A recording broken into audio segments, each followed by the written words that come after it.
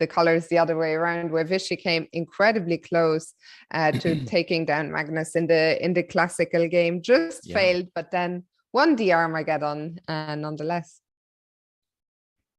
Yeah, although I didn't watch it live, which takes away some of the drama. You don't see the clocks, you don't feel the players sweating, you don't fully know how much pressure they're under if you play through the game later on and just sort of study it in a sort of calm, cold, X's and O's, pawns and knights kind of way. I definitely felt that Magnus was in a heap of trouble. And yeah, I mean, I just playing through the game, it felt like Anand was so close to breaking him, and he must have been terrified. And I think he switched up variations for the Armageddon game, which also to me, I read into as like he really kind of got outmaneuvered in that first game, start to finish, from Anand. And that doesn't happen so often to Magnus in E4, E5. I mean, his skill with the Ruy Lopez is extreme, and I know they were playing an Italian game, but that sort of maneuvering, knight c3, knight d5, different trades, and then different positional developments, all that stuff is his bread and butter.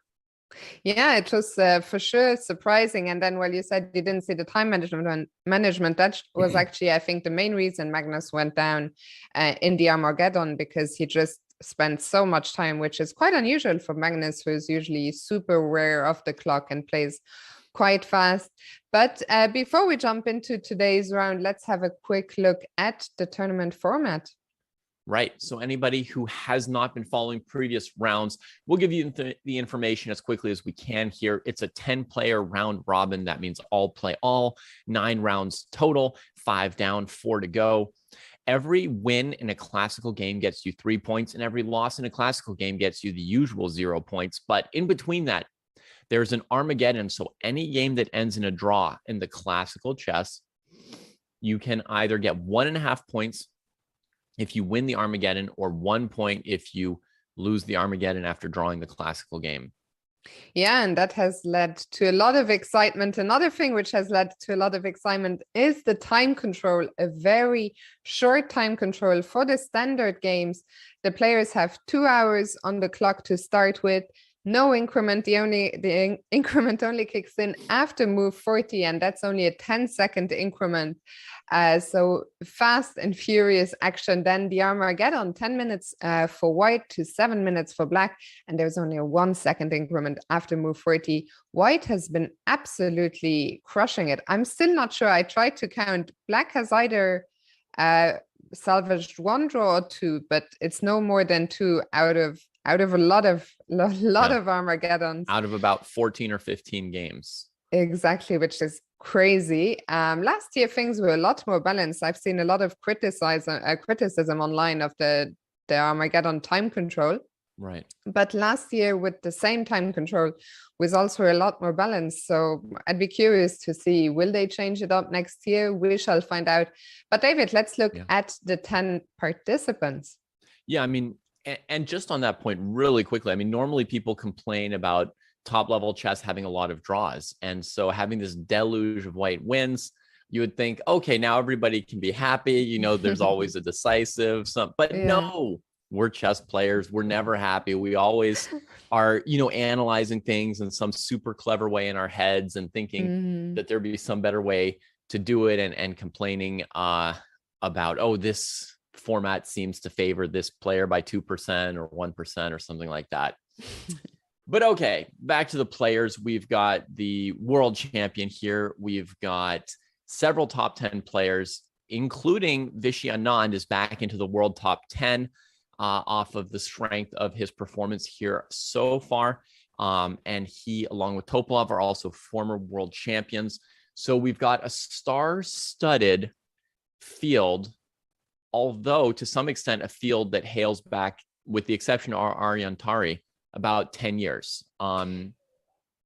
It's interesting that the field, I think once again, people were surprised when the field was announced.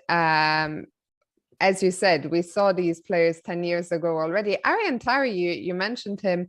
He was the last minute replacement for Richard Rapport. He's also by quite a margin the youngest player in the field.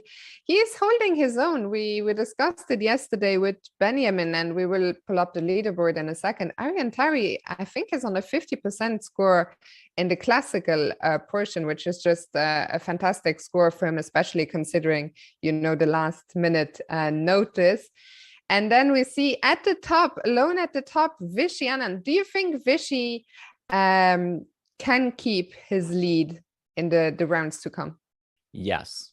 I mean, if anything, Magnus is lucky that he didn't get beaten in the classical, which would have opened a 3-point gap between them instead of a half-point gap, right? So I would say Anand has continued to do well and well and well, met every... not even expectations, but hopes. He's meeting people's hopes, which are always themselves exceeding expectations, right? So, his fans may have hoped that he would hold his own, hoped that he would play 1 or 2 brilliant games, hoped that he would get like a small, positive score. And he is, leading the whole tournament and, putting some fear in Magnus, who probably historically, Magnus has done well enough that Anand's own fans kind of fear Magnus, I would imagine. Yeah, I think that is fair enough. We'll talk more about Vishy in a second when we look at the pairings. For now, if you want to find out more about the tournament, go to the link there on the David's face, go.chess.com/Norway Chess. And David, people can get involved as well. Right. There's this fun little mini game that you can play if you like, where you vote on the results of the games. It's a fun way of sort of projecting your brain into what's going on with the action and seeing how well you understand what's going on. And honestly, with or without it being a supported feature on chess.com, this is what a lot of chess fans already do, right? Like before a tournament, they get together and, we say, oh, Fiona, how many points do you think Magnus is going to score in this tournament? Is he going to get 5 points closer to 2,900? I mean, that's what we do anyway. For sure. So it's nice to have it on there and to be able to win prizes if you happen to be good at this. If you think you're a future prophet of the chess world, try your hand out on this vote feature. So basically, you go through the events page to Norway Chess, pick the tournament, pick any game. It'll pop up in the upper right-hand corner where there's got moves, analysis, etc. Where you could turn on an engine to see what's going on, or where you can vote on the result. And it'll pop up little faces of the players and a little shaking hands box. And you want to predict every single game because there's $600 in cash prizes, many free diamond memberships, and those will be awarded based on who gets the most of these predictions correctly. Absolutely. Remember, you have to do this before the 10th move. So, David, we have the 5 pairings, 5 boards up here today. Yes. I'm going to go with 3 draws, and I'm going to go with a black MVL win and a white Wesley So win. What about you? Okay, black MVL win, white Wesley So. That is logical. Wesley is really good. And it's like, how long can Arian Tari outperform expectations against players this good? They've got to be on the lookout for him. I'll go ahead and I'll go in there and try and cast the same vote as you. So we'll put a vote on Wesley So, although Tari is, in terms of expectations and hopes, he held up in the Blitz tournament and it was like, okay, great. He managed to get a couple points because he got to play Blitz against these legends. Super. But now he's in a classical tournament that he didn't prepare for against people rated minimum 100 points higher than him. His luck's going to run out. No.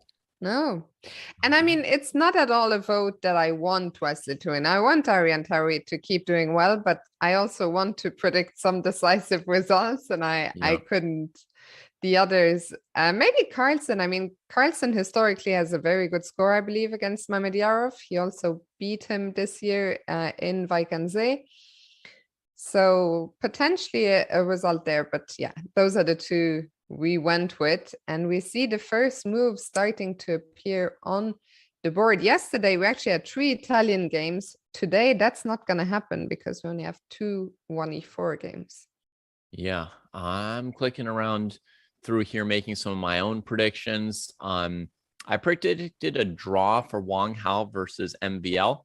I predict that Wang Hao will have the advantage actually at some point in this game, but it feels like he's not got the energy and practice and habit to finish the games off. Well, so I'm predicting an escape, basically. Yeah, yesterday Wang Hao was better against Ariantari, but the clock and the time management caught up with him. He only had about 6 minutes left for, over 10 moves, and then blundered a piece actually in dramatic fashion.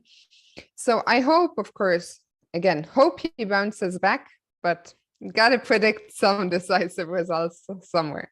Yeah. And then I'm going to go to Magnus, and we can talk today about how you feel about Magnus's play so far. I'll say I feel like he's missing a step compared to normal, but I'm going to predict him to win against Mamedyarov, because what tends to happen is even when Magnus is off form, somehow he forces his way to win the tournament. Somewhere, somehow he finds the points that he needs, and it's going to be that 3 points from winning classical games with white. And if you remember last year's Norway Chess, he wasn't in the lead, but he found the points he needed to some way, mounted a big winning streak comeback in the second half of the tournament. So yeah, he tends to do these things, Magnus, especially I think his home tournament, Norway Chess. He's won it, 3 years in a row. So he will be very eager. And as you say, every classical win is so important with this format. And so especially every white game carries even more value. Risky choice I'm seeing from Wang Hao down here as I look at all 5 boards at once. He's repeating the variation he played against Anish Giri a few days ago, which means that, if there's anything that MBL's brushed up on, it's H3 followed by F4. Yeah. And given that looks weird and not like something you would really believe in, then you wonder how you could play it twice in a row on this level here. He's a brave man. We can jump to that in a second. Meanwhile, we see that Magnus has he started, it looks now like a D4. He started with a weird move order. He started with knight F3, G3. What do you make of that, what we landed in now? Well, I think that he has done some investigations actually in terms of like opening analysis of these knight F3, G3 kind of positions. We saw him kind of catch Wang Hao in a creative idea in the opening a couple days ago. He then drew that game and was, maybe a little bit upset with it because he completely gotten a big advantage out of the opening. So I'm curious to see what he's going to have in mind here. C4, C6, sort of symmetrical Grunfeld position that they now get. I'm looking forward to seeing what ideas he has here, because I think he's coming to the game with some ideas.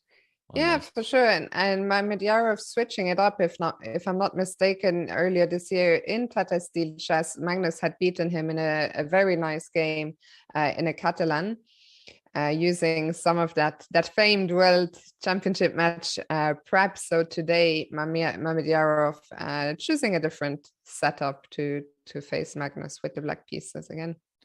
Yeah, and Magnus has been playing this knight F3, G3 move order and not getting all those Catalans that he was getting in Wei Kanze. So I feel like Magnus has done some kind of switch up in his repertoire here. And, it's people are going to catch up with what you're doing after some after some time, you can't keep going back to the same tree. At this Yeah. level, the game is just moving and moving and moving. So David, before we jump into one game, and maybe we can start with Wang Hao, just before we do that, I see an early H4 has appeared in the game between Giri and Anand. right. Yeah, that is a thing in the English that people started investigating. It also happens in basically the same position, but with a black pawn on E5 instead of C5. So it can happen in C4, E5 English, can happen in C4, C5 English now. And basically the idea is when black makes one of those early central pawn breaks with D5, taking the knight away from controlling H5 and away from the king side, then you throw the H pawn up the board and poke his future castle position and maybe mess with the bishop on G7, which needs space against the threat of H6 in some cases. So it's an interesting area of exploration. I am currently confident that Anand will have some ideas how to handle it. Yeah, we'll see. This will be an interesting game between two players who are coming into today on a high. I mean, Vishy, of course, will be disappointed he didn't manage to put away the classical game, but still, you know, beating Magnus in the Armageddon. I think that's the first Armageddon game Magnus lost this year, or maybe the first game he lost in Norway Chess. Yeah, I wonder how upset he Anand lost could the Armageddon be against after winning. So, yeah, you're right. So. And Anish, who won a nice game against Rajabov yesterday. So yeah, both players coming in on a high. We'll see how that goes. Shall we start with Wang Hao against MVL, or where do you want to start? Let's see. Has their game diverged from previous games? Yes. So we could take a look at MVL's new move as Wang Hao is currently reflecting about it for a little bit. And you can look at the time, folks, and realizing that there's no increment. It tells you that that Maxime has played extremely quickly so far. And Wang Hao spending a few minutes here. So do you find that it's always a little bit worrisome, Wang Hao, after B5? I mean, as you said, he was the one who repeated the line, which I think, as you're hinting, is always a bit dangerous because you give your opponent the chance to prepare something very specific. And I think the time management here is already a clear indicator that MVL has landed the first surprise. Up until B5, both players were blitzing their moves. And now Wang Hao has been in the tank for over 7 minutes. Do you think that's a little worrisome? Yes. I mean, I was already worried about his opening choice, and now Maxime is playing a very, very aggressive move here.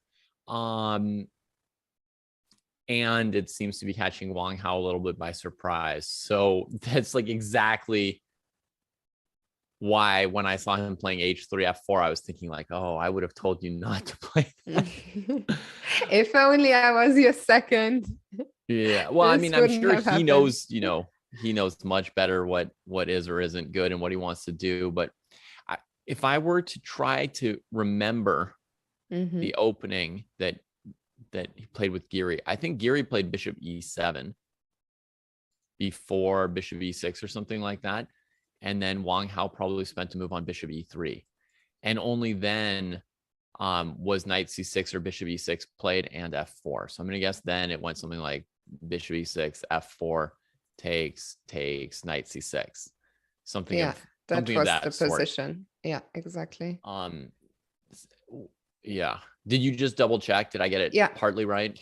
Yeah, the move order was, there was a couple of, but they got to this position. They got to this, right? Yeah. So, yeah. So playing the immediate Bishop E6, it invites white to play F4 quickly. Bishop E7 is more flexible about your light squared bishop, where against the Bishop E7 move order, I would think that white doesn't play F4. And I think Wang Hao probably played a developing move first and then F4 on the next move, because when the bishop's still on F8, if you play F4, it's generally considered pretty decent for black to put the bishop on B7 and attack your e-pawn. So very often you'll see white players who want to play an f4 system waiting for black to put the bishop on e6 before doing that, right? So why is that relevant to this game? Because this game, MVL played bishop e6 immediately, inviting the move f4, right? Now the bishop can't just go to b7. And also, if white goes f5 and g4, they'll get a tempo on this juicy bishop, right? So when he played bishop e6, he's obviously inviting f4 with this different move order. Now, let's say Wang Hao hadn't played this exact variation 2 days ago against Anish, and MVL played bishop e6. You would think, oh, unusual opening. There's a chance that, you know, he just played a naive move order or something like that.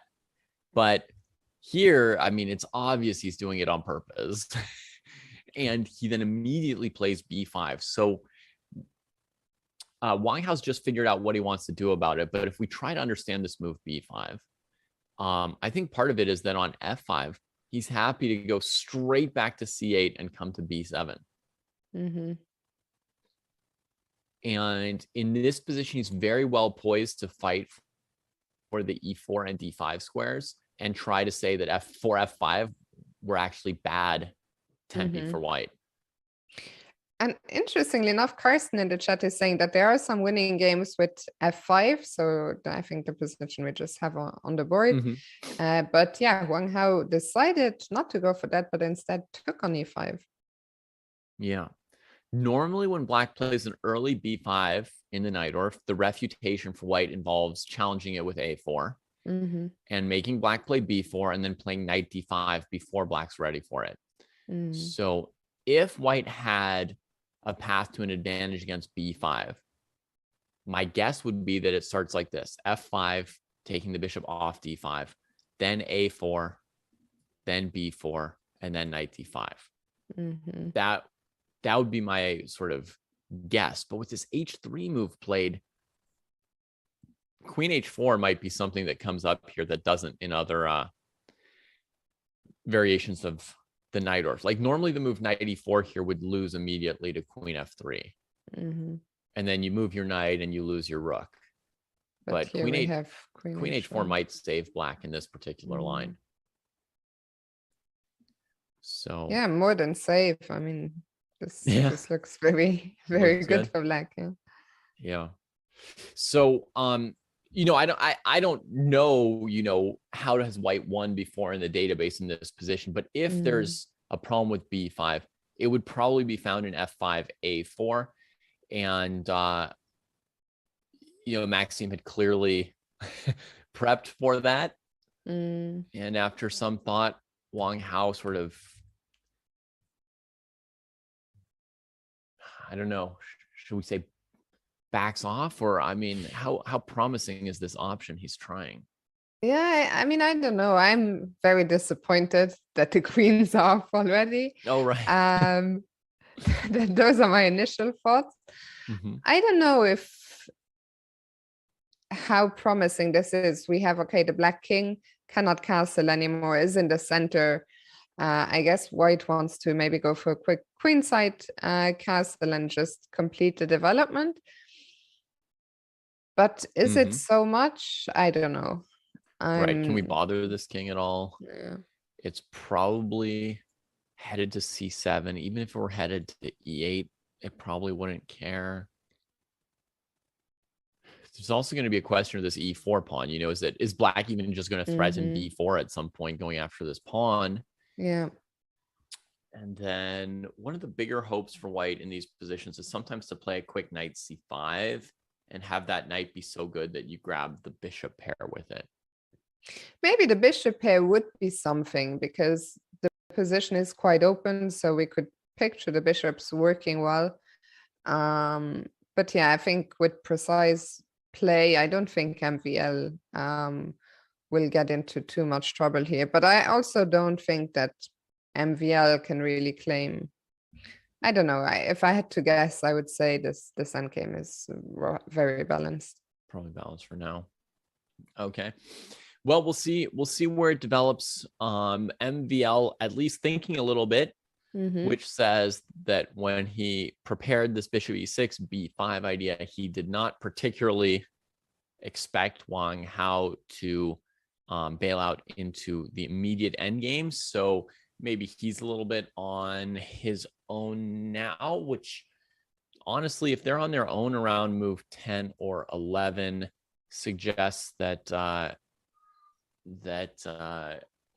have to play a lot of moves on their own, which means more possibility for interesting developments. Yeah, for sure. We'll come back here. Still early days. Now we had a couple of fast moves, knight d7 and queenside castles were played. So we'll see how this one develops. And where do you want to go next, David? I'd like to see Giri versus Anand. And Anand has played the move I was suspecting he would against h4.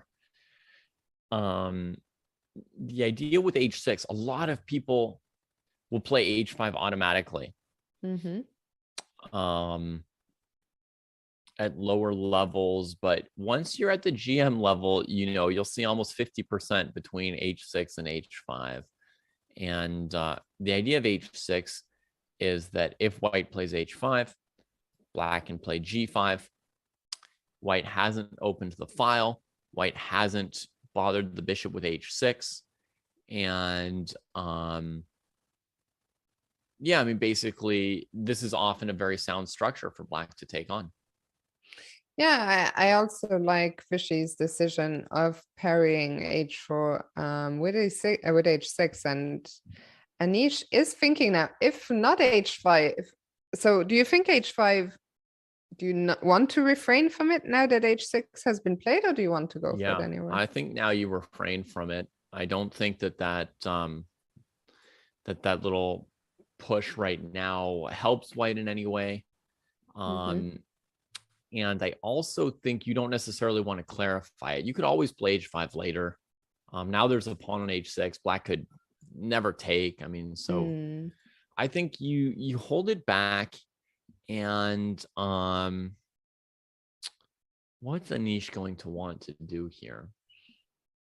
Do you just continue your development? Do you go bishop g7 and castle, or is there anything more proactive you can do? Yeah. I imagine there are funky moves white could try. I don't know how funky Anish is feeling. h4, he was feeling something when he pushed the h-pawn here. And often once you're in a certain mood, you keep looking for more funky stuff. It's hard to calm down, once you've seen something cool and just get back to normal. So what's a funky option here? I guess queen b3 is one example of a funky move. E4 would be weird as well, and d4 would be very combative, but maybe not too hard for black to handle, because black could have like a perfect Grunfeld kind of situation if white went d4.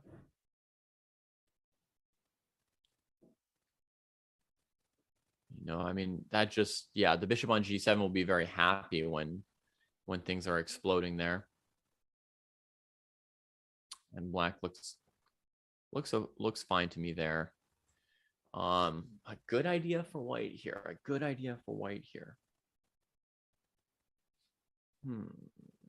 Can we ever go e4? Is that insane? Right. So e4, knight to b4, I would think would be the first move I would look at. If black takes on c3, I'm happy for white. So let's try knight b4 first, that I'm less happy about. My concern the whole on d3 is since we've already spent the time putting the bishop on g2, that I guess I would have to castle, but I'm not happy. Not happy about this whole on d3. So far no ideas. Anish has castled. Okay, So he just leaves these moves out there. And what he may go to now is just playing like d3, knight trade, bishop e3, sort of like he's playing a Sicilian. Mm-hmm. And then this pawn on h6 is always needing to be defended instead of being back on h7. So Yeah, he can look to play mm-hmm. on this semi-open c file. Yeah, quiet game thus far. Nothing crazy happening. Anish is spending a lot of time in the early stages. I'm surprised because once again, this h4 was played. Everything was blitzed out until h4, and I'm shocked how h6 could come as a surprise. Yeah, h6 should not have been a surprise. I agree completely. And Anand is continuing to play quickly. I mean, he's just like bishop g7 is normal, you know. So yeah, I wonder what kind of preparation Anish had for today. Yeah, we'll see. We'll see if he can show something. Maybe for now we can move on to Carlsen against Mamedyarov, check in with the world champ. Yeah, the world champ has found some way to make the position interesting, that's for sure. This is an incredibly lively position for the symmetrical Grunfeld. Yeah, let's see how we got here, maybe. So Mamedyarov took on c4. That's the normal move here because black is sort of like running out of space to move the queenside pieces because of pressure on d5. I think the symmetrical Grunfeld is most famous, Fiona, for this position here, where white plays knight e5. Mm-hmm. And you try and, you know, plop the piece here. Some people played with f4 in these positions. But now that people have practiced this, they sort of know what to do. And also they've got a bunch of moves memorized. And so it's, you know, felt like white needs some fresh ideas. Yeah. For this position here, Magnus played, I guess, a very aggressive move here with knight c3, letting black take on c4, and slightly forcing black in that direction. Mm-hmm. And now e4. So he's got himself that pawn down Catalan. Do you think he'll be happy about that? I think this must be his intention. He must have really wanted to steer this game to this position, and he's probably got some ideas in mind here. So let's see what they were. Bishop g4 came in. Yeah, he just asks bishop pair. Mm-hmm. Mamedyarov says oui. Yes. takes. And then, yeah, what he wants to do is increase the scope of g7 by getting rid of d4. Just sort of a strategy which you can see from the King's Indian to the Grunfeld, to the Pirtz, to the modern defense. It's just, if you can get rid of the d4 pawn, the bishop on g7 will be happy. e5. It's getting very sharp very early on here. Yeah. So Magnus probably has to take. I don't think bishop e3 is maybe even playable after knight to g4. Wow, knight g4, what a move. It's a very nice shot. Yeah, and basically the g7 bishops is just going to become very happy. It's just a fancy trade. It's not like we're winning or losing material. Let's just show very quickly why knight g4 doesn't just blunder a piece. Yeah. So first of all, I mean, we're trying to take this bishop. So if white, you know, traded on e5 or pushed d5 or something, we're just taking on e3, black's super happy. So more likely what we're looking at is, you know, the bishop comes out here, black takes here, attacking these pieces. This guy's becoming amazing. We're recovering the piece that we sacrificed. Probably the best option is to keep the bishop that could try to counter it with bishop d2, right? And then play a position like this. I mean, you could take with the pawn to keep the game more complicated and keep your bishop pair intact, but black's bishop is obviously better than yours. So Yeah. I mean, you could do that, or you could go this way. And now what you're looking at is basically that black is up a pawn, and they've simplified the position quite a bit already. This knight will get into the game just fine. And white's going to struggle to find the dynamics here to make up for a full pawn. Yeah, this cannot be good for white. So I think that's why, as you were pointing out, bishop e3, another move, very nice counter response there with knight g4. So Magnus decided instead to take on e5. Yeah, so basically he has to take on e5. This knight's going to head for e5. Mamedyarov could play queen d1, you know, and I think that's the kind of moment where a lot of players below master level would say, hey, white played a gambit. Why on earth is he not throwing in a queen trade? Why would you ever not throw in a queen trade when your opponent's playing a gambit? And basically, it's that trading queens is giving white a tempo to put a rook on the d file. And at the highest levels, when the position's very, very close to balanced and very sharp, they want to make no concessions, right? Yeah. Even if a queen trade is good for black, you know. I mean, even although, yeah, I guess black would win back the pawn on e5 and remain up a pawn. Right? Yeah, we could double check, but I think black should still be able to win back their pawn here on e5. What if I go bishop e2? Bishop e2 with the idea of winning the pawn on c4 like this. I think because of knight c1 or knight b2, white has to just take. I don't think there's anything fancy to try here. So let's try just taking it, and developing. So I would guess this is playable. Yeah. Yeah, this looks okay, but I think the not exchanging queens is actually probably more ambitious for black, which is interesting. Yeah, but I think even if black is not feeling ambitious, it's a small concession to give Magnus this file. It's a full tempo, and my guess would be that Magnus can maybe still get a good position using the same e6 move that he used in the game to split up black's kingside pawns a little bit. And then maybe going here. I'm not sure how this works out, but bishop e3.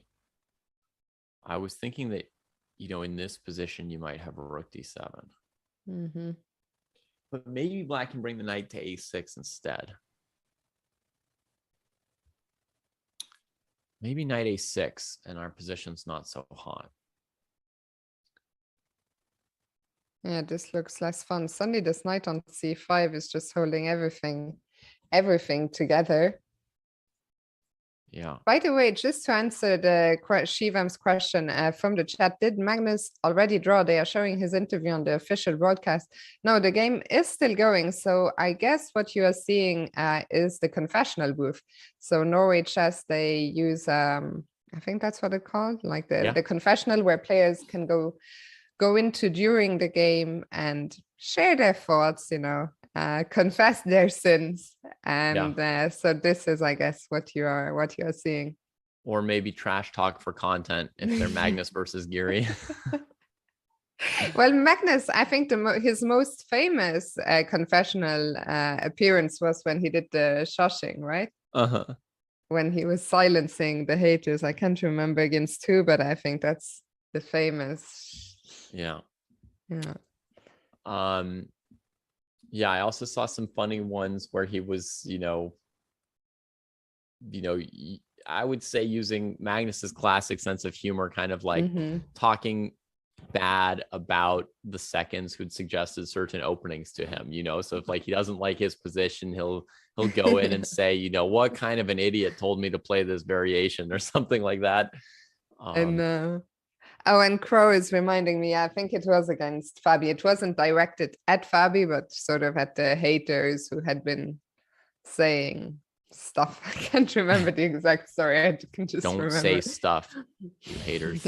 Exactly. Yeah. So, I mean, it's a big question, and I can't, it's beyond me, I think, to prove why Black shouldn't take on D1. But I very much believe that it was an objective decision that Mamedyarov took, that he saw concretely that bringing the rook to D1 was going to hurt his prospects here, and so didn't go for this variation. So let's see, what did he do instead? All right, so he played knight fd7. Magnus's pawn on e5 was gone, so he gives it back on e6. This breaks up the f7, g6, h7 pawn structure on this side of the board that can try and block out his bishop. The overall goal for white is just for this guy to get loose somewhere. And right now it looks like a tall task, but I predict we'll see Magnus Carlsen step by step trying to improve the bishop on f3 throughout this game. So everybody keep your eyes out for how he does that here. I can imagine another piece of it would be playing h4, h5 at some point, Fiona. And then whether Black takes or lets him take, either way, this piece is going to come out some more. Yeah, I'm with you. Let's keep an eye on that bishop and its journey. Bishop for the moment, e3. Just developing. Queen e7, tucked in there, covering some weak squares. I found that a lot of times if you've got a slightly rickety position, the queen defensively can hold a lot of things together early on. So there are definitely positions where the player on the defensive would want to keep queens on the board, and the player on the offensive would want to trade queens as long as they're willing to push an advantage in an end game. Yeah, interesting. Interesting thought. What's also interesting is Shah has been spending a lot of time. He's already down 16 minutes on the clock. So I think Magnus will be happy here. He's given up a pawn. I think this, as you were saying, very likely was part of his prep. Got a nice time advantage, got a position where there's a lot of play, a lot of maneuvering. So I think he will be happy. I would say the obvious move here would be bishop e2. One of the one of the big questions here is how good or bad is it for Black to play b5? Does White want to encourage it, discourage it, prevent it? A4 would be an expensive tempo. If you knew Black were going to play b5, then you would want to leave your bishop on the long diagonal and not come back to e2. The first thought that crossed my mind here, Fiona, was queen a4. Sort of poking around with the queen. Yeah. Wow. How can it be this bad? Because I left this guy. Oh my goodness. Yeah. I was like, why is it bar dropping so much? B5, and I hold on to my pawn now. But for everybody out there, this is the thought process of a master. So first I'm looking at queen a4, poking at these squares, seeing like, is it good or bad to get Black to play b5? Where am I headed next with the queen? Like after b5, is there a good square for me that emerges? Do I want to go into a5 or do I back out? Like what room do I have to fight against this pawn structure? Do I want to play knight b5 here? And then set up something on this diagonal where this knight temporarily can't move at all, and I'm threatening queen b7. And then at some point, I thought of rook takes f3 as an idea for Black in this queen a4 position. And that redirected me. Well, interestingly enough, Magnus has just gone bishop g2, so he could be thinking of the same idea as you, but he realized can't leave that bishop hanging, so he literally just drops it back. Yeah. And he's probably thought an entire step ahead of me. Just kidding. 2,900 steps ahead of me. And one of the things that this move tells us is that he thinks it is desirable for Mamedyarov to play b5. Because otherwise, I mean, you would just play bishop e2. Yeah. You're out of the way of the rook. You're threatening the pawn. And the second thing that you're doing is you're playing h4, h5 from here. And just very, very hard to stop. So if you are black, I guess there's no need to go b5 immediately. Is there any way in which you can prepare b5? Yeah, it doesn't need to be played because the c-pawn's not threatened. Yeah. You could think more about developing this knight. And if you do play b5, you have to worry about e5 from Magnus. And I think now you would, I mean, you would immediately regret b5 pretty Can heavily. I not try and get the knight to, can I go knight b6 and try and plant the knight on d5? That, if you go after doing that. Yeah. If you go b5 and now you want to go for knight b6. Yeah, the problem is that the position's opened up a little bit already. And now we still have some slightly expensive maneuvers to do with these knights, right? Like I want to put this one on d5 like you, I think, and then the other one on b6, maybe to support that whole thing. But white's already, you know, got potentially knight takes b5 to take a pawn here. And sorry, what would have happened if I had captured on e5? Actually? Yeah, same thing. You can take this pawn and you know, white gets a pawn back over here. And it's just look at the trajectory of that bishop on f3. Now it's doing what it wants.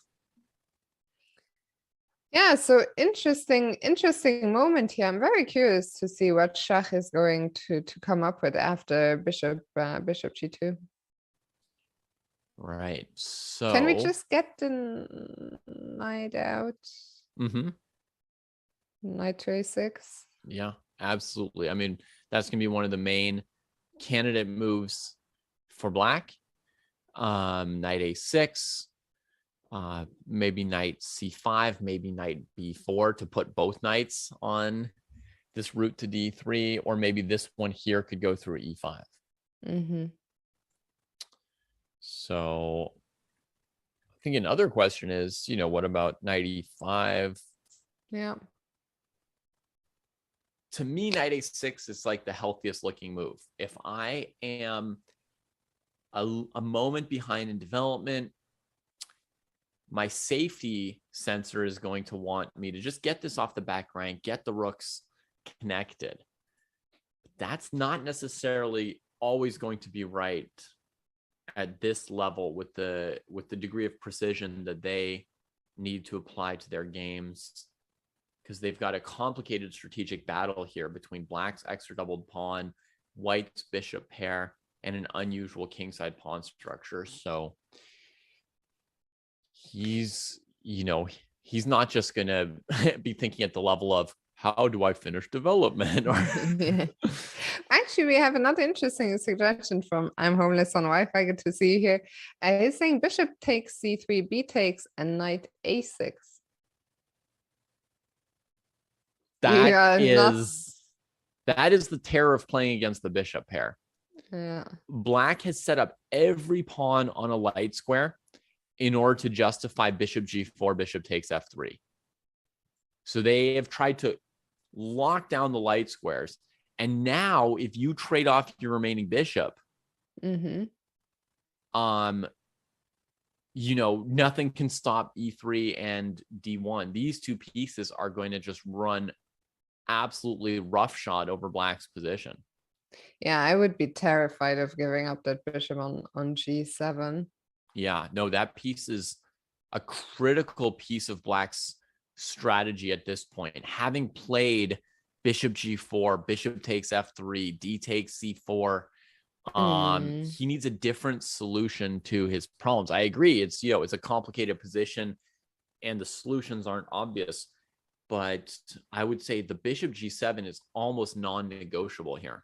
Yeah, we'll see. We'll come back to this game, see what Shah comes up with. Shall we bring back the bird's eye view for a second to get an overview of what's going on elsewhere?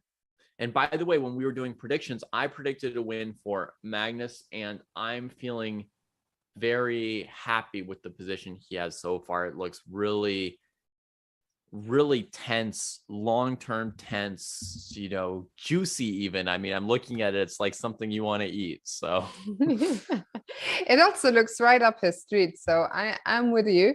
An interesting battle incoming here. What's going on? There's two games we haven't checked out yet. Wesley So against Aryan Tauri and Timur against Topalov. I don't think too many urgent things are happening elsewhere. So I'll let you pick which of the two you want to start with. Yeah. So maybe let's check Wesley versus Aryan. I think both of these games have a slightly more technical character. So they're games that aren't going to blow us away with any early fireworks, but because I'm so bad at these e4 e5s, I'm always hoping to try and get into it a little bit, like what are they playing for, what are they up to? And Wesley definitely has a lot of experience in these. I mean, Tari also, actually, I mean, this is like his main stuff. Let's go back here. Okay, so a5. Arturs was telling me that like more and more people are trying to grab some space with their a pawns in these Italian games, get that little extra room for their pieces. It used to be a6, now they're playing a5. Yeah, I mean, those Italian discussions are really for me, they always melt my brain to remember what happened in that game. Like yesterday when I was commentating with Buck, there was this one Italian, was it the Topalov one, that I think he said this is like Dominguez, was like Dominguez against Aronian, and I think I even commentated on that, but they all sort of merged into one, all these Italians. Like, hey, where was the pawn that time? Was it on a6? Was it on a5? It's just, I mean, it's such a difficult, it's funny because it's one of the openings that's in one way most suited to beginner players. But on the other hand, at the top level, it has so many nuances. That is just, it becomes sort of inaccessible, which is amazing. So here Wesley switches from the Italian game back to the Rui Lopez officially on move 10. I mean, avoiding the bishop trade keeps some more tension in the position generally. Of course, it's also okay to trade the bishop, I would think. White should be fine as well. And I don't know that Black would take on c4 themselves and bring this knight forward, but they might just sit here, play queen d7, rook e8, etc. Yeah. So bishop b5. This makes it hard for Black to play d5 without losing a pawn. On e5. And there was a really brutal Wesley So versus Rajabov game earlier in this tournament where Rajabov, and I think that was the day that Arturs was trying hopelessly to teach me something about this Italian game that I'm so bad at. And that was the game where, as I recall, Rajabov struggled with protecting the e-pawn. Like a natural plan he would want to play for Black was d5. And with the bishop out on this diagonal and the bishop on e6 not traded, like he had a hard time keeping e5 defended in a way that would ever threaten d5. You know, there's also the rook on e1. So he just kind of got stuck that game, more or less. and he played a4, a3 for black. Mm-hmm. And then Wesley pushed past him with b4 and just started threatening to win the pawn on a3. And black's position wasn't strong enough to support that pawn, even though apparently black wants some of this space. It's all very confusing. Yeah. So let's see what happened here. After bishop b5, Mm-hmm. Aryan dropped the bishop back to b6. Knight c4. Now, if he goes back to a7, white might be planning to take and take already. Mm. And there is bishop f2. So I'm not confident about this. I don't know for sure if black cares about this idea, but it does give white an outside pass pawn that we might notice. In fact, we could even have played b4 last move, because rook a2 probably traps the bishop. Probably. Yeah. Probably doesn't work out. Although the computer doesn't says care. no problem. No problem. It's just like my bishop that's completely trapped forever. Yeah, maybe you have time to go queen a8, bring the queen, bring the rook to the a file. Yeah, just defend it enough times that white can never actually win it, even though it's trapped. There are a limited number of white pieces that can attack it. Yeah. Maybe also some line like d5 trying to break the center. But okay, we don't need to go into 20 move variations around this, but basically, I mean, I was just looking at bishop a7 for a moment because viewers may find it funny that he played bishop b6 and then just came back to c5. Yeah. I'm surprised. I mean, I'm also surprised why this little dance. Why not drop the bishop back to a7? And then I thought maybe the idea was to capture on c4 in that case. But yeah, the mysteries of the Italian game continue. Yeah. So I think that what's going on is when the knight's here on c4 kind of vulnerable, white can't push d4 in the same ways as otherwise. So for example, d4 takes.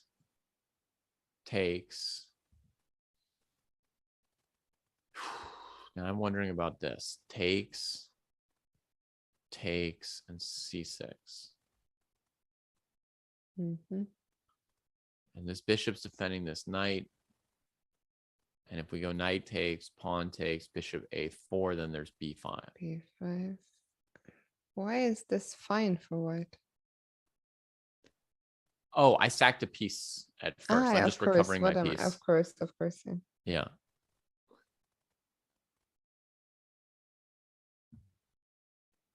Yeah, so this, do you just go bishop b3 here and white is okay? Yeah, so I think that it's because of the knight's position on c4 that you can't play d4 into the face of this bishop. Yeah. Thanks to the knight's sack and then c6 winning back the piece. You take out white's center, trade it off. So d4 is harmless here. And therefore in the game, white just came back. And Tari said, I'm holding the line. I will not go to a7. So was there anything completely wrong with going to a7? Maybe a7 doesn't lose, but he's being a maximalist. He took this space with a5. He wants his rook's influence on the game. Right? Yeah, and Wesley says, I'm not interested, of course, in a draw, so he does not go back to c4. Why would he? Instead goes for a4. So now he plays a4. And, the other move to wonder about for anyone who wants to theory hound this thing is, of course, knight f1 would be another way for Wesley to keep the game going. Or in this position here, instead of knight coming back to d2, you could try knight back to e3 would be another variation to investigate, because I'm terrible at this. I can't tell you if any of these moves look good or bad, but they're the moves that would crop up. Yeah. Plenty of them. So let's see, a4, knight a7, asking the bishop where it's going to go. Oh, yeah. Before a4 was played, of course, knight a7 would do nothing because the bishop would go to a4 and then c2, you know, and what are you doing on a7? The only reason to go there is concretely he's forcing a trade of this piece. So Wesley decides the knight on a7 doesn't look that good. He takes the bishop instead over here. Back and forth. Oh man, look how many repetitions they've already had this game. Crazy. Knight comes to c4 again. And now finally the bishop goes to a7. So with no bishop here and no c6 trick, this move would probably run into d4. But we could confirm that if we want.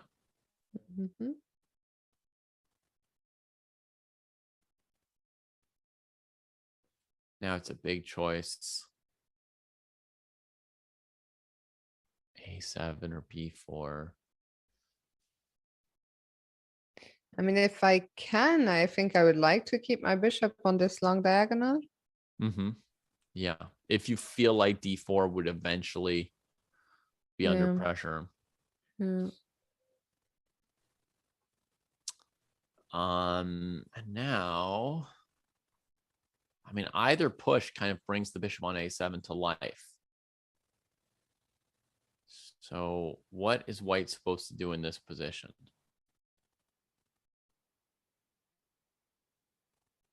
I'm at the end of my wits. Yeah, I mean, can you ever put your own bishop to b2? Go like, or to a3, go b3? Yeah.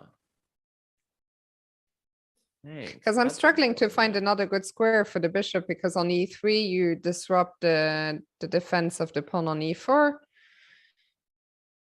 Yeah. Which maybe it looks like black cannot take that, but still, I would not want to at every turn. d5 looks like it's still pretty good for white because this knight's attacked, this pawn's attacked, and this knight's hanging if the bishops ever trade. So white still comes out decent with bishop e3. Yeah. But b3, bishop b2 might be stronger here. The other thing you can do is you can move this knight to b5. You could play knight a3 to b5. I'm not thrilled or convinced.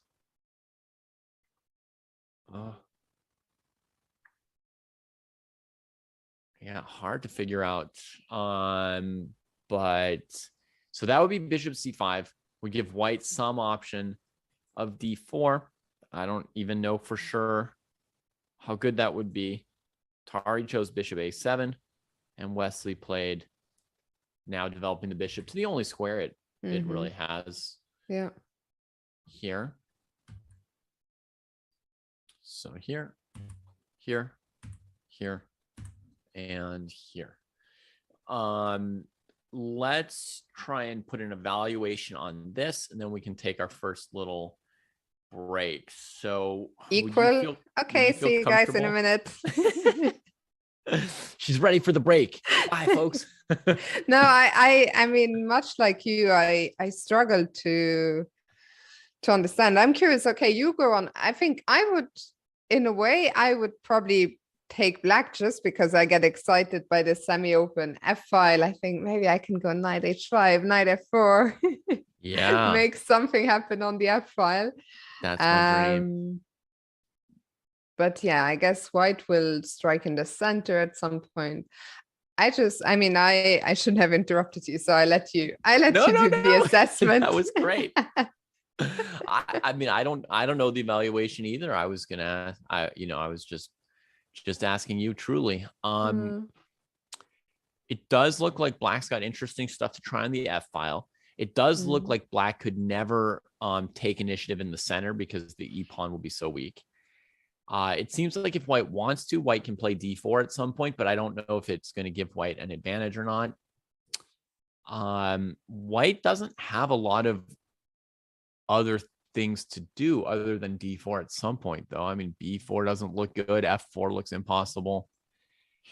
d4 looks like the plan you want to go with anyway, right? I think if you. So it looks like that's what white's going to have to do is d4, and then Well, I feel like it's going to kind of cut off all our dreams for black, honestly, because we won't be able to hold e5. We'll have to play e takes d4. White's just going to have such a bigger center than black. So I guess it's going to be a small edge for white still here. Yeah, I'm with you. I think just because Wesley is the stronger player between the two, he also probably has a bit more experience. So I think this will be a long maneuvering game. I think it's in the balance, but Tari will have to show that he understands the position sufficiently to hold the balance. Okay. Well, we've been very fair and balanced there. Even though we are both biased in favor of Wong Hao. We will see you guys again in 2 minutes for more of round 6 of Norway Chess 2022.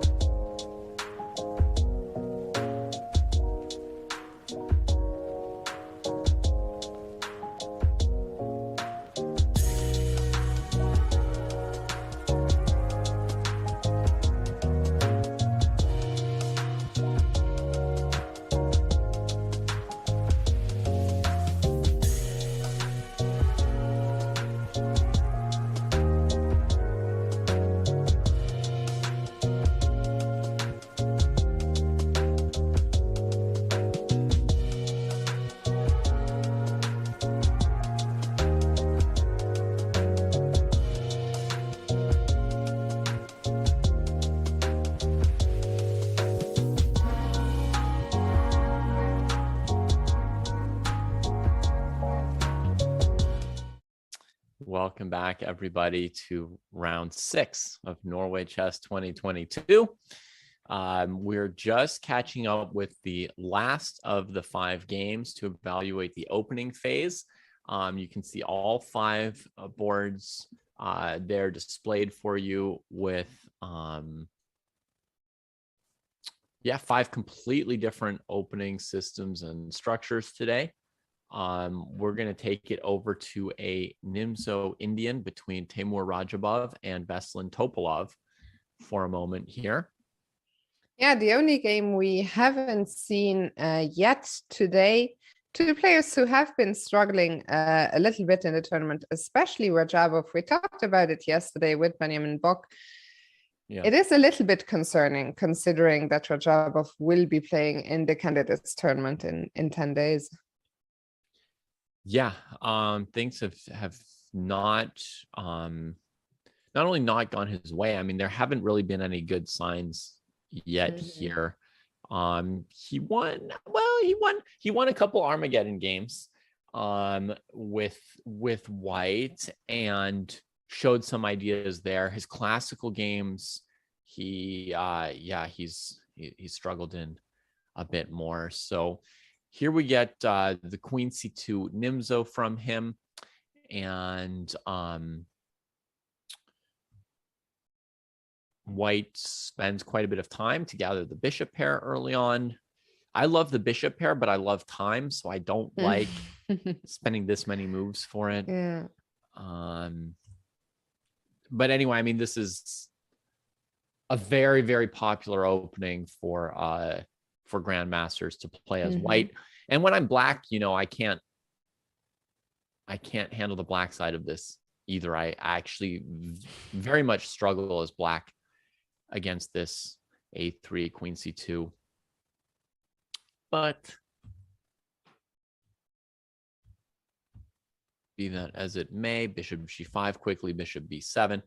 This is all normal opening theory up to this point, and now Rook D1 is played by Rajabov, trying to prevent Black's main move of C5 here. Okay, so stopping C5 for now with the Rook looking down at the Queen, and that is why Topalov went with Knight D7 to break that connection between the Rook and the Queen for now. And this is the position with Rajabov to move. They have played quite slowly actually in this game. This is only move 10. We're already over an hour into the game. What I'm curious about, David, how is Rajabov going to get castled? Where is that bishop from F1 going to go? Right. I mean, this is what I absolutely hate about this opening for White is that they neglect this side of the board so much. There is like an issue that if you try to castle quickly with E3, you do give Black the option of Bishop A6 and taking on F1. It breaks up your bishop pair, it breaks up your castle, right? So against these B6 lines, yeah, I don't know. I don't know. You can move your queen back to C2 first in some cases and then play E3. Bishop G5, Knight BD7, Rook D1. Sometimes some like tactics happen and you don't even need to worry about castling. Like, your opponent plays something like Queen D5 or something like that, and you just go in for some trades.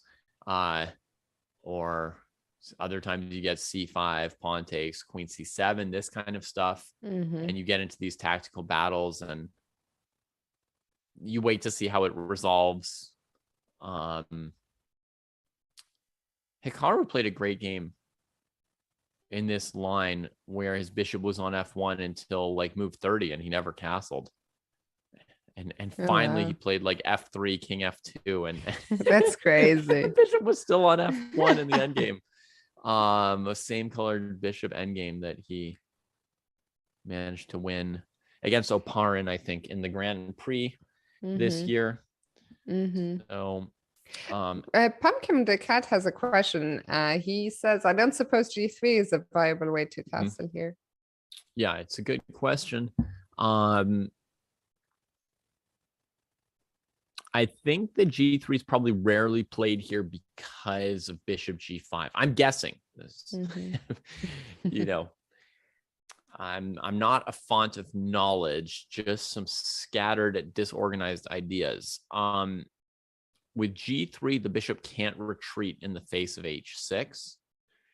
And so you'll see like bishop G5s and G3s together less often. Unless it's a line where white really doesn't care about giving up the bishop. So here I would think that since everything white did was to get that bishop, that if black plays H6, they've more or less neutralized white's opening here. So yeah, because white doesn't really want to take on F6, I don't think, and then you'd have to drop back somewhere. I mean, F4 is unpleasant because you get hit with knight d5 maybe. So yeah. I like that. A very good question, and I'd actually been wondering myself. So this is something very useful to remember when we have the bishop on G5.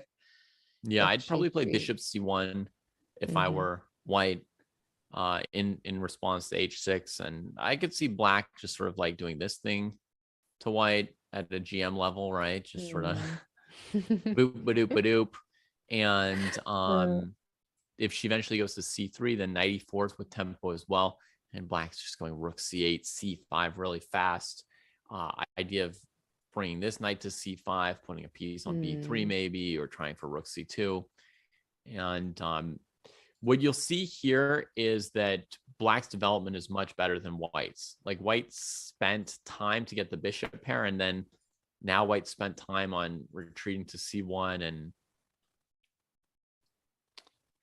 yeah, I would guess that black's good here, but I don't know. No. Not Veselin, sorry. Rajabov going for knight E5. Interesting. Yeah. I mean, one of the most interesting things about this game, Fiona, is what you pointed out about the time, that they'd spent over an hour in order to be in a position that I know to be opening theory, and I don't know much opening theory, you know, but here they're in a position that I would comfortably blitz to in 3 seconds in a blitz game, playing an opening that's not one of my main openings. So it's very very weird, right? Yeah, I mean, I'm just opening the database, and you'll find at least 1,000 games up to bishop b7, and you know, some number of 100 games after rook d1 probably still. Even after, so yeah, rook d1, there's still plenty, as you point out. And some of these games, I mean, the players should know. The highest rated game I found is Wesley So against a certain Magnus Carlsen. Then Yu Yang Yi played this a couple of times as white. Wesley So again. So yeah, I mean, very surprising that the players took so long. And after knight d7, knight e5, oh my god, this is still following Wesley So, Magnus Carlsen. Okay. So now, you know, knight e5 is not a move that I knew about specifically in this position, but we see that the odds are decent that Rajabov and Topalov would have seen that game, since they worked tirelessly at this, right? So it's possible that they've spent over an hour and they're still following a game that they know. So, you know, interesting questions from chat, right? What are they thinking about if we assume that they know this position, which is a fairly good assumption. Until proven otherwise, I'm going to assume that anything I know, they know. So whatever it might be, you know, if there's some cool endgame study that I saw last week in a book, they know it. I think that's a fair assumption, probably. Yeah. So by the way, that game, just said what I wanted to say, that game Wesley So against Magnus Carlsen, maybe they might not be familiar with it because it was from one of these Champions Chess for online events from 2020. That game continued h6, knight takes d7, queen takes, bishop takes f6, pawn takes. This one looks interesting, but then it ended in quite a quick draw after d5, ed, queen f4, king h7, Yeah. e3, c5, bishop d3, and a perpetual king Yeah. g7, queen g3. Yeah. Yeah. I think Magnus played the white side of a very similar line against Dingley Ren in another game. Clearly a different move order than this 95 move order. But he did play a game, I think, in this queen c2, queen c4 line. And he played like an unusual like h4 to develop the rook and leave the king on e1. Also an interesting approach. By the way, h6 has just been played, so okay, we are still following that Wesley Magnus game. Do you think there's a chance we'll be headed for the same or a similar draw? Maybe. So what might they be doing? One thing they might be doing is creating a cover for any organizers who ask them why they followed 20 moves of another game and agreed to a draw without playing a single move of their own. They can say, oh, we didn't know we were following it. Look how hard we like, look how hard we were thinking. Didn't Grishuk once had an interesting answer to what is he thinking about, you know, all this time that he is spending? He definitely had an interesting answer once. Maybe someone in the chat will remember, because they were talking about Grishuk anyway. Yeah, I think Grishuk's answer would be different than other people. That's fair enough. His time management like stands out compared to other people as being quite different. I mean, in this case, could they be trying to remember lines? Yes. When they're in a really hotly debated or famous variation, they're probably wondering, what things has my opponent already seen or maybe not seen? Like, what are these different positions? Is there an idea that they might not know? So it might be sort of scanning through, not just like what's one acceptable way to play this position and then you can just follow it, but you might be thinking about, here are the things that I know. Is there anything here that they might not know? Is there any position here that I think would be tough for this player? Because they're good enough to see some little chinks in each other's armor. Like, Taimur probably knows Topolov's strengths and weaknesses in a more detailed way than any of us do.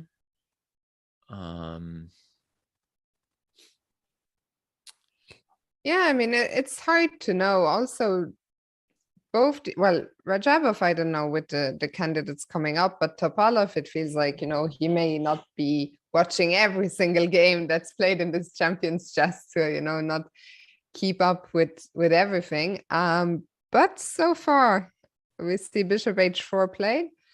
If what was I saying? If. So no, Bishop h4 deviating from that game where knight takes d7 was played. And after Bishop h4, we're still following a couple of Yu Yang Yi games, but actually all the games I find in this position all ended in draws. All right, so let's try to understand this position ourselves for a moment.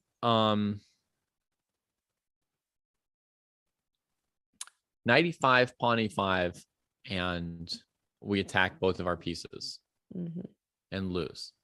So that's off the table for black, right?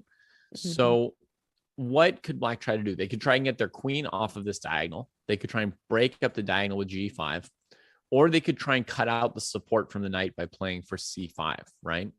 What's most reasonable? In this position, it looks like a move like c5 is probably going to lose tactically.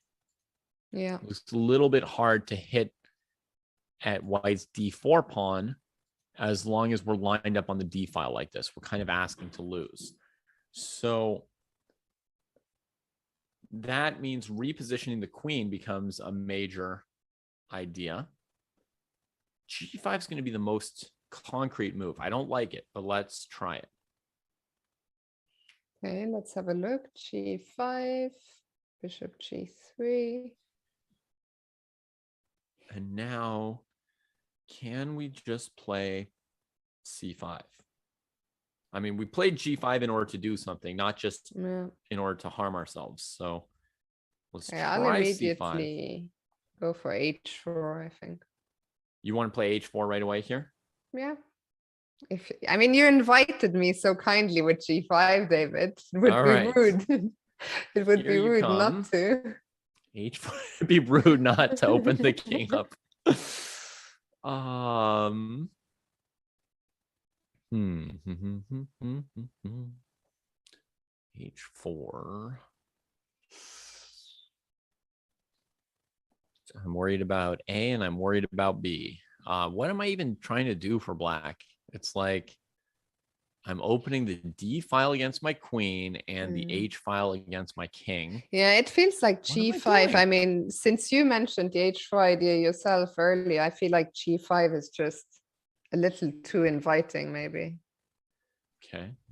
So what is black supposed to do if every game here ends in a draw? If I go queen E7, I'm worried that I might allow queen C7. Yeah. Just because the B7 bishop gets awkward. So let me see. There, that sort of guides me in the direction of queen C8. In the highest rated average game, which is Yu Yangyi from the World Cup 2019, Dingley Ren played C5.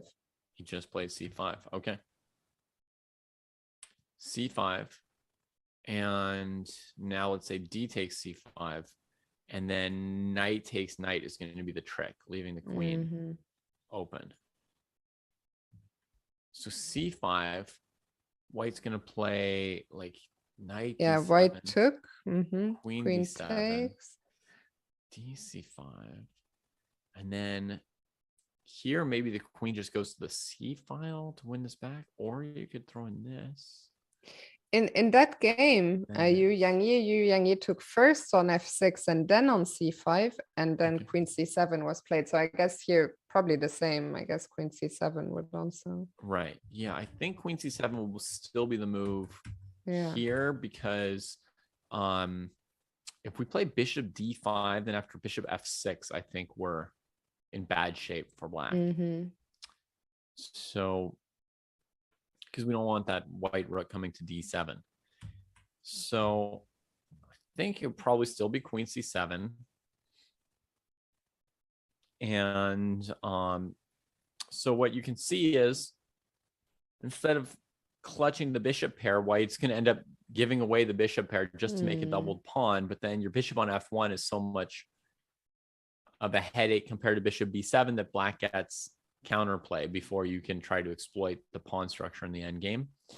And honestly, the end games sometimes may almost be bad for white because black gets to the C file so quickly in C2. So a certain number of these games end in quick perpetuals where instead of trying to play, you know, F3, King F2, E3, Bishop E2, trade queens on C5, white just goes for Queen G4 and tries to perpetual check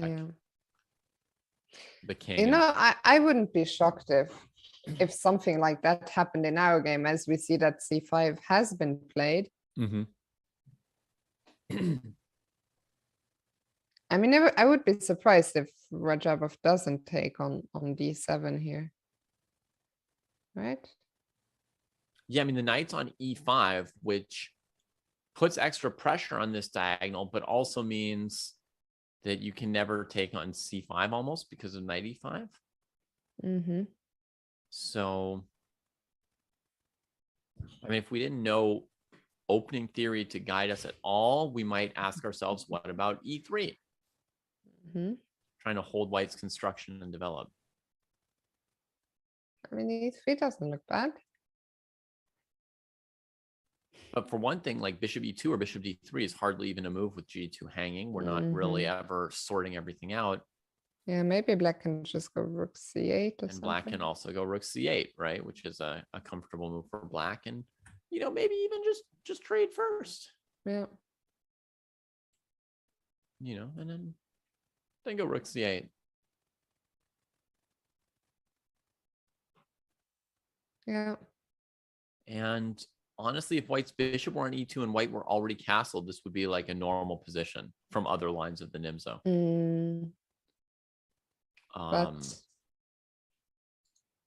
So it doesn't quite add up here. David, shall we leave this game Yeah. for now and bring back the bird's eye view? See what's happening elsewhere. Today is really, I feel, out of the rounds at least that I've commented on, one of the quietest day. Even if we just look at the bar on all 5 games, it's firmly in the middle. Today, a lot of maneuvering, like no game has exploded into life just yet. Yeah, very, very level bars, and also playing some of these moves quite slowly. I mean, for example, you look at Wesley So and Ariane Tari. Since we looked at their game 20 minutes ago, they've played one move, Queen B3, B6. They were very obvious moves, and basically I was expecting Queen B3, B6, D4, and they're still still having a look at that. Maybe we can have a quick look at Wang Hao against MVL, this end game where quite a few moves have been played. From the bird's eye, a fair number of moves were played between Giri and Anand as well. Yeah. And they were logical moves.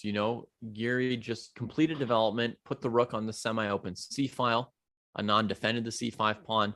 Anish played A3, B4 to make some progress against C5.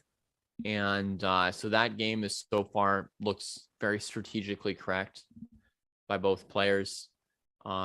So yeah, as you say, let's go to Wang Hao and Maxime.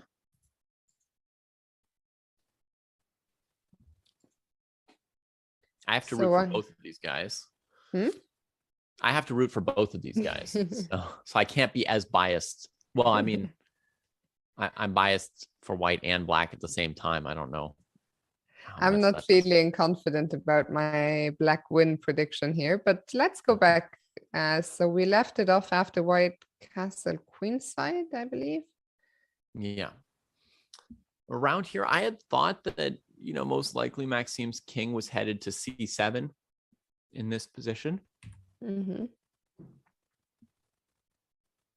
So rook C8 was a mild surprise, although I didn't think there was anything wrong with king E8 either. I just, I don't know. My instinct your instinct's always giving you like a foreshadowing, right? Like anytime you're looking at a chess game, you see sort of a path. You're like, I think the game could go that way. And sometimes it doesn't. Yeah, so the king didn't go to C7, went first to E8. And then after the dark squared bishop came out, so first knight C5, then the knights were traded. Yeah. It's kind of controversial that Wang Hao put the bishop over on A5, right? Because this bishop looks like it's taken over the prime diagonal that the E3 bishop reigned over before. It looks like bishop D4 could be like a good square. Bishop E3 check. I mean, these squares look actually quite weak over here. And all that basically to say there's one file on the board that matters most, and you can't play rook D8. I mean, it's an interesting approach by Wang Hao. And I'm curious if MVL is going to use those holes on the dark squares, or if he's going to try and contest the D file. So what did Wang Hao played bishop E2 here and king E7, and we've caught up with the live. Another couple moves. First, H5. Maxime grabbed a little space here. White's king side is definitely a bit weak. I really like black's position, I'll just say. But I guess there's maybe some issues with the king on E7, that white can play rook E1, just plop a knight on D5 as a way to target E5. So like a fancy plan I'd like to play for black would be H5, H4, knight h5, knight f4. Mm-hmm. It looks like you're seeing some weakness in white's camp and improving your piece. But basically, you spend all that time doing that, and then white just plays bishop f3 and knight d5. And, you know, the knight on f4 is trading on d5, just the same as if it were on f6. Mm-hmm. Yeah. David, let me just ask you one question from the chat. BJH was asking, are we getting all draws today? Yeah. And I don't think so at all. I mean, honestly, a slow start to a game or a technical game doesn't necessarily have like a much higher drawing percentage, right? Like if you look at Wesley So and Ariantari, like the fact that it looks like a technical game doesn't increase the chances that the game ends in a draw necessarily. It just means it's a different kind of game that lasts a longer time and depends more on you know, what square somebody gets for their knight. You know what? I'm gonna say we'll get all draws today. Okay. For the first time. Okay. Lots of Armageddon action in store for us. Yeah, I definitely think not all these positions have interest in them. Where do you think the decisive results will come from? From if we bring back the bird's eye view for a second? Honestly, I'm going to stick with my two pre-game predictions. I think that the decisive results are going to be Wesley So and Magnus Carlsen. Mm-hmm. Okay, interesting. Although something just happened in Carlsen's game, and there's a knight on c2 and let's go there D5. maybe. Let's have a look. So maybe we should check that before I say that. You know, I liked the position he got. You know, if we back up before this happened, knight a6 was played, a move that you were thinking would make sense here. Mm-hmm. But see, this is an example of the position, you know, the bar might be near the middle, but it seems really interesting to play. We got queen e2, knight b4, no b5. He just didn't take the time for b5. Magnus takes, knight c2, knight d5. Okay, what is this? It's probably just a fancy knight trade. I have to take your knight, right? I don't have a choice. And knight takes queen with check is threatened. Or can I go queen somewhere? Yeah, I suppose you could move the queen anywhere. And then after queen c2, you would still have to take the knight. Yeah. Yeah, so might as well take. I think he'll take with this e-pawn. That's just a first guess. I mean, the position's a little disorienting, but first thought would be that the b7, c6 structure is more important for containing this bishop. And the e6 pawn has more of a chance of becoming weak. I agree with you. I mean, instinctively, it feels like. But already the bar doesn't like our natural looking move. Right. And then we just go here. And yeah, I mean, it seems promising for Magnus. So yeah, whatever reason the bar has for being sort of near 0.0 at this point, I'm not sure what the bar's reason is. So let's just see if we take with the c pawn. Surely that can't be the move. Oh, you know, maybe it's not so much about which pawn I take on d5 with for black, but maybe black needs to play d4 instead of trading on e4. Okay, let's see that. After taking, right? Because if you go this way and take on e4, I think if anything, it just looks even worse, right? Yeah, I mean, yeah, with the pawn, weak pawn. What are these pawns supposed to do? So, okay. It could be something super fancy that I'm not even guessing at yet, but what if it's just this and then here? The thing is, the bar drops. Check. The bar drops as soon as we took with the e-pawn. Yeah. So here's the reason why he may have to take with the c-pawn. Because in this position, there's queen c4 check. So there's no option of playing d4. Ah, maybe end here is right. Take with c and then go d4 and e5. Right. Now you can play d4. And because this thing's in such danger of getting loose here, right? We use the tempo against this bishop. If white could, Magnus would play e5 if it were attacking a piece. Sack the pawn, then retreat his bishop, keep this open. I'm certain he would. But here you're looking at bishop d2, e5. And now still got to work on this bishop. You know, or maybe rook c8 first, maybe, but you know, this bishop doesn't get the time to truly get loose. So how obvious, I mean, we were guided a little by the valuation bar. I mean, how likely is it that Mamedyarov wants to go cd5 and d4? He just has. So 100%. At least he's captured with the c-pawn. Yeah.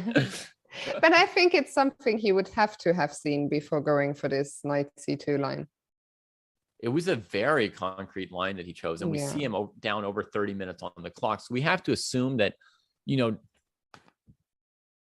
we thought knight a6 very likely move for black, but we never dreamed that the reason was somehow that you rush straight to c2 in this line, you know. But he must have spent a lot of time either on knight a6 or on knight b4 calculating this queen c4 line, because it looks very risky. And also knight d5 is something you must have seen from a distance, I think. Yeah. Okay, he had to see the idea of knight d5 for white. He had to have decided that he was going for this and had some confidence. Magnus probably somehow predicted his plan as well and is comfortable to continue playing this position. I mean, after all, I mean, he got his pawn back and nothing terrible happened to him. It's not like it's not like a disaster from white's perspective here. I think Magnus will be quite happy. As you say, he's got his pawn back, he's got the bishop pair. Yeah. It's a lot of work for black, because when we shut down this g2 bishop, we shut down the g7 bishop as well. It's not really like ideal to have this d4 e5 dark square pawn structure, because eventually white can play bishop f1 to c4 or h4 bishop h3. And what are we eventually going to do with the bishop on g7? It's still an extremely complex position, and where I would struggle with this position as black is I would have no confidence in the evaluations. Like, I wouldn't know if I was doing the right thing or not. I just wouldn't know. Yeah, let's hope that Shahriar has a better understanding, but he, as you mentioned, really needs to watch his time, because he's down almost 40 minutes. And with this time control, that's I was going to say disaster, then I thought, is that too harsh? But it is pretty disastrous being 40 minutes down. I would say dangerous in a position this strategically rich, because like looking at this position, I'm just sort of imagining how many more difficult decisions does black have to make. Whew, feels like a lot. Feels like there's a long way to go for this game. I agree. Maybe we leave these guys for now and check in with tournament leader Vishy Anand. A lot has happened there in their game.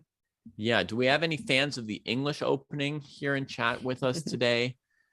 You can let us know if Anish is making you proud of your opening.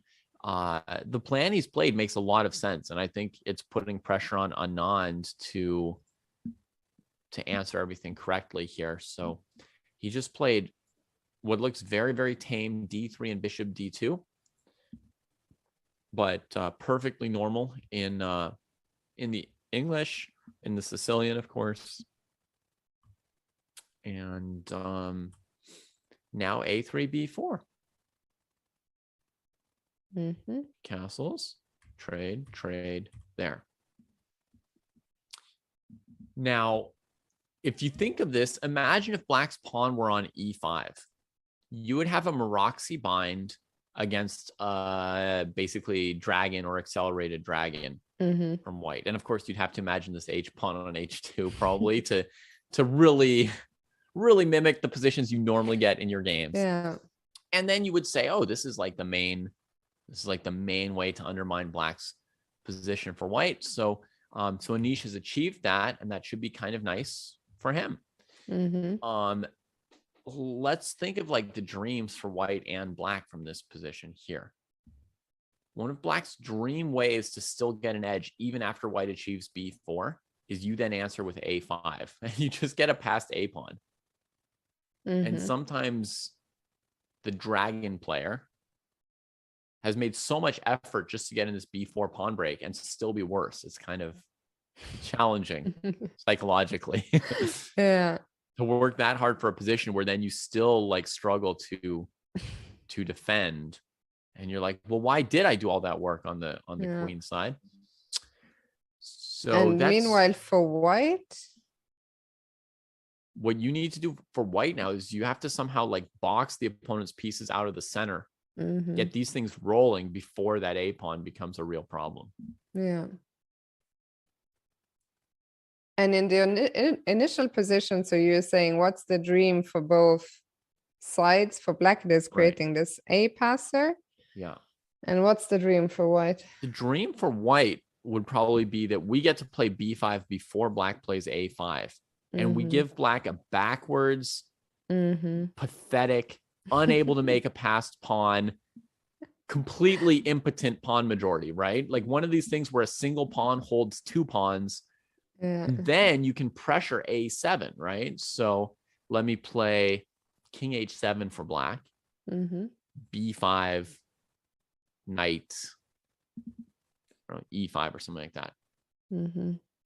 So white might want to play a position of this sort where you're able to pressure the a pawn. I'm blundering pieces. I'm sorry, folks. I'm just trying to put like a certain kind of position on the board. So in this position, rook takes c8 wins a piece. Black should have played bishop g2 in between, or rook c1. But I just want to show like a position, and it's going to take too long for me to find good moves. This is the dream. Black's extra pawn is, essentially neutralized and threatened. And white can play on the c file, sometimes use c6 as an outpost to gain more space. If those bishops trade, which they often do, you sort of put a rook on c6. If your opponent takes, you make an amazing pass pawn, or you double up on the a pawn, or in some cases, you roll your center pawns.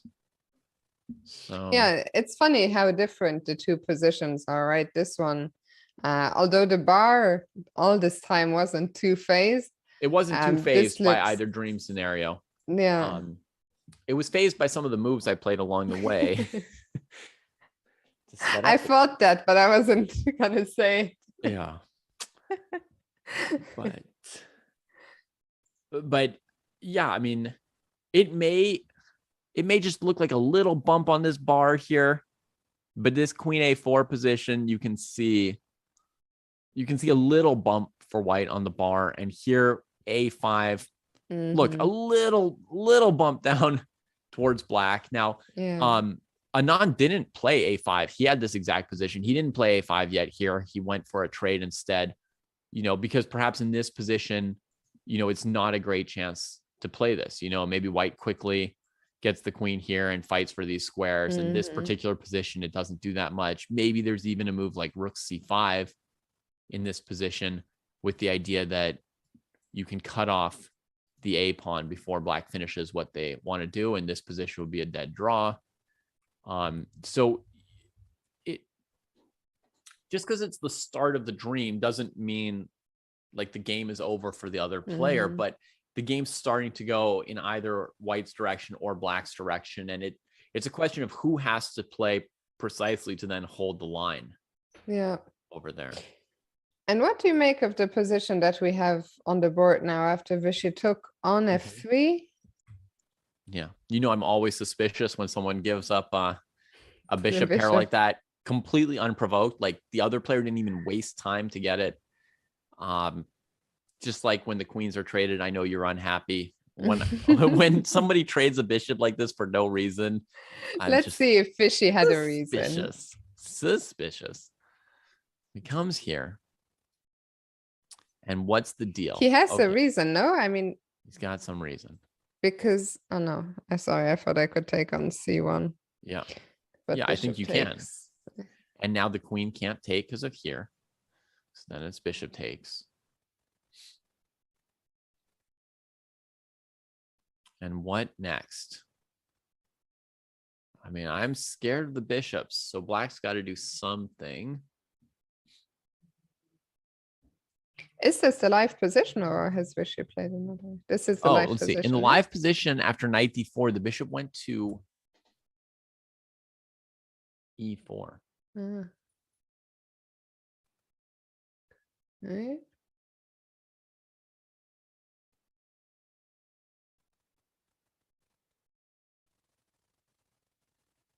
And did Vishy still take on c1? Or? Still took on c1 and played queen d6, which is the move I was thinking about in our position with the bishop on g2 as well.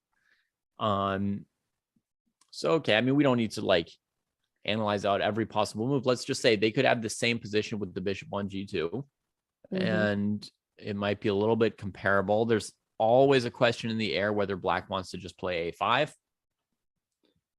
which Vishy hasn't chosen yet. He's played queen d6. So hitting the pawn on b4, and the question is, do we just defend it with bishop d2? Right, and he's probably just planning to bring the rook to c8 pretty quickly with the move order we're seeing him play. I kind of like Vishy's position. I'm not too phased about giving up that bishop. I feel the knight on d4 is a nice piece. But all our pieces are nice and active. Do you have plans for a post e3 world though? I'll come up. Maybe can I even jump to f5? You can, yeah. I just want to say, like, how good a knight is depends so much on what square it's on currently. And, you know, because anytime you see discussions about outposts, right, it's about getting the knight there. Why? Because other pieces are kind of like decent no matter where they are. And a knight's like power just drops off in so many positions, they can become bad. So that's why it's so important to secure them outposts. Yeah, that's a fair point. Bishop d2's just been played by Anish. Yeah, I mean, I still feel like Anand has to prove to us why he played bishop takes f3, because he could have had the same position without the trade. I like Jens, and good to see you here, Jens. Jens' suggestion of going f5 and e5. That's very enterprising. I like it. Yeah. Okay, let's throw those moves onto the board. f5. I'll drop back. e5. And now should I go e3 or just develop my pieces? e2's hanging, so I probably just need to deal with that knight. Probably can't avoid it. Oh, and the knight can go to b5. That could be the next home.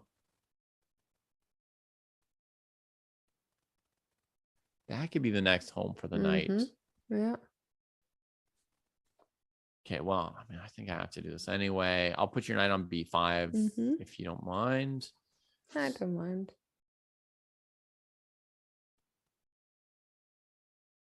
And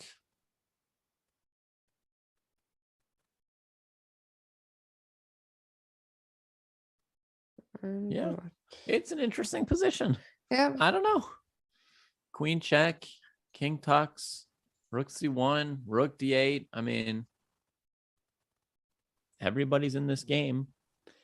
I'm just gonna keep preferring white a bit though. That's fine. We'll allow you. Yeah.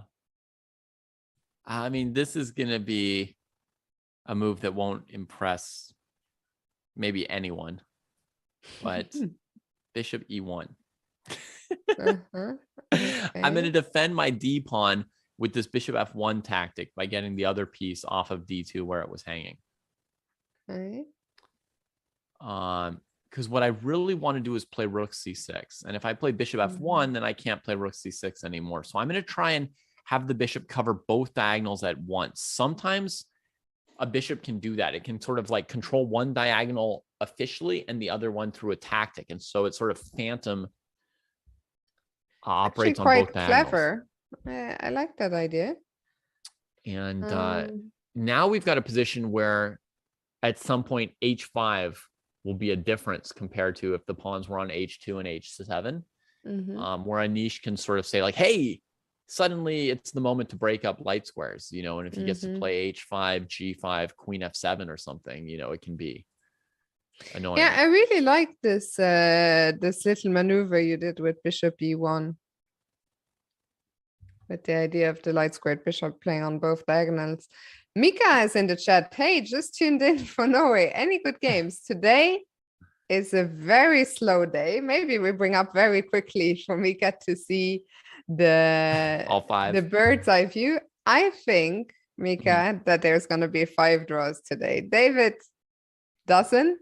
Yeah. I think today will be the first day, the first peaceful day. The first peaceful day. Yeah, it's unlikely to be. Oh, we have another move from Anand in this position. He played rook to c8. That's what I thought the point of this was. Just organizing the pieces. And from the way he's poised now, if white plays e3 to deal with this knight, he's actually going to have enough power to put his knight on c3. Wait, sorry, we need to bring back the board for people sorry, to see right. the arrows. No worries. No, nothing to apologize for. I also for a while was stuck there. So yeah, you were saying rook c8. Yeah, he played rook c8, and I think this is because the battle really revolves around the future of this knight on d4. If e3 sends it somewhere random and white just tortures with the bishop pair, and black doesn't have a pass pawn on the queen side even, I think it's really pleasant for white. But here Anand's preparing. e3 has just been played, see? And he's going to play knight b5 to c3. BJH is saying, David told me we wouldn't get 5 draws. That's the question. Who do you believe? Do you believe David or do you believe me? Time will tell. Yeah. And actually, the most interesting game perhaps is Carlsen's game, or the game with like the most tension. I think the Carlsen Mamedyarov game, tension that will last and last and last, because here to keep Magnus's bishop pair under control, Mamedyarov had to play this move e5, and which blocks in his own bishop. He's got a protected passer, but there's the power of the bishop pair. His king position's a little bit weird by using the f pawn. So I think this game here, super tense. And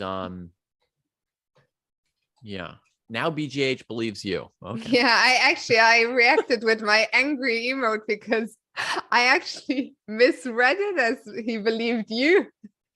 I don't know why I assumed. That's all right. You're going to keep him in line with the anger. He'll be like, no, I really always believe you. I take it all back. It's funny how sometimes, you read what you think the person is going to say rather than what they're actually saying. It happens not just with reading, but also with listening. I mean, how many times are people arguing and they don't even realize what the other person said? I know. But so Mamedyarov probably had to take on this complexity with d4. But I would be very scared during an actual game, not knowing if my position was okay or not, because it's very tricky to figure out, what do we do about our bishop? Like, where are we trying to play for black? Where are we posting the pieces? What concerns me the most about this game is Shahia's time situation. Yeah, Magnus put the queen where I expected it to go. It wants to lurk on the queen side, stay out of the way of his rooks and bishops. And since this knight was able to control the light squares, he ends up on a dark square here. Queen d7 was played. So they've calculated queen a7. But, with or without queen a7, I think this position is going to be very intricate. Fight on the c file or fight over the d pawn. You see Mamedyarov refraining from e5 for the moment. As Do you feel he will have to play e5 eventually? It's another thing I just don't know, and that's why it's so difficult here. Is once you play e5, all those light squares are open. As long as you don't play e5, you've got the option of d3 to open up your g7 bishop. So you haven't fully condemned it. Yeah. But as long as you don't play e5, you always have to calculate against Magnus's potential pawn sack of e5 himself. And here it might be like completely stupid, but notice I just gave a pawn for nothing, and look at Stockfish, that bar, plus 0.13. So it's not like I just, electrified Shakhriyar or anything like that. But basically it's saying that what that's telling you is that with no particular reason, no calculation, and no thought, the move e5 is always a candidate move, basically, right? Like there's no position where you don't have to wonder, what if Magnus just plays e5 here? What if he just does, who cares? You take it, he puts a rook on the e file, and he just plays the game. Yeah, and this is a very interesting point. I mean, it's very interesting to see that white can literally just give up that pawn and the engine doesn't bulge. It's like, yeah, this is fine. Doesn't blink. So that, and it tells you, what's a center pawn worth, right? Yeah. What's an open bishop pair worth, right? It's telling you like, well, it's like you could just kind of do it. So that's also what I mean when I say like the burden that's on Shak to play this game, right? As he's got 46 minutes. I mean, the complexity, the intensity of the game in front of us here is huge, which I don't mean to say this game has to be decisive, but the potential is. No, I agree with that. I think especially if Shakhriyar cannot speed up, then time will become a significant factor, because we are on move 21 only, which means 19 moves to go until the increment kicks in, and even when it does, it's just 10 seconds. And you don't want to be like playing this position against Magnus on seconds, that's for sure. Yeah. So this is a super fun game, super fun. And then the Wang Hao Vishy game is complicated, and the Wesley versus Ariane game, it's technical, but it's going to be an interesting game too. What's funny? If we just open Rajabov against Topalov for 1 second. Yeah, that's the one game which strong lack of interest, I think. But you know what? The reason I brought you here. Okay, first of all, I'm just now realizing that Timur, no, he still has time. So what's interesting is that they are still following Yu Yangyi against Ding Liren from the World Cup. Right, so, and there's that h4 move to develop the poor rook, since white can't figure out what to do with the e or the g pawns. So who knows? Maybe they knew this game all along, just took their sweet time, right, to make the moves. Yeah. Now this game, I think this is actually the first game that will end in a draw today.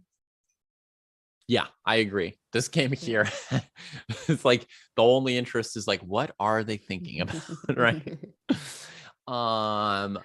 Yeah, very, very slow dragging out of moves that they already know, probably, on this one. But the other four are all quite fascinating. And actually, let's turn our attention to Wesley and Tariq for a moment, because I anticipated that Wesley would have played d4 ages ago, which means 3 moves ago.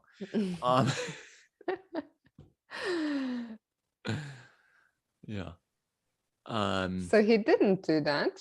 But he didn't. Can we just go back? What even that means happened? That Tari's kind of set up that dream that you had, right? Of I like it. Pressure on the file. So after b6, I thought that here was where we'd probably see the move d4, just because I was like, what else is white going to do? I couldn't think of anything else. So I just figured white would put the pawn on d4. The sooner you do, the harder it is for black to go set up on the f file. But Wesley played rook e1, and I was like, okay, maybe, maybe rook e1 first and then d4 next move. Maybe it doesn't matter. But now here's a real surprise. In this position, he doesn't play d4 either. This is getting hard to believe. Because at some point, he'll have missed the time to do it. And especially g3, like I would, oh, by the way, I see that under my face, our first result. So we were wrong about Rajabov being the first game to end. Instead, Wang Hao. Oh, they double bluffed me. Did you Double not bluff? see? I mean, am I going crazy? Like it literally said a big fat draw over the board. I missed it. I missed it. Chat, please tell me I'm not going crazy. They waited until I announced it and then they were like, no. Yeah. Let us remove. Thank you, Chessdoc, who saw They it did as see well. it. Wow. Okay. We also have an interesting question in chat, which I'd love to discuss with you at some point, Fiona, which is, will there or won't there be 2,900 for Magnus? It's back, by the way. The draw is back. Your eyes are good.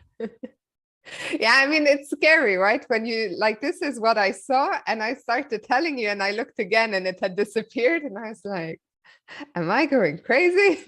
Yeah. No, yeah, so you were saying, is Magnus going to make 2,900 ever? Is that the question? Right. That's the question. Who believes that he could make it to 2,900? I think it's a very interesting question. I think he can probably make it to about 2,890. I think he'll fall a little bit short, but gosh, it's interesting for me to see him try. Yeah, I mean, I think it also depends. Like, there's a topic of rating, inflation, and all that, something I have zero interest in, but I have friends who discuss rating, inflation passionately. So what he needs is, I think, some of these top guys to increase their rating, because it's just so hard, I think, for him to gain rating, especially in a time and age where it's so difficult to win games because everyone is so well prepared. But yeah, we'll see. We'll see what happens. He seems very passionate about pursuing it, so would be exciting to see him make it for sure. Yeah, I don't think there's rating inflation. I think I think that if he made it, it would be amazing. But okay, let's look at this F file that developed here for Ariane. So he gets doubled up. Wesley plays King G2. Now already, I mean, I'm starting to wonder if there's tactics, on F2 or F3. Wesley's really let Black get time to set up, and Black could be better. You know what? We will take a short break, and I think when we come back, we will take a deeper look, see if there's any possibilities for Tari, but I like what he's achieved for sure. When we come back also shortly, the Wang Hao against MVL Armageddon will be starting, so don't go anywhere. Still plenty of action to look forward to here today in this Norway Chess round 6.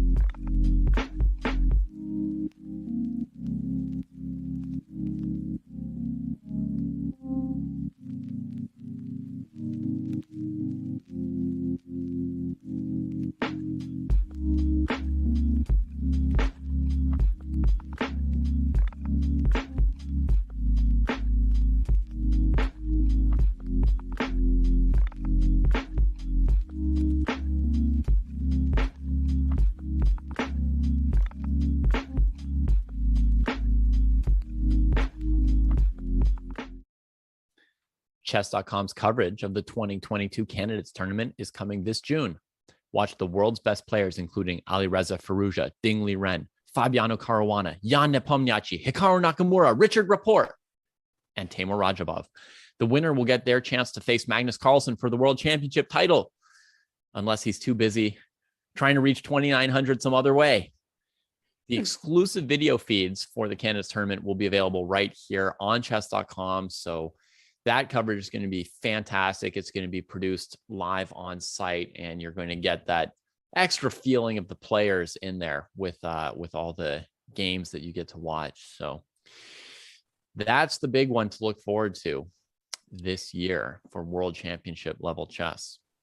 Very exciting tournament. I mean, the Candidates Tournament is always the event I think that I enjoy following the most, with all the nerves, so much at stake. This year, there's the extra intrigue. If you finish second, you might just play a match as well if Magnus decides to really not defend his title. Right. So a lot of intrigue. But for now, let's return to the intrigue in our tournament here, Norway Chess round 6. As you can see, one game has ended in a draw. That's Wang Hao against Samviel. Not too much happened there. We had an early queen swap, and yeah, we were looking at this game between Wesley So and Arian Tarian. We were wondering, does Wesley So need to be a little bit concerned about the pressure on the f-file? Right. You know, at first when I was looking at this position and trying to look for something with this f-file, the moves that first come to my attention are like knight g4, knight g4, you know, like sort of sacking the knight to open the rooks, right? We reveal the rooks.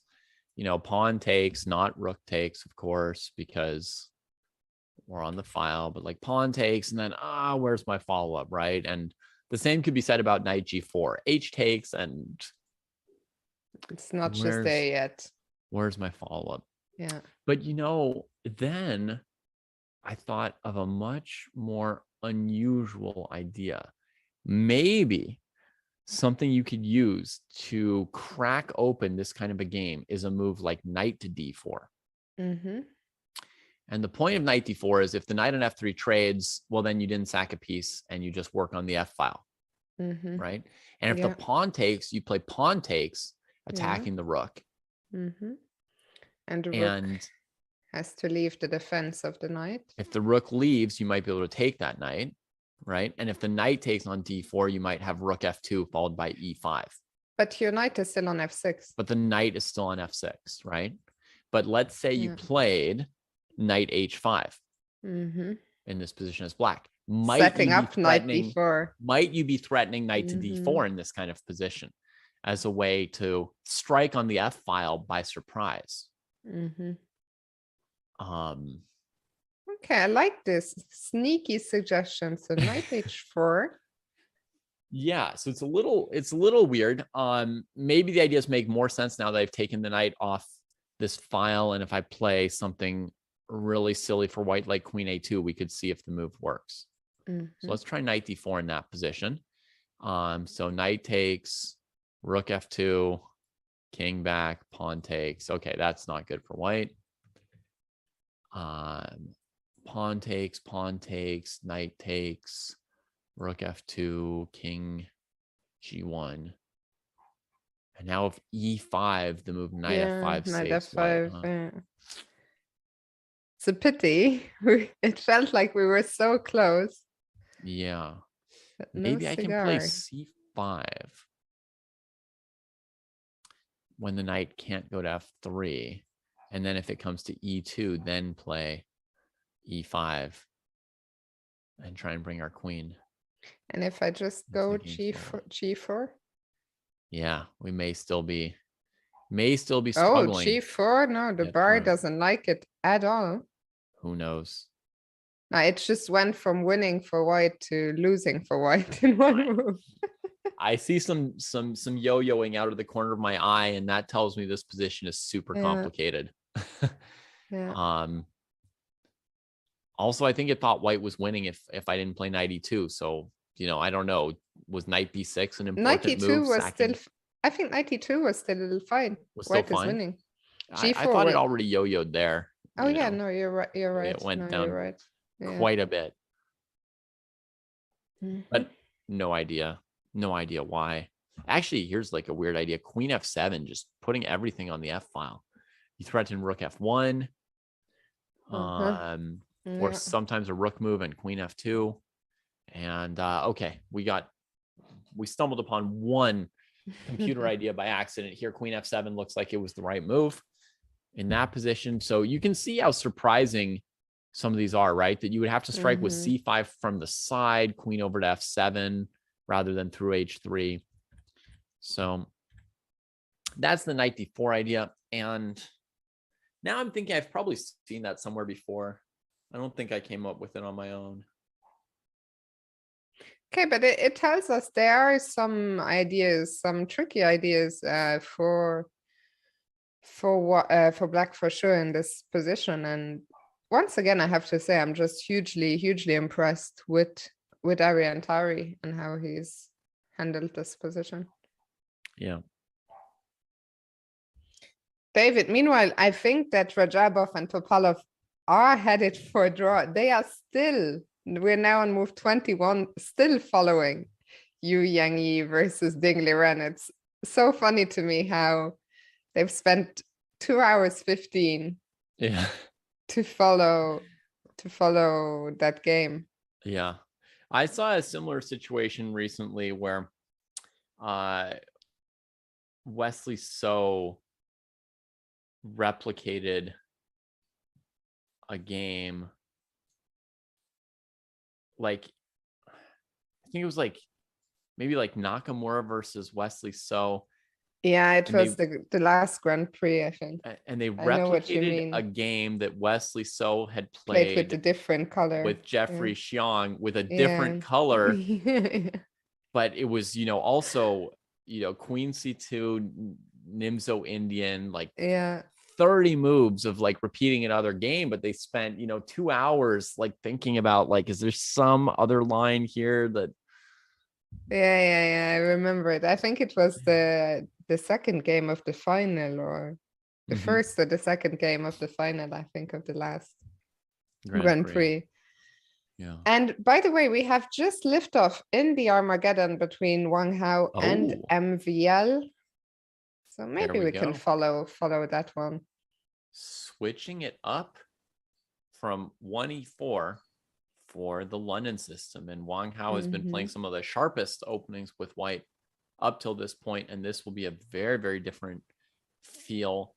I personally think that the London system is not very good against the King's Indian defense because Black's plan is to put pawns on D6 and E5.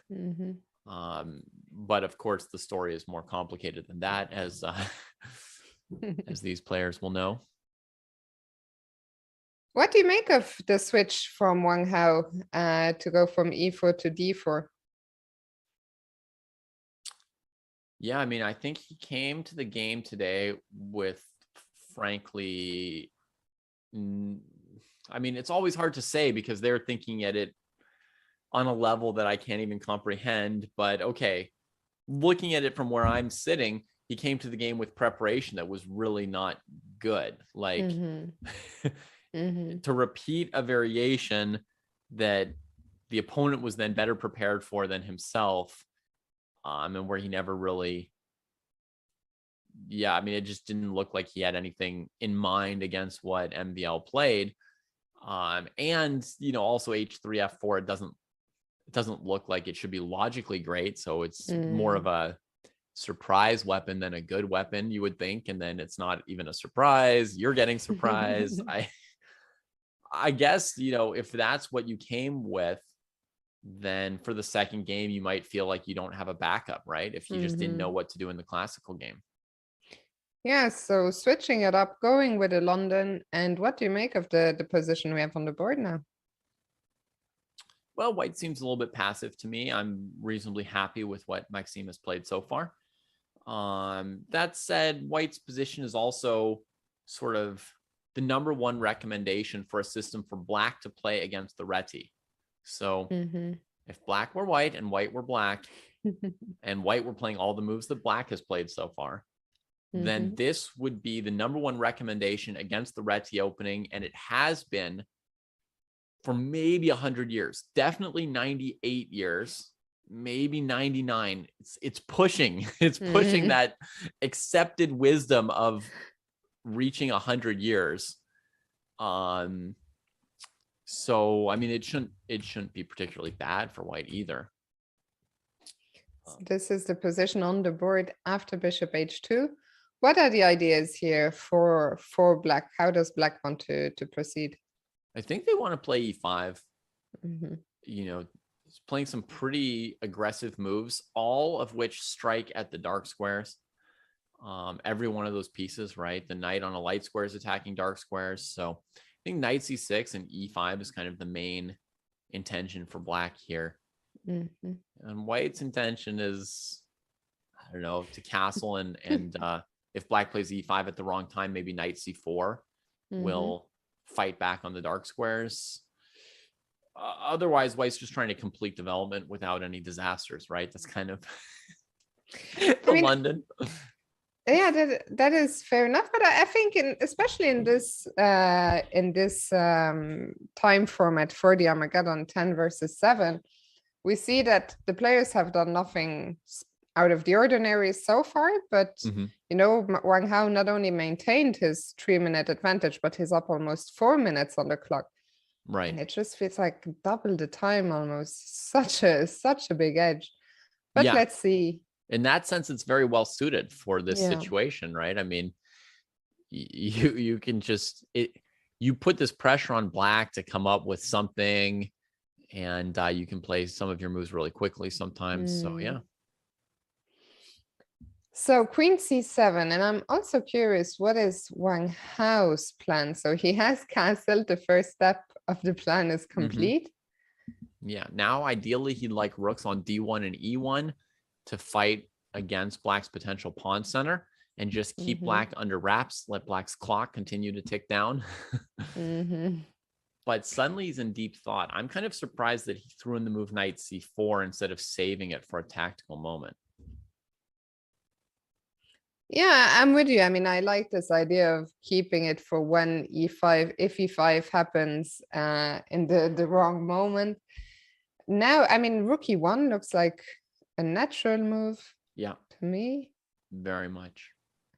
But also the queen on c1, I would like to get that somewhere else, but I'm not too sure where. Queen d2 is sort of like the normal square for her, and then rook a d1. He plays knight e3. That's interesting. I thought that rook e1, if b5, he would have knight e3 in mind next, and that might be a reason not to play queen d2, but to play rook e1 first, because as you see in the game, the queen goes to e3. So why spend a move on queen d2 if knight e3 is coming? But there was some deep thought that went into leading with knight e3. I mean, really deep thought for the time control, a nearly blitz game. And now queen b6 hitting the pawn on b2. So we need to do something about that. We cannot go rook b1 because there is a bishop looming on f5. I was about to suggest it, so thank you for saving me. So we need to defend the pawn in another way. And I mean, I really don't want to play b3. I don't think. He didn't want to either. He goes after the bishop on f5. And MVL still has enough time to calculate queen b2, knight f5. But he decides to go with instinct. He doesn't want to do that to his king side, so he just plays a safer move with his draw odds. Queen comes back to d2 after all, even though rook b1 was possible. I'm going to say I don't like knight e3 at all. I mean, I don't like how he used this knight from d2. It had potential to harass the queen, fight the structure. I think you just want to play rook e1. And even after knight c4, I think you just want to play rook e1. You know, make black commit to something like b5 or knight b6 or something. Otherwise, your knight's fine. I don't know. It's the rooks that need improvement, not the knight. So I just see him sort of a little bit off there. But okay, now Maxime has achieved e5. So how do we react to e5? Do we take? Do we go d5? Yeah, I guess those are the two options. Because it's one chance to keep Maxime from building up the e5 and f5 pawn center with the bishop hanging on d7.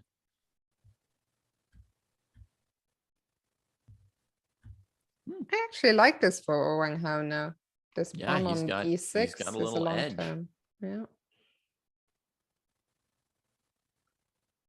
But MVL is also doing a good job, you know, just trying to swap off all the pieces and inch closer to that draw he wants. Right. How do we Yeah. avoid? I mean, if we're Wang Hao, I guess we want to keep as many pieces as possible on the board, but we can't drop the bishop back because then black would capture on f3. So I'm not This sure one's how. checkmated. Yeah. How do we react here? Can I do something like knight d4? Mm-hmm. I think that's very likely.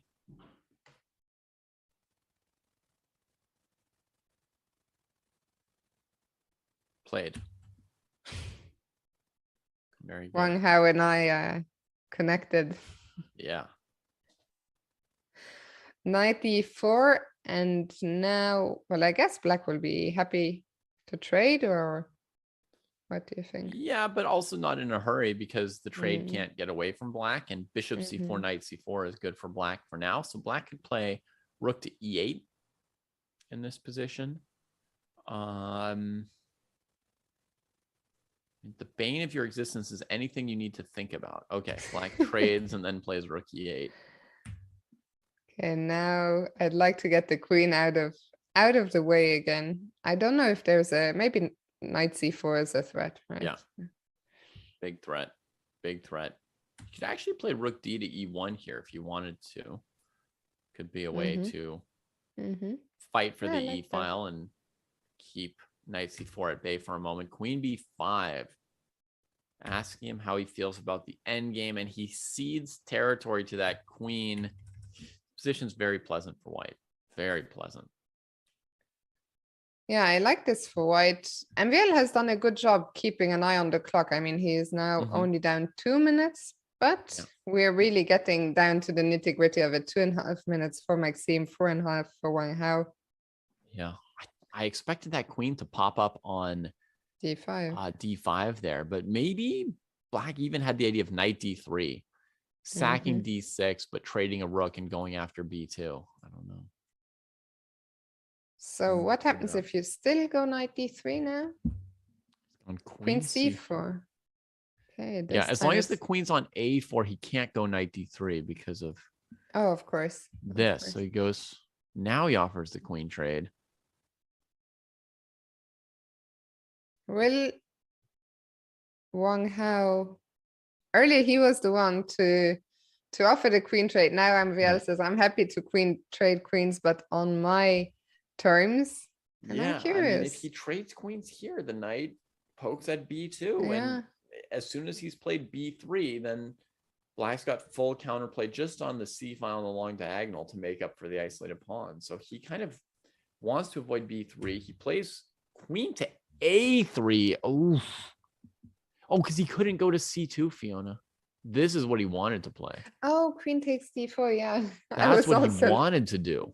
So so he goes to a bad square, trying to keep tension on the board, but putting pressure on d6. It feels like black should be able to play either queen d3, knight c4, or just knight d3 as played in the game. And what happens if I just take the pawn? You take on b2. Yes, please do. I want to show this move, Fiona. Queen d6, queen a2. Come on. Oh, wow. Oh, no. That's not what happened. Sorry, bishop g3. I don't know what took control of the board for a second there. Bishop g3 was your played. Enthusiasm. Getting rid of the back rank mate. But yeah, I wanted to see queen d6, queen a2. That's a sexy move. Yeah, I'll give you that. That's like a whoa, really? Oh, stupid bishop on h2. So that's how I feel like white's kind of like awkward here and black's getting active. So bishop e5 is played here, saying, yeah, I mean, if you take, then we take with the d pawn, push it forward. Black is just taking over such active centralization here. And this queen on a3 is really not where we want it to be. Will black take revenge on previous days? Knight backs up for a moment. It probably wants to go after this pawn with knight e4. So pawn gets out of the way. That queen needs to get out of a3 really soon. Maybe queen a5 and queen c7 trying. Queen a5, yeah. Also, at least What's the stopping your threat? The knight threat from is jumping. rook to e2. Let's be careful. Let's be careful. Rook e3 is a big threat. No, I don't like this anymore at all. I'm shocked that the bar doesn't give black a bigger advantage, because I don't like how alone our king is standing on g1. MVL is not messing around. This rook maybe needs to go to f1 right here because it's undefended. Queen d5 is sneaky. It's like he's just centralizing. He's backing off because he couldn't get anywhere further from c4. No, he's looking to put you on a stretcher. Yeah, so what did you say? Rook f1. I like that. Just get out of this. Queen b4, allowing it. Oh my goodness. Rook allowing it. And F equals C resignation. It's even worse because now there's knight d3 if you protect your knight. Let me just show let's say you play queen a5, rook e2, knight e2, queen here, king here. Like this position's good for black. They could play knight d3 to b2. They could play queen d2. They could play knight e4 and keep, going after the king. Like it's clearly good for black because they're better coordinated. But with your queen on b4, now rook e2 comes in and he just resigned. I mean, there was nothing to do. Game over because you can't even go to f2 to defend the knight anymore.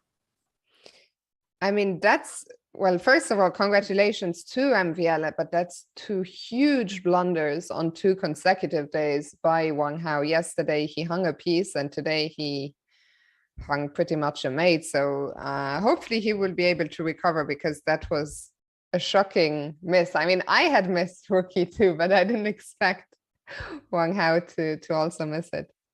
Yeah, that's I guess that tells us that queen d5 was reasonably sneaky, right? Yeah. It's reasonably sneaky. It's not just like, oh yeah, obvious threat, we'll stop it. But I imagine the reason the computer wasn't that excited is because after rook f1, white's still sort of okay. Also, as pointed out in the chat, queen a5, I was just trying to play a random move to show the rook e2 option, but actually here it loses to queen d8. So queen a5 fully prevents rook e2 because what's knight f5. Knight f5 check. Very nice. Forcing the king. So that's like the bad side of having your queen opposite the rook. I always call these things hidden attacks instead of pins. I almost never use the word pin, Fiona, because pin always gives you this directionality. Like one person's pinning the other person, like one person's in charge. But I feel like there's a whole constellation of tactics, and each side has things they can do with it. So, and Maxime, he used that hidden attack very, very well with devastating effect, and he walks away here with a 1.5 against Wang Hao. We get to see a good old tactical knockout when we get into the quick games. We do. Let's bring back the bird's eye view, see what's been happening elsewhere. I'm still fascinated that it's now moved 23 and Rajabov, they're still following this game. They managed to trade the rook from h1 by lifting it. It is riveting. Boring over there. I'm just curious. I want to see, will they follow it until the very end? 7 more moves happened in the Dingley Ren, the Yu Yang Dingley Ren. But let's go back to Magnus Carlsen and Shahriar Mamediyarov. Yeah. So I think this is about where we left it before. White had posted the queen on a3. Black posted the queen on d7. I figured they'd calculated queen a7. During the break, I calculated it a little bit to see what would happen with queen a7. So I can just tell you very quickly what's going on here. If white takes on a7, and this will also give a sense to the viewers of how much, like, the players check all this stuff. Like, the burden of calculation that they're taking on in these games is super high. So queen a7, it's not some kind of a queen trap. It's not rook a8, queen takes knight, letting the queen out. It's not defending the knight with your queen and then playing rook a8 next move, because something like queen c6 or queen d6, white has just b4 continuing to attack the knight, or rook c1. You're never going to support this knight enough to play rook a8 in this position, really. There's only one point to what black's doing, and that is to activate this bishop. And that shows you why, even though it's hard for Mamedyarov to allow e5 for Magnus, if he plays e5 himself, he gives up a lot of his options. For example, he would have to literally defend a7 for real, because the refutation to queen a7 is d3. Going after b2, going for rook c2, turning this d pawn into a real danger.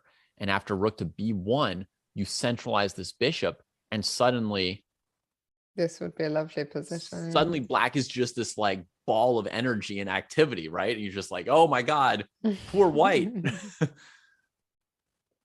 Right? So that, and that's just the beginning of it. I'm not going to get into like super long variations on you folks, but they're calculating at all kinds of little ideas like this throughout the game. And, do they or don't they need to defend the a7 pawn, right? Like when Magnus has just brought his queen to a3, right? And it's Mamedyarov's move here, and he's thinking what to do, right? And he's thinking about d3, and he's thinking about e5, and he's thinking about rook d8 and the moves he wants to play. But he also needs to double check queen a7 in every line. And he needs to double check bishop b4 followed by queen a7. And, pawn to b4 followed by queen a7. It's a lot of work. So here it went, queen d7, rook c1. And often we can't show you what all that work is because it's too hard for us to figure it out. Like they do it at a speed. We can't do it at the same speed in order to let you in on what they're all working on, because it's just so difficult. And look at that. The e5 into the blue. Here it comes. This reminds me very much of, when you showed it earlier, the movie 5. Yeah. Just completely like, yeah, let's get rid of this. But that was the devil's choice for Mamedyarov, right? Either you play e5 and kill your bishop, and then d3 is not as exciting. Or you leave this option for Magnus forever to just turn on his bishop. So Magnus just went back to being down a pawn. He said, please let me get back to that down a pawn situation. Now he kicks the knight. And remember, everybody, when we're talking this bishop pair, like one of the themes is, does the unopposed bishop get loose? Another theme is, can we keep this knight off of a good square? The knight, if it's posted up in the middle of the board, black's going to ask you like, oh, why are you so into bishop pairs? Nobody cares. But if we can deal with this piece, and this echoes Giri and Anand at the same moment in the same room, if this knight ends up somewhere bad, it's going to be hell for black. Well, look, the knight's headed to the same square as in the Anand Giri game. Very interesting. Knight a4, a move that's not always necessarily on your radar, because the knight doesn't want to jump to the edge of the board, but you have to keep in mind where would the knight ideally like to be. And here, well, c3 is that choice. So Magnus is going to go after e6 now. He just kicked the knight off of defending e6. He can't stop the knight from coming back to c3. This game is such a pair with the Giri Anand game, folks, where it's like you're fighting this knight, but Anand finds a way to keep the knight relevant. He played knight b5, just like we figured here. The reason he hadn't pushed these pawns, the reason he was organizing queen d6 and rook c8, just keeping the knight relevant. And because Giri can't stop the knight from getting back in the game, he played this move, poking the light squares elsewhere, a little bit farther away from the knight's range. And look at Magnus. He trades one rook, so there's not this tension on the c file anymore. And then, boom. Looking at e6. Targeting e6. The knight stays relevant, but Magnus can try and pull the fight further away from that knight. So how does knight c3 anyway? So giving up the pawn on e6. Yeah. Maybe there was no good way to defend. I know what's wrong with rook c6. Yeah. But what's wrong with rook e8? Is it rook e6 anyway? I don't know how good this is, but the idea would be to do this, right? And then here. and then takes and takes and takes. But is this even anything? I mean, we can calculate this, but does it matter? Feels equal.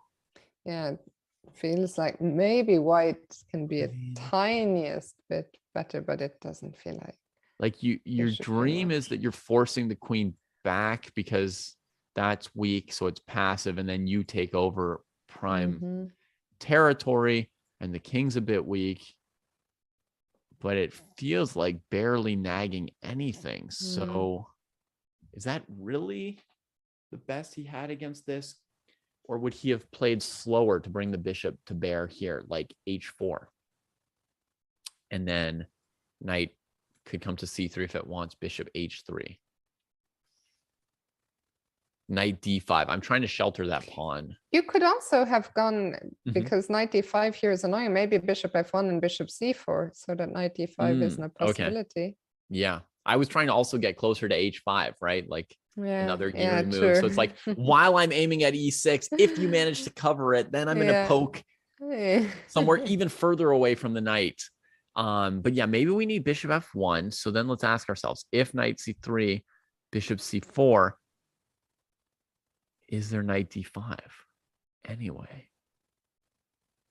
And you again want to go into that queen ending, queen and bishop. Yeah, it could again be that same queen ending, or maybe here you could set this up as a forever pin and not take it. Like maybe you could do this or something. And but try if I and go bishop f6. Tie black up. Yeah, I was hoping to then go queen f3. I mean, it doesn't look bad, actually. It looks quite promising. That's really tricky. You're threatening queen f6. So maybe I have to go queen e7. Kind of force like king g7 or something. Yeah, okay. And take, check. Queen f7. Queen f7. And but the ancient doesn't h6. like what. I mean, this is really like, it's like the last little dregs of juice in the position before it trades into a pure technical situation. Yeah. I mean, for sure, I think there was some danger for black in that line. So maybe not surprising that he didn't go rook e8. Maybe some danger in this, but not like super obvious. It's not like just like a knockout, I mean, yeah, I mean, it never feels like white's in danger. That much we can say. White's down the pawn, black's defending it, but comfortably, this bishop pair is worth it. But how bad would it have been for black? Again, a tough choice. Mamedyarov just prioritized bringing the knight back off of the edge, giving that pawn, probably king h8. They each tuck their kings as well as their kings can get snugged up. And then Mamedyarov goes for the rook trade. Yeah, that's very good for Mamedyarov because the greatest danger is his king. And a stray back rank check. Like he doesn't have room to move the H pawn to clear his back rank in this game, not without an F pawn either, and G6 being weak. So this is very nice for him. Could Magnus have avoided that?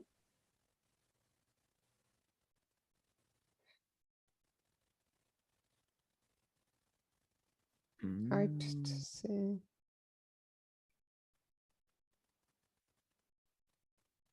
I mean, I'm sure if he could have avoided, he would have liked to, surely, right? Yeah, I think it's really clear that a rook trade is something desirable for black. Yeah, I think. Because what I mean is we're basically looking for a move that Magnus didn't find, right? Yes, I understand that. Like, it would be implausible, I guess. It would be implausible. So I'm basically looking for something that I sort of know won't be there, but it's just my way to sort of get further into the game.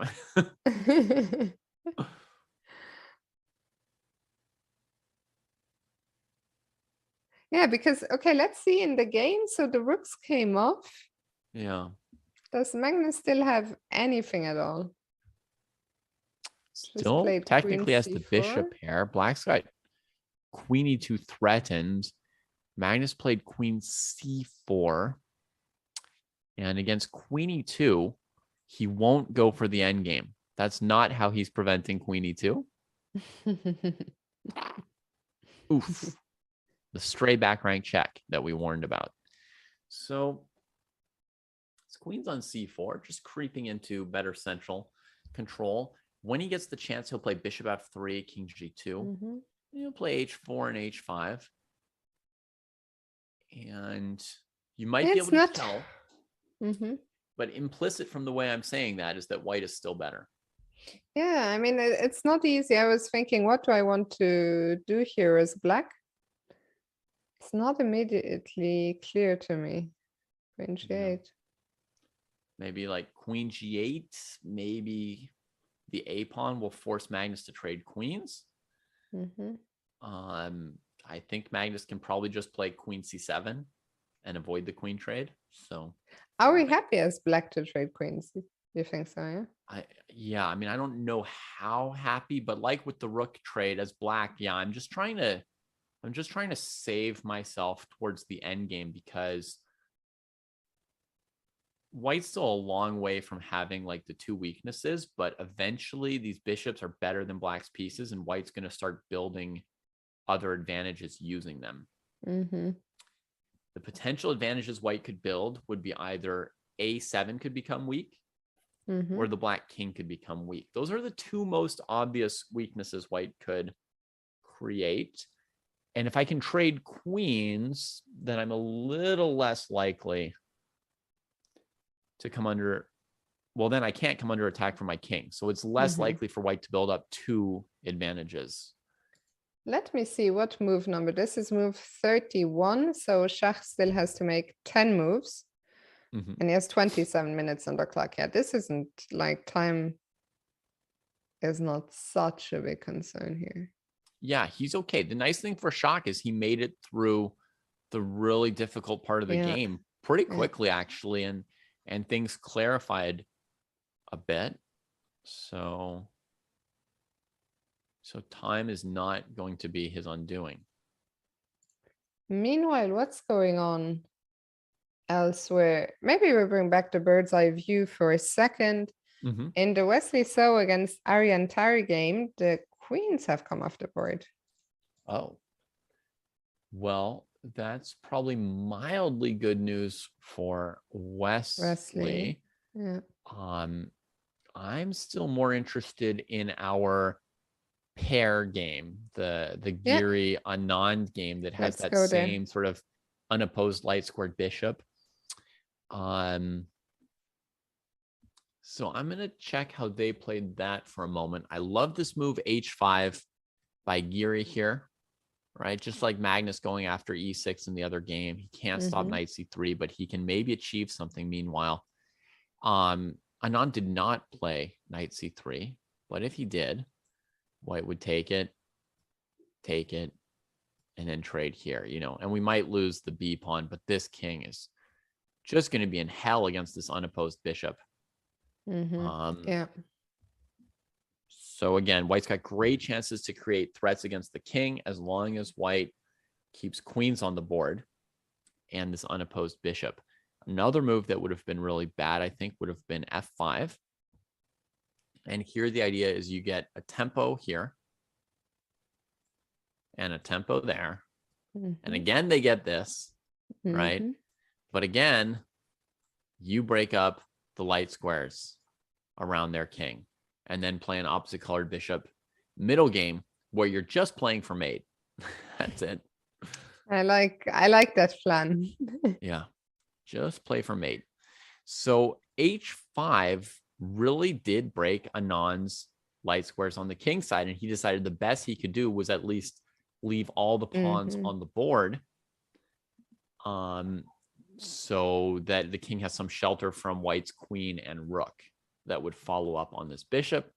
If queen to g4, he's got e6, and he's got just enough control of the light squares to keep white out for the moment. Yeah. So white played queen a4. That's the square we always expected this queen to hit. Over here at a7, and Anand has to go for knight c3. It's the only place to go with that piece, and it's his plan.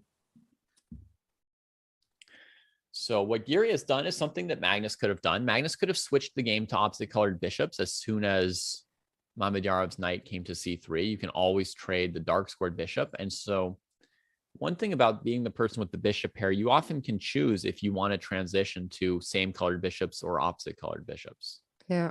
It's often in your control. And if Magnus had time to play h4, h5 in his game, then very likely he would have just gone straight for opposite colored bishops. But Mamedyarov got there in time with the knight c3. Magnus was busy winning back the pawn on e6. And yeah, Mamedyarov's defenses are looking reasonable. So now we have a pawn trade over here. Rook b1, bishop a5.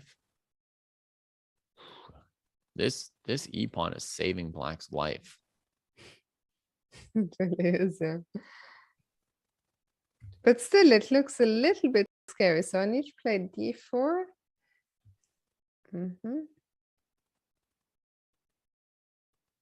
Yeah. Anand's holding it together for now. It's interesting that he hasn't himself played e6 proactively or preemptively. The problem is, how do you get that white queen from a6 back? Yeah, how to get this queen around to, you know, f5, F5 or even just e2 with chances to later try to work your way somewhere. Yeah, I'm not seeing it at the moment. Maybe bishop e4 to make way for the queen on that diagonal. No, b1. This doesn't work.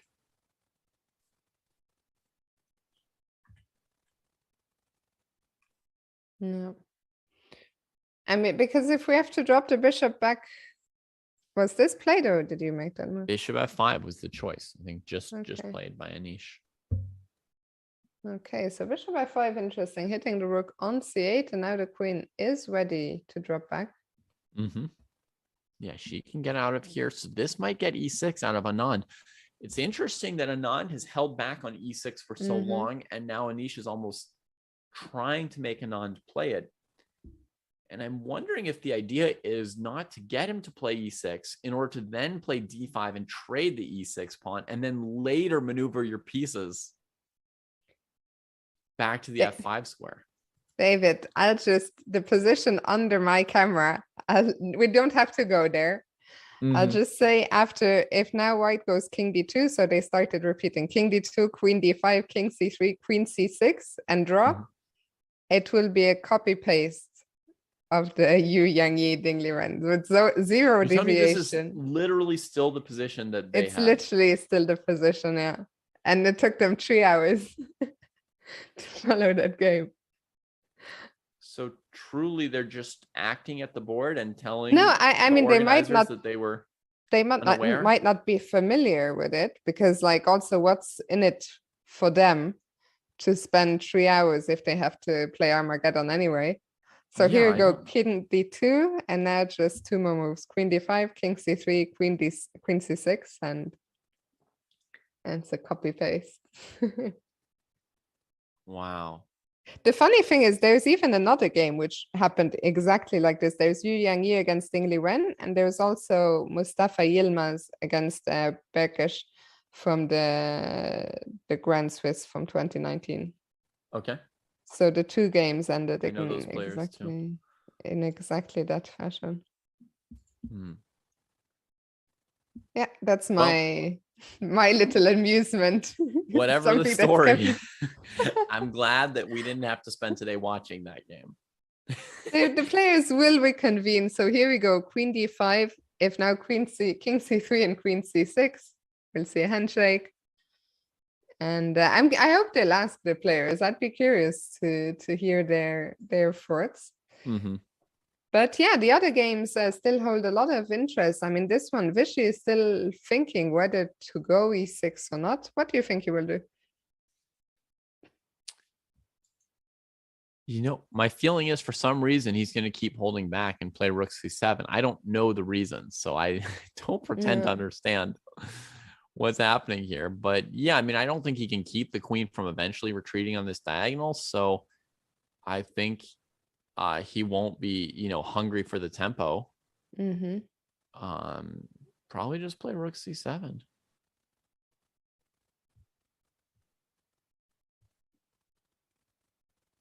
Oh yeah, it looks like they just played this.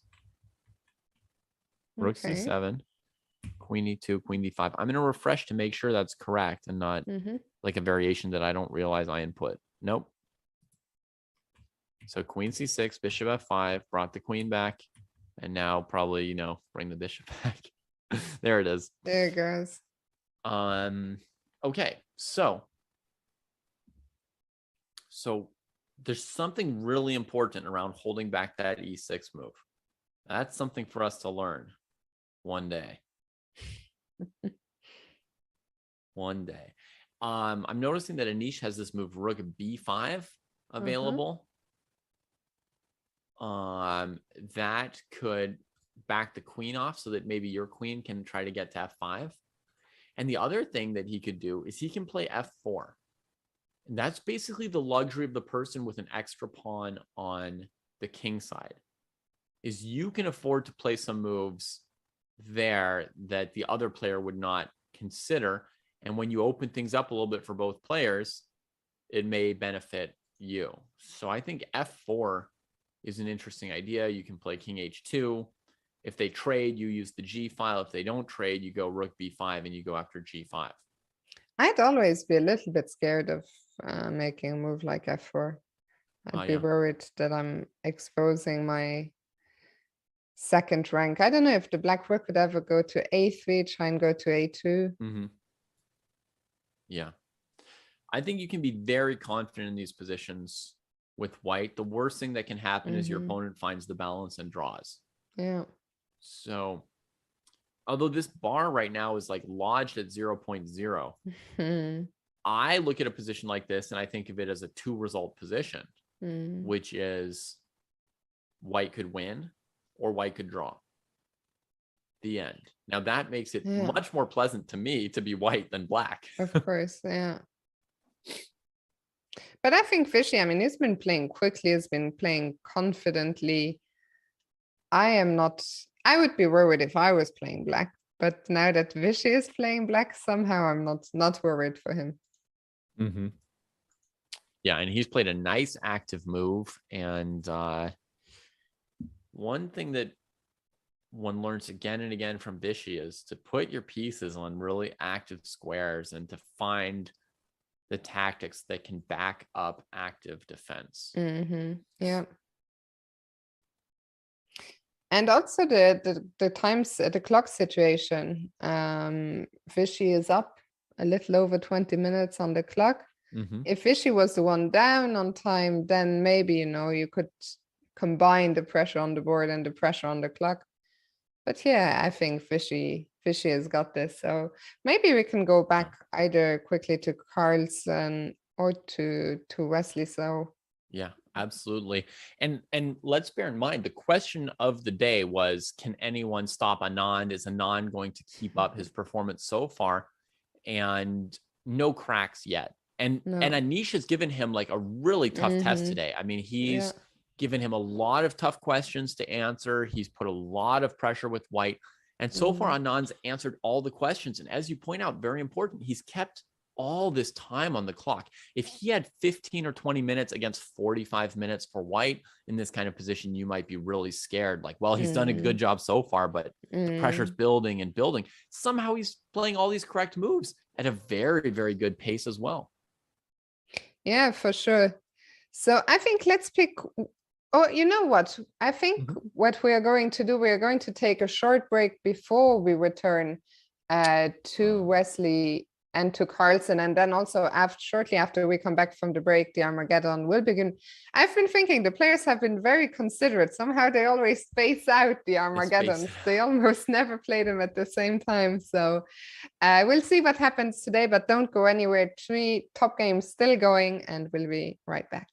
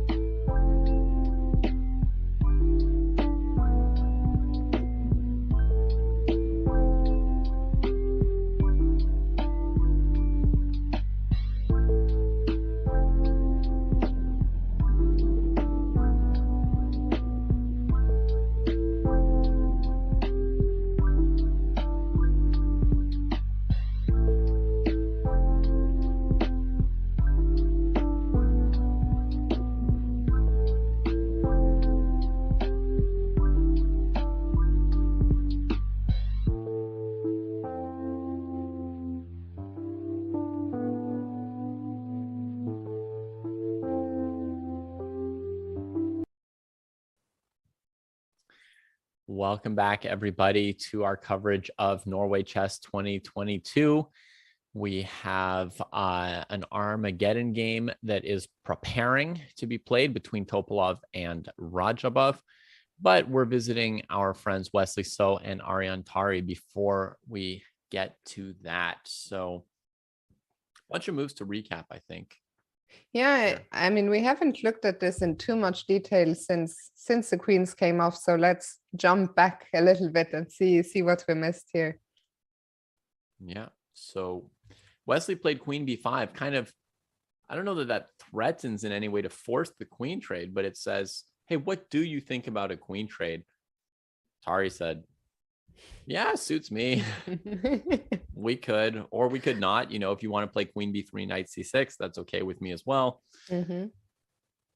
Oh, they did. They've got more than a triple double repetition this game. They have repeated different positions twice, more than 3 times. Yeah. But then Wesley says, no, I want to play on, and took on d7. This game is too maneuvering for me, David. Well, it's very, very balanced.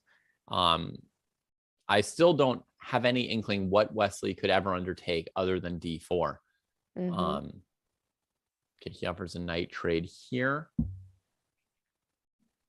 And if black avoids the knight trade, is it annoying to keep c7 defended, or is it just fine? Yeah, I mean, my instinct would also be to take it, but I think just because I'm like, okay, every piece that's off the board is one less thing to worry about. Yeah. I don't know how annoying the pressure on c7 really is. Yeah, I'm definitely failing to sense the danger either way for black. But I guess I would say we might as well trade knights, because if we play knight c6, it's not that I don't see how to keep c7 defended, or it seems like a lot of pressure, but I mean, objectively, which knight is better, whites or blacks?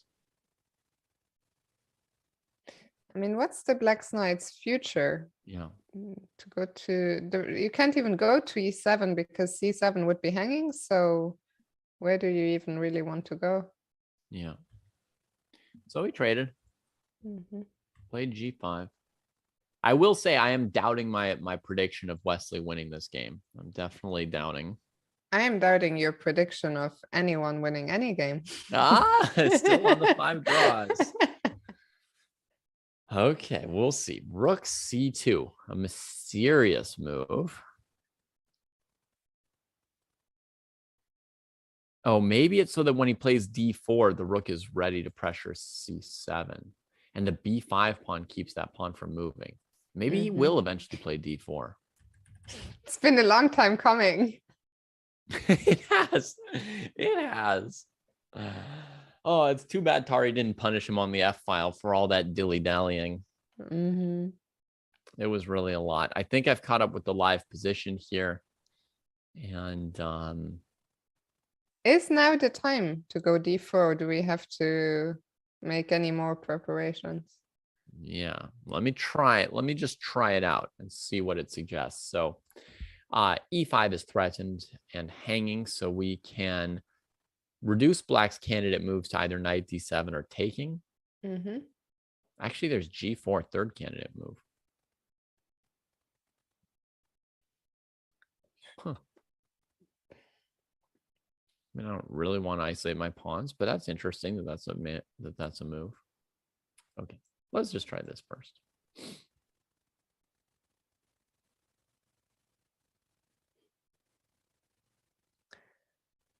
You know what I'm always scared about in these positions is that if I'm black, I don't know, like ideally I would just like to wait and see, okay, what are you gonna do? Because if I push any pawn, I'm just worried that I'm gonna weaken myself, you know, that I'm gonna give you some squares. And then with the knight, I don't really see where the knight to move possibly go. Yeah.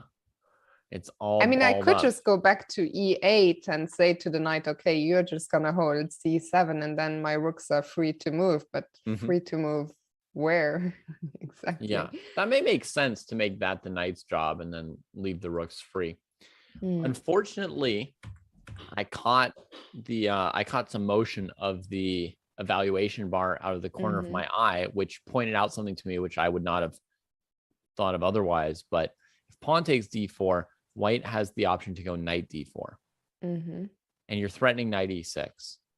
So you can't even play e5 as black, which structurally this would be a disaster for white if black could just play e5 here. So I have to go rook e8 or rook e7. You have to play like rook e8 or e7, and either way, white can then play e5, trade a pawn, and now you've got a true after weakness. e5, can I not go knight d5? You can, yeah. But it doesn't really help. It doesn't change too much. I play rook e1 or rook e4 or something, and either way, the e6 pawn becomes a true source of suffering for black. White can double easily on the e file, and the knight on d4 is just fantastic. So that would become immediately hell for black. So actually, if he plays d4 here, only because the king's on g7, that was the last move of the game, by the way, king g7, only because the king's on g7, d4 is a little bit good for white here, and black actually can't take it and has to play some move like knight to d7. Okay, so knight d7. But that is not what Wesley's done. Wesley d4, wow. That's not a move I had on my radar. And the bar does not seem at first sight to like it. I mean, I'm so shocked that Wesley goes b4. At first sight, I would think, why would you ever give black the a file? Because black right now doesn't really have anything to play with. So what if I just go rook a8? If you just go rook a8, maybe Wesley can play rook a2. Rook a2. Right. And I'm not saying that's bad for you, but like the real like harsh question would be, what if you truly take that file from him? And my guess would be that Wesley would then also follow up with d4, because basically opening other files makes this one file that you have less important. So I think he would do something like this. And again, we can see that here he's got some pressure coming against e5. He can take the c7 pawn. Even there, the bar didn't bulge. I mean, yeah. So what's the idea for black? If you take on c7,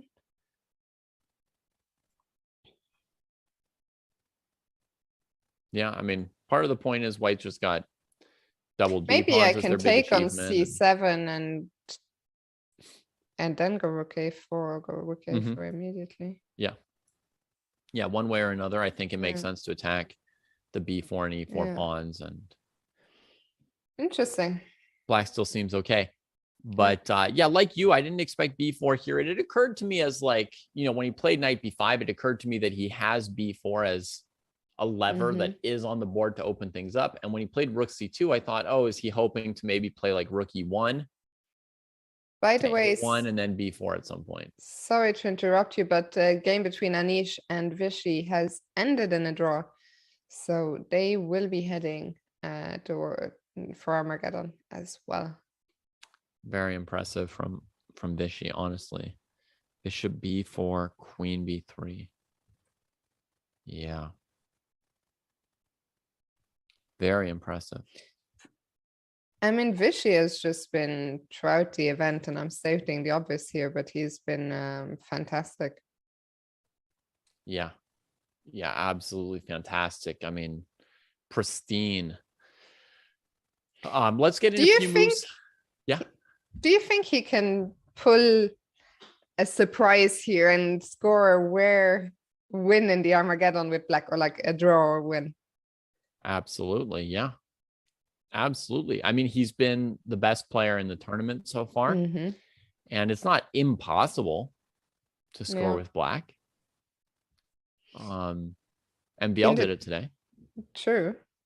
BGH is saying 2 simultaneous Armageddon games coming out. Actually, that's not quite true, because they just agreed to draw. So once again, they spaced it out very very conveniently, because I believe Rajabov and Topalov will start in a minute. And then, in fact, they have literally just started. There it is. I checked 10 seconds ago and they hadn't started, and here they are. And now we have all these moves on the board already. So, and the other guys will start pretty much right after this ends. So great timing by the players. Yeah, actually, it'll be perfect. This game will finish. We'll see the other one. I wanted to just sort of catch up on what position Magnus had, in the last couple seconds before this game started, but it has started, and I'm just going to see Magnus's live position. Just, he's the one going for 2,900. So let me see what's up. H6 from Mamedyarov. Mamedyarov trades a pawn on the queen side. That's helpful for him. And there they are. I think H6 was a very controversial move. So depending on how this game goes, we may have to go back and discuss H6 quite a bit at some point. Yeah, I think this game is going to go on for quite a long time still. So we'll probably have plenty of time. Yeah. So we get back to that. That was the huge decision, weakening the light squares near Mamedyarov's king. So we'll really have to look at that later. It has the plus of creating a luft on the 7th rank, so the queen could wander off of the back rank and stop getting, checkmated on the back rank. Yeah. But that game looks like it's still maintaining its interest. Meanwhile, what do you make of what we're seeing here? Very different from the classical game. Very different look. So the classical was a Nimzo, where Raja couldn't come up with anything. Now they get a totally different opening. And I don't know if it's because Rajabov played knight f3, which can be an Achilles heel move order for somebody who wants to play the Nimzo. Very, very hard to play the Nimzo Indian against one knight f3. True. I don't know if it was that or if it was that Topalov himself was ready to play something sharper in the Armageddon. Maybe he wanted to do this, but in any case, they get into kind of Moscow Botvinnik system known for being very, very complicated. In my opinion, anytime you move both knight pawns 2 squares, you've taken an incredible long-term risk with your king, because you've basically shredded both potential castles. Safe. Yeah. So there's always some compensation. That said, black's got an extra pawn and a bunch of space, right? So the line is interesting. One playing against c5. One of the biggest moves for black is to at some point play c5, like in their previous Nimzo Indian game today. Yeah, very true. So white just calmly gets the king castled. No poking at black's king side with h4 this game. Just some very pure development from Raja. Rook e1 continuing to overprotect that center, but it's not very dynamic yet. It feels like black's being given a lot of time to organize their pieces and maybe look for the c5 break. Can black also go h5, h4? Okay, goes queen side. Wow. Certainly now the carte blanche on the king side for Topalov. Okay, and how is white going to react to this? Can we use the A file somehow, take on B5? Although the A file is covered well with the bishop covering A8. I really like Topalov's position. I love it, in fact. Okay. Normally what white would do in response to the king being here is to make any pawn trades they can on this side. So basically like A takes B5, B3. And yeah, just try and trade something over there. That's what I would expect next. You also, love black, like you think black's better or like it's fun or? No, well, I think black is better, but I always get carried away when I see any attacking possibilities. But I also think another thing, which I'm just noticing now, Topalov has done a brilliant job on the clock. The time difference between the two players is less than a minute now. So I'm really loving it on the board, on the clock. And I think he must be a big favorite right now to take. I think that answers my early question of whether Radjabov sort of maneuvered him out of what he wanted by switching move orders with one knight f3, or whether Topalov had wanted to play the semi-Slav in the second game. That time usage says, yeah, this is what he wanted to do. Yeah, now almost even on the clock, Timur goes for b3. Yeah. Big move. And I can't believe how quickly Topalov answered b3. Wow. Because that could have been like the big moment to sort of say, okay, what's White doing? I know. I mean, it's especially funny to suddenly see them play such a crazy position so fast after they spent 3 hours to play a classical game, which had all been seen before. But yeah, king b8. Now, how do you continue piling up the pressure as White? Radjabov was so like responsible and mature here, right? He's like, b3 is a big decision. I have to calculate, b4 followed by c3, trying to lock it up. I have to like think about pawn takes versus pawn takes. And Topalov's just like, like maybe I'll just pick one of the options here and just play it. Yeah. I mean, it's paying off. He's now up half a minute on the clock with draws. Yeah. The last time we saw Raja in an Armageddon game, he played the most boring variation possible against MVL, kept his time lead, and then won a sneaky endgame. And here he is burning his clock in a position far more interesting than anything he's played in his classical games. What is he going to do, I wonder? Probably he's going to put his rook on b1. And what's your idea? To eventually sack on b5, but just to get all the rooks onto the open files and look for some pressure. So if you go rook b1, he needs to make a move, though. I mean, he's down to 4 minutes. Yeah. So rook b1, what if I just start pushing those pawns? If I go h5? Yeah, you're going to come pretty quick, too. And he has to worry about b4, right? Disengaging the a pawn and avoiding one pawn trade. But if you find this position interesting to think about, Timur, maybe play it in your classical game. Great advice here.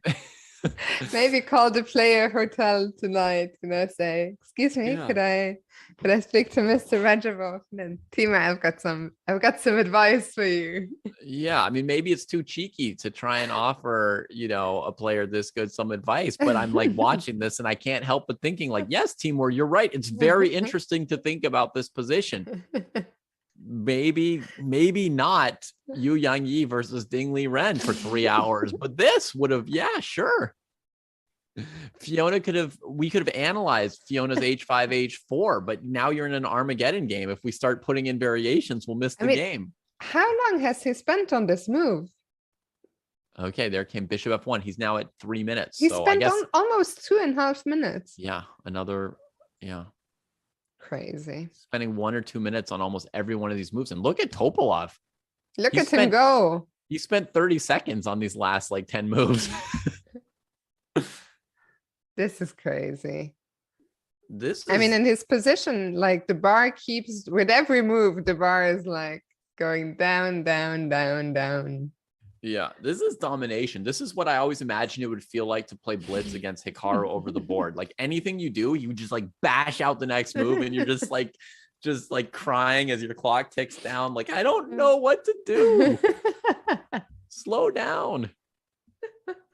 Okay, boom. So knight h4. Will not slow down. He's not going to attack the king, Fiona. He's just attacking the clock. He sent that knight to a weird square, right?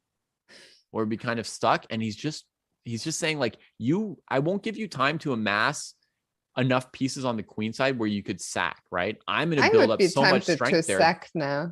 I would be tempted. I would be tempted to take on c3.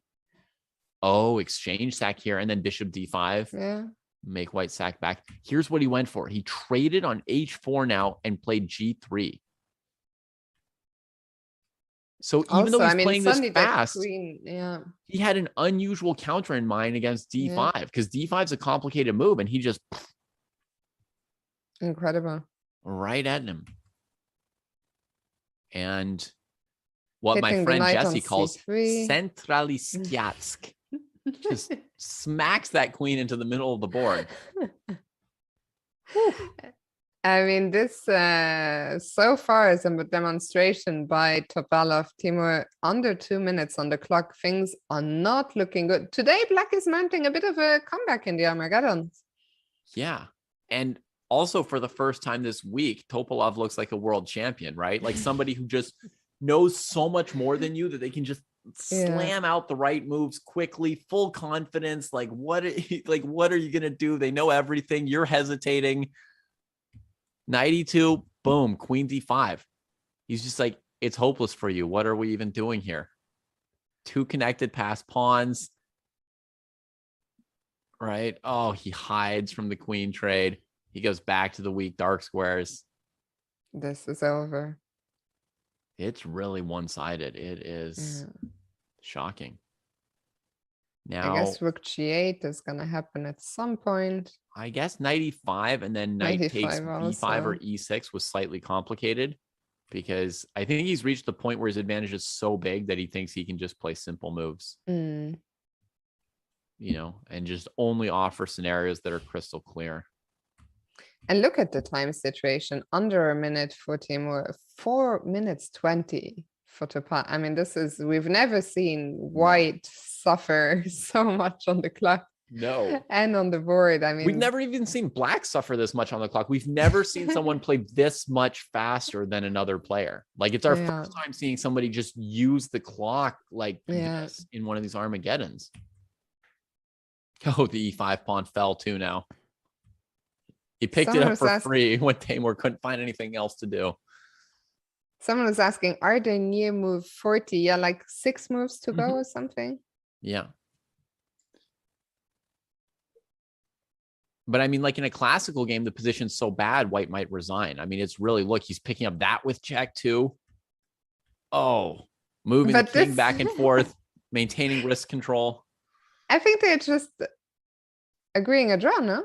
Have they not repeated 3 times already? Oh, because the Armageddon is a win. Topalov is like, I crushed you, but I don't even need to win this game. I'm not even going to waste 10 more seconds making you resign, you know, with like rook to c8 or something.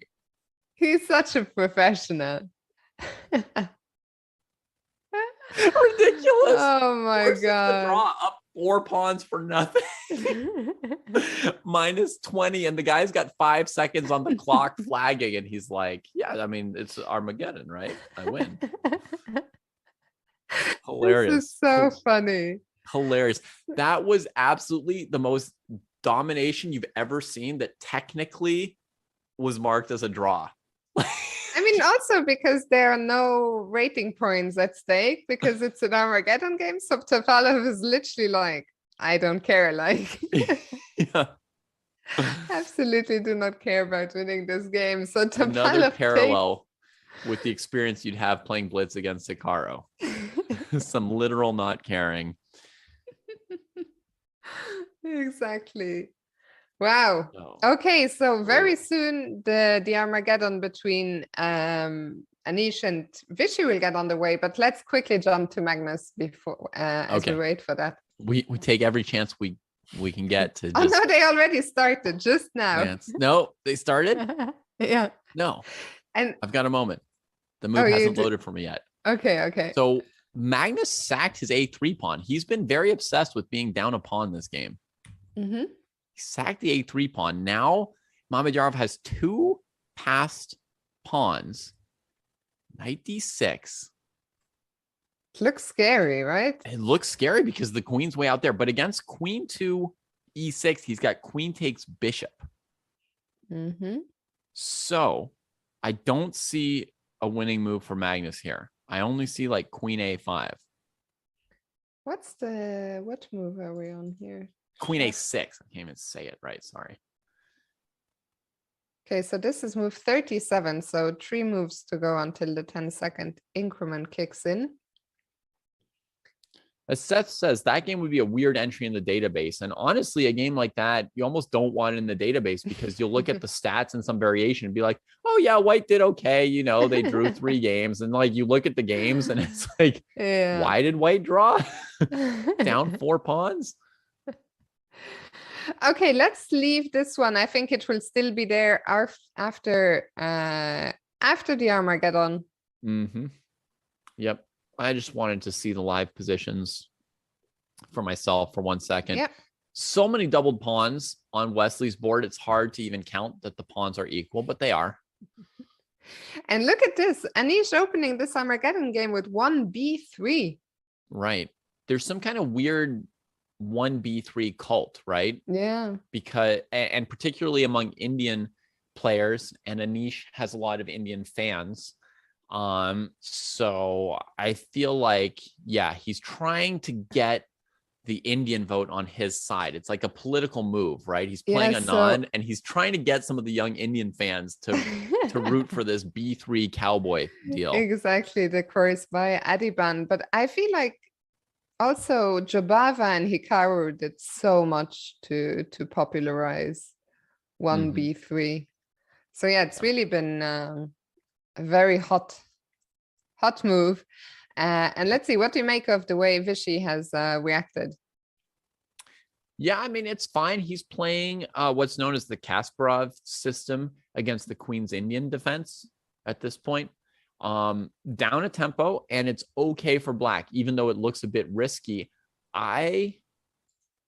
You won't find me playing this move ever, honestly, even though I can sort of, I've got just barely a sufficient grasp on reality to realize that super GMs play this and it's fine. They can play it, no problems, and I'm wrong. But me, I never play this aggressively as black, you know, with so many pawn moves. It's like I have too much respect for white.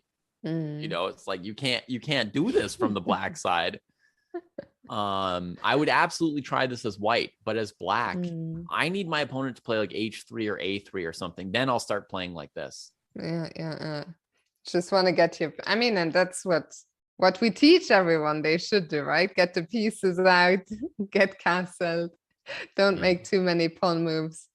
What is C3? Oh, miserable play from Anish. That's what it is. If he's trying to get people excited about B3, this is not the way to do it.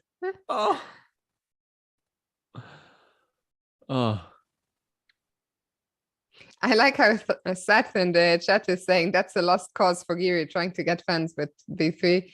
I think Anand is like the single biggest national hero in chess. Yeah, you're gonna have a hard time fighting against the popularity of Vishy. Okay, so the queens have come off. The bishop sees the light of day again. Yeah. C3 and C4 played, and it was a little humiliating to play C3, but Anish emerges with a normal position. It seems so equal though, no? Well, how are you gonna get? Do you want to use that pawn majority on the queen side long term? We've got a C pawn versus an E pawn. So, wow, Anand leaving the bishop out to dry on F5. He loves his knights. Leaving white with the less good of the two bishops, right? Saying as long as I've traded off the bishop on B2, he's not concerned playing knights against white's light squared bishop. Yeah. Believable. But the bishop is still kind of stuck, and now white wants to win a pawn on F5. What do you have in mind, Vishy? Maybe trade knights on D4. Okay. That's reasonable. Does he have to? Looks like he might have to, simply. Yeah, I mean, you know, we could calculate bishop E4, F3, and then knight D4. That would be okay as well. And he goes for the more complicated move because it's okay.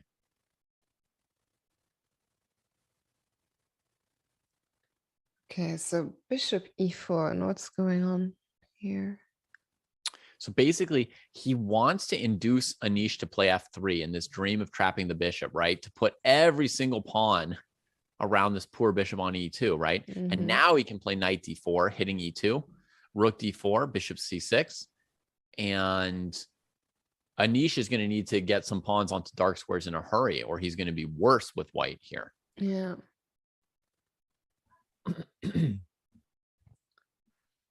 Also, I mean, the clock situation here, BJ is saying that clock, though, this looks like it will get touchy later. Yeah, I mean, Anish in this game has done a good job of keeping, you know, this 3-minute edge on the clock. Mm-hmm. Yeah, I'm not worried for Vishy yet either. I mean, yeah, he's got okay time. I mean, they've played like 20 moves, traded to a Jens pretty is clear wondering position. if bishop f3. What? Bishop f3 where? F3? In I which don't know the position, reason for it. Jens?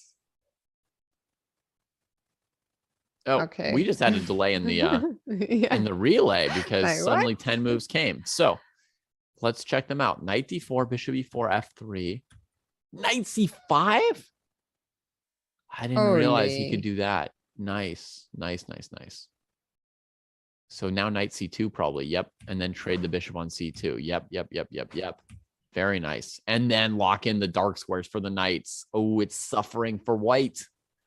But will Anand be as professional as his former world championship opponent, Veselin Topalov? Will he just agree to a draw instead of trying to grind out the end game? I mean, of course, if he could make a draw here. Oof. If the rooks are traded, that's done. That's like king and queen versus king. There's nothing left. But what do you do if, Anish decides he has to keep the rook, but now black has that sweet d file?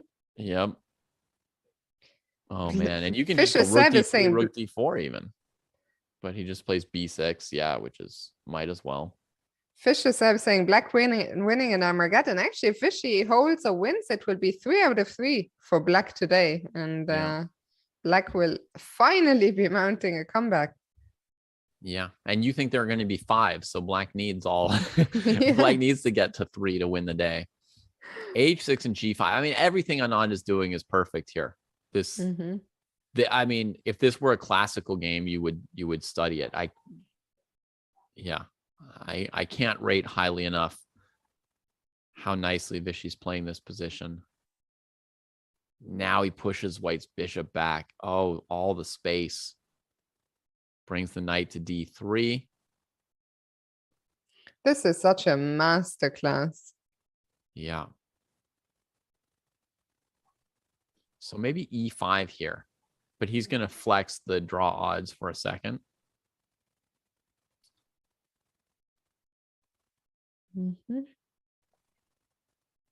He can even go knight e4 check here, and it's good for black. Yeah. That's what I was calculating. I mean, there's lots of good moves. Black has full control, but even knight e4 here is good for black because of the weakness on g3. And basically, you've got time to go rook check, right? And if you ever lock this in, then your king is free to just win the game. It's very nice. Play e5 and walk the king up, and it's over. So, I mean, he's just got absolute control. Now, in positions like this, different strong players will play it differently because there's like many good moves and you don't have time to look at all your good moves. So sort of you look at 1 or 2 of them and pick the one you like. Chases that bishop around.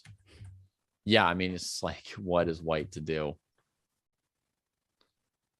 What is white to do? White can't do anything at all. This is so depressing for Anish. Yeah. Do we ever go king f6? I think Vishy is not interested in any active plan. Right. Vishy is just sort of moving around. About e5, right? Yeah. Which would be a consideration, but because it gives white bishop d5, I think it's better to just choke white with what you have right now. Yeah. So, yeah, I think he should be looking to, if he needed to win this game, I think there would be 2 ideas. One is you go win a2. So in one of the positions where you had knight d3, just go like rook a1, knight c1, calculate if you can pick it up. And the other option is find a time to trade one of the pieces. So knight e4, I think it's like a very reasonable winning plan. And if you want to do that, you could put your king on f6 first. But by the way, David, the result is in. The players have agreed to draw. So Vishy, also in a position where only he could win, understands there is no point in pressing this. And he makes it a third win for Black in the Armageddon.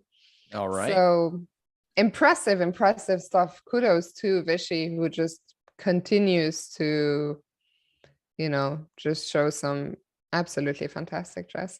Yeah, just leading the tournament start to finish.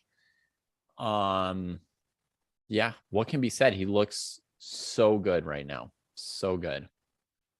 Yeah, and with that, only 2 games remain. Magnus against Mamedyarov and Wesley against Aryan Tari. Where do you want to start? With the Magnus I want game, to start maybe? with Magnus. I mean, this is the game that I've thought had the most promise throughout, and I didn't understand Magnus sacking the A pawn, and we've had 2 Armageddon games, so I haven't been able to figure it out. And let's go and figure it out. Know, I want to learn from the best. So here's the moment where the pawn went. Let's just see, what was the move that led to the pawn being sacrificed? Here he played bishop f1. I had been thinking bishop f3, but you know, that would have also sacked the pawn. Yeah. Right? There would have still been queen f8, king g2, queen a3. But the way Magnus is playing, his bishop is going for g6 right away. That said, my bishop f3 plan was from before Mamedyarov played h6. If Mamedyarov played h6, I would also be looking at this. So he played bishop f1, queen f8, king g2, knight e4 before taking. So let's say he'd taken without knight e4 thrown in. Then after bishop d3, the knight is cut off. Right? It can't seem to get back. And against king h7, queen e6 or f7 is probably going to just killing. Sort of be just kind of lights out. Yeah. There we can understand, you know, why the a pawn was let go in that line. So it's a clever move from Mamedyarov. He tries to body block the light square diagonal with this poor knight, then grab that pawn. Magnus comes to the diagonal, and any neutral retreat he would take on g6. And well, I mean, it's easy to understand why you would give the a pawn for the g6 pawn. So Mamedyarov has to hold that pawn. And this is the part where it's like, wow, very long calculation had to go into allowing queen f8 to a3 from Magnus's perspective. Queen a6 was the only move here. Knight f5 was played. I don't know what would have happened on king h7.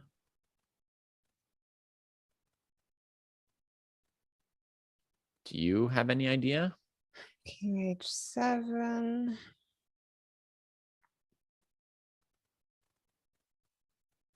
So what do you do if I take on a5? By bishop perhaps first, Yeah. or what? Yeah. Yeah, I'm not sure what black can do. I'm also not sure what white can do, because I have to defend both of these things. And if I just retreat the a5 bishop and trade queens, I don't think I have enough to win the game. Yeah. So I don't really, I don't know what I'm doing or what black's doing. But it feels like the queen is stuck, right? Where could she defend both bishops from? Yeah, that's true.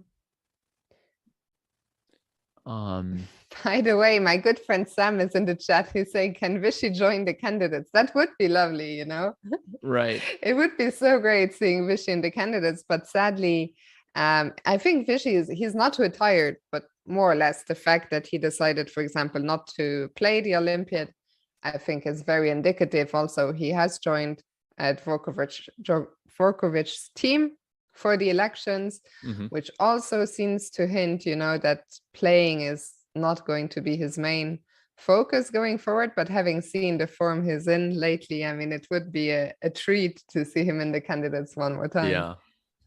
But we chess players are always so like fickle and greedy, right? It's like a month ago, everybody was like, we need Deng in the candidates. You know, how could the world number 2 not be in the candidates? You know, make it happen. And then somehow he got in. And as soon as he got in, I mean, it's not even been 1 month. People are like, actually, Vishy. We should put Vishy in instead. I am actually pretty sure that if Vishy was offered a spot in the candidates today, he would turn it down. Really? I think so. Like, especially now, if he's playing in Norway, if he was offered to play in 10 days, you think he would play? I don't know. In my experience, Fiona, like chess players may have whatever ideas they have, and the moment they win a game, their brain chemistry just soars, and like all they can think about is how they can win every other game and go to every other event. Yeah, I mean, Blue is saying hard to say no to that. I don't think it's hard to say no to, like, the candidates is such a grueling tournament. First of all, if Vishy was offered it now, I mean, he would have so little time to prepare. I mean, players have been preparing for half a year for some of them more than that. And it's just such a tough event that I think, yeah, I'm pretty sure he would say no. Also, I mean, if he wants to play so much, then why would he not play the Olympiad? I think he would turn it down, but anyway, I'm speculating here. Yeah, I guess I would say that was before he won a bunch of games, and now he won a bunch of games, and maybe he'll call up the India Olympic team. Let me back in. Yeah. I want to play. It would almost be inhuman to not be buzzing with excitement after how he's playing right now. Yeah. Okay, so we don't know why not King H7, I guess. I mean, no. Knight F5 was played, so Queen G6 doesn't win because of Queen D3. H4, that's a big threat. So H5 has to be played to stop that. If you want to see the live position, it's on one of the boards below us. I was literally gonna say the same thing. Bishop A5. So he does collect that pawn, and now I'll get to see how you get out of this tangle. I just didn't even see like what you do. King H7, Queen B5. Oh, before there was a knight on D6, so we didn't have this square. Which stopped that, yeah. And now the knight can't bother us because of Queen H5 check. Yeah. No knight D6. Queen F8, just going pure defensive. So now Magnus won the pawn back, but he's got to break through this diagonal to win. How do you do that? There's really limited stuff now. No weakness on the queen side to make your second weakness. Can't trade queens. It's a real squeezing a stone situation after all. I mean, the only thing, like, I think, although the bar seems to give white a little edge, it's just, as you're saying, very hard to see how to break through.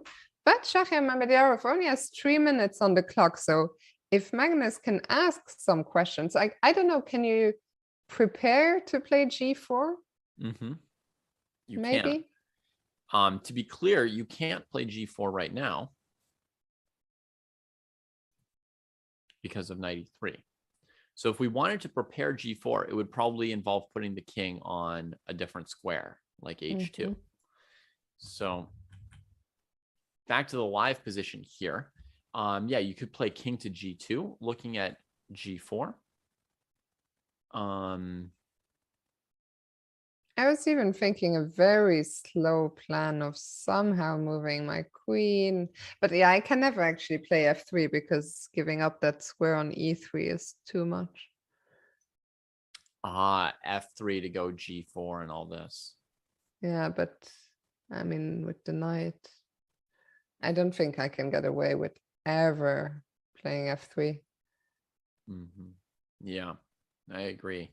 And even this plan of playing G4 that you mentioned, which also was the only plan I'd thought of when you asked about it. It's what I was wondering too. The plan is to play G4, trade at one pawn, and then play H5 and trade another pawn. It's like, what do you have left to win at some point, right? And the idea is basically that if you trade all of these pawns, you're trying to checkmate the king just with a pure attack of your pieces against the opponent's pieces. Just really putting it all on that bishop pair to deliver a mating attack. Yeah. So what has Magnus? He's gone queen b7. Queen b7. Black is deep in thought. You don't want to get down to like your last minute as long as there's still pawn breaks on the board. You want to save 2 or 3 minutes here and try and play these moves reasonably quickly. Now there's queen c6 preventing the knight from going back to its square for the moment.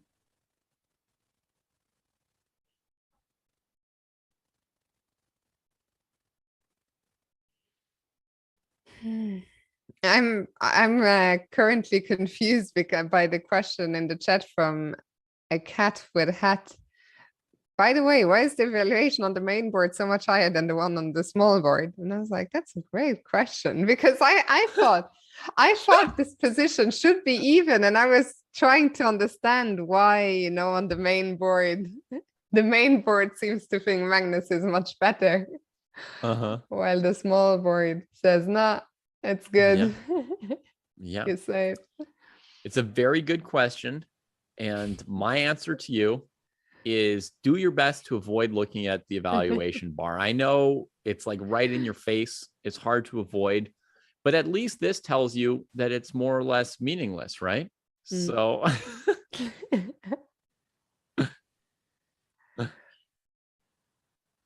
okay, so we're being told that the main board has a higher depth. Okay. Yeah. So which seems to, I think anyway, I think a lot of this game will come down to the clock situation. Can Shahriar keep enough time on the clock to keep control over the position? Because if you suddenly have to play it with 10 seconds, that's not going to be fun. No. And I'm still holding out hope for a non-draw here. And BJH is still waiting to find out who he should believe. Yeah. And I want another 2 or 3 points towards 2,900. Yeah.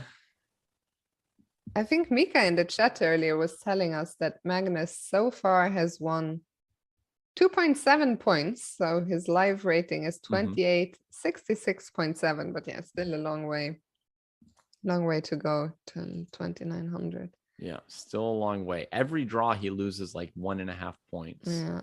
And for his wins, he gets like 3.5 points sometimes. Maybe, it's a slow road. Maybe we can, while Magnus is thinking, we can have a very quick look at Wesley against Tari, because they're, although we have the move now. Yeah, he played my move. Yeah. Nothing new about it. Expected. We can look at the others. Because in that other game, both players are ticking down. It got messy. It got messy. Technically, still 4 pawns against 4. Black's threatening king takes knight, and if the knight moves, rook f2. So do you have to go f3, or what's going on? The king's doing his own work. There is the possibility to take on c7 for white here, unless I'm miscalculating, but you go rook c7, and they've got enough minutes. I could play a variation, I guess. Rook c7, rook c7, rook c7, king g4, f3, rook f3. Whoa, I just got froze up for a second. Rook g7 is the point. And knight g5. Knight g5, rook g5, king g5, king f3. And here I even managed to lose. In this battle here, my g pawn is the outside pass pawn, and white ends up winning this king and pawn ending. So I think in the live position, he could potentially take on c7 rather than doing anything for this knight. Maybe pawn f3 is another candidate move, a simpler one. So Wesley thinking here. So let's have a look. If f3, where do I go? To d6 or? To d6 or to d2? Oh, move coming in. f3 has been played. Okay. So d6 or d2.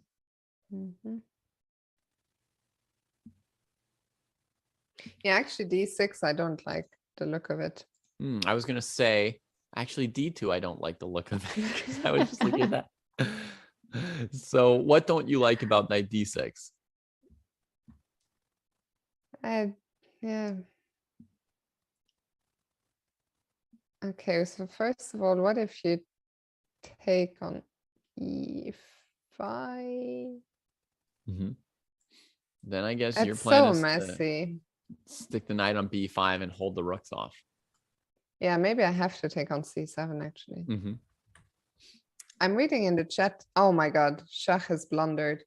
And it's this time, David, it's an actual blunder. Let's go back there. You think they're not all trolling us at the same time? No, they aren't. Okay. So last we saw was queen c6. That was only one move ago. So his very next move was supposedly a blunder. Why? I think I accidentally looked at the engine. David. Okay, well, don't so tell us I know then. the move. Only those who haven't looked at the engine can tell us why.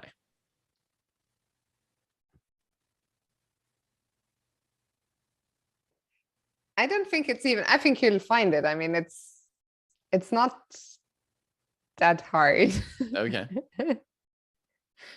There he goes. So Magnus traded on g6 to win a pawn. I don't think that Shakhriyar blundered that. I think he saw this variation. Yeah, actually, why is it so crushing? This doesn't look at all like a blunder. So I don't think they were trolling us. I think they looked at the evaluation bar and used that. Yeah, but there must be to guide the claim that this was a blunder. But this was a perfectly reasonable decision for Schach to try this. But why is it reasonable to give up the pawn and let your king be opened up? Yeah, I mean, his thought is he's got the most advanced passed pawn, right? And so white's not going to be able to make anything out of their extra pawn. Like I just checked. Oh, and we've just been joined by chess.com. All the viewers coming in. Good old chess. From the Speed Chess Championships. I was keeping one eye on that. I saw that. Wait. Okay. Shh. I don't want to know who won. Okay. So chat, no spoiler for me. I'm rewatching the whole thing later. Don't tell me, please. Or actually, I'll look away from chat for 1 minute. You can't look at the chat. So those who want to know can know. And then 1 minute from now, no spoilers. 1 minute from now, no spoilers. So, and for those of you joining us who want to know what we're doing, we are looking at Norway Chess. We're towards the end of round 6 here. We've got a very tense game still going in the classical between Magnus and Shakhriyar, with Magnus having decent chances to pull out and win this endgame. We also have a game still going between Wesley So and Ariantari, and their live position looks like this. The knight just stayed on e4 because the f-pawn's defending g4. So they've got a tense, long technical endgame that they've been playing out.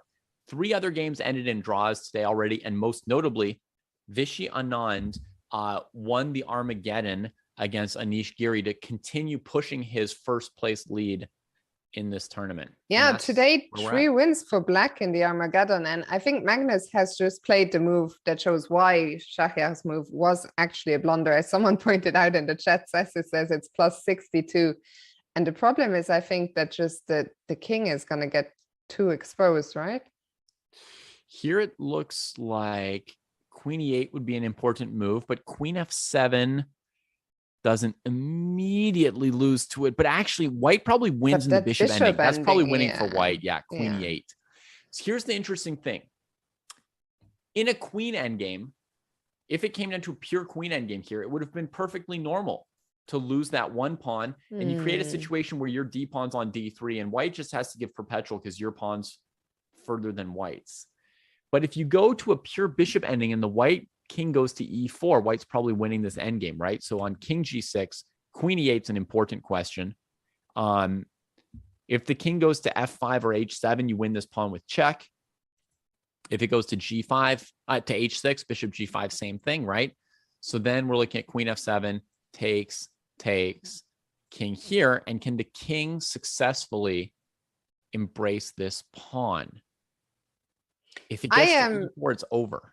I am mostly in this belief that you are going to be right after all. I had predicted 5 draws from the positions we had, but you are correct, and Magnus is, I think, going to go ahead and win this game.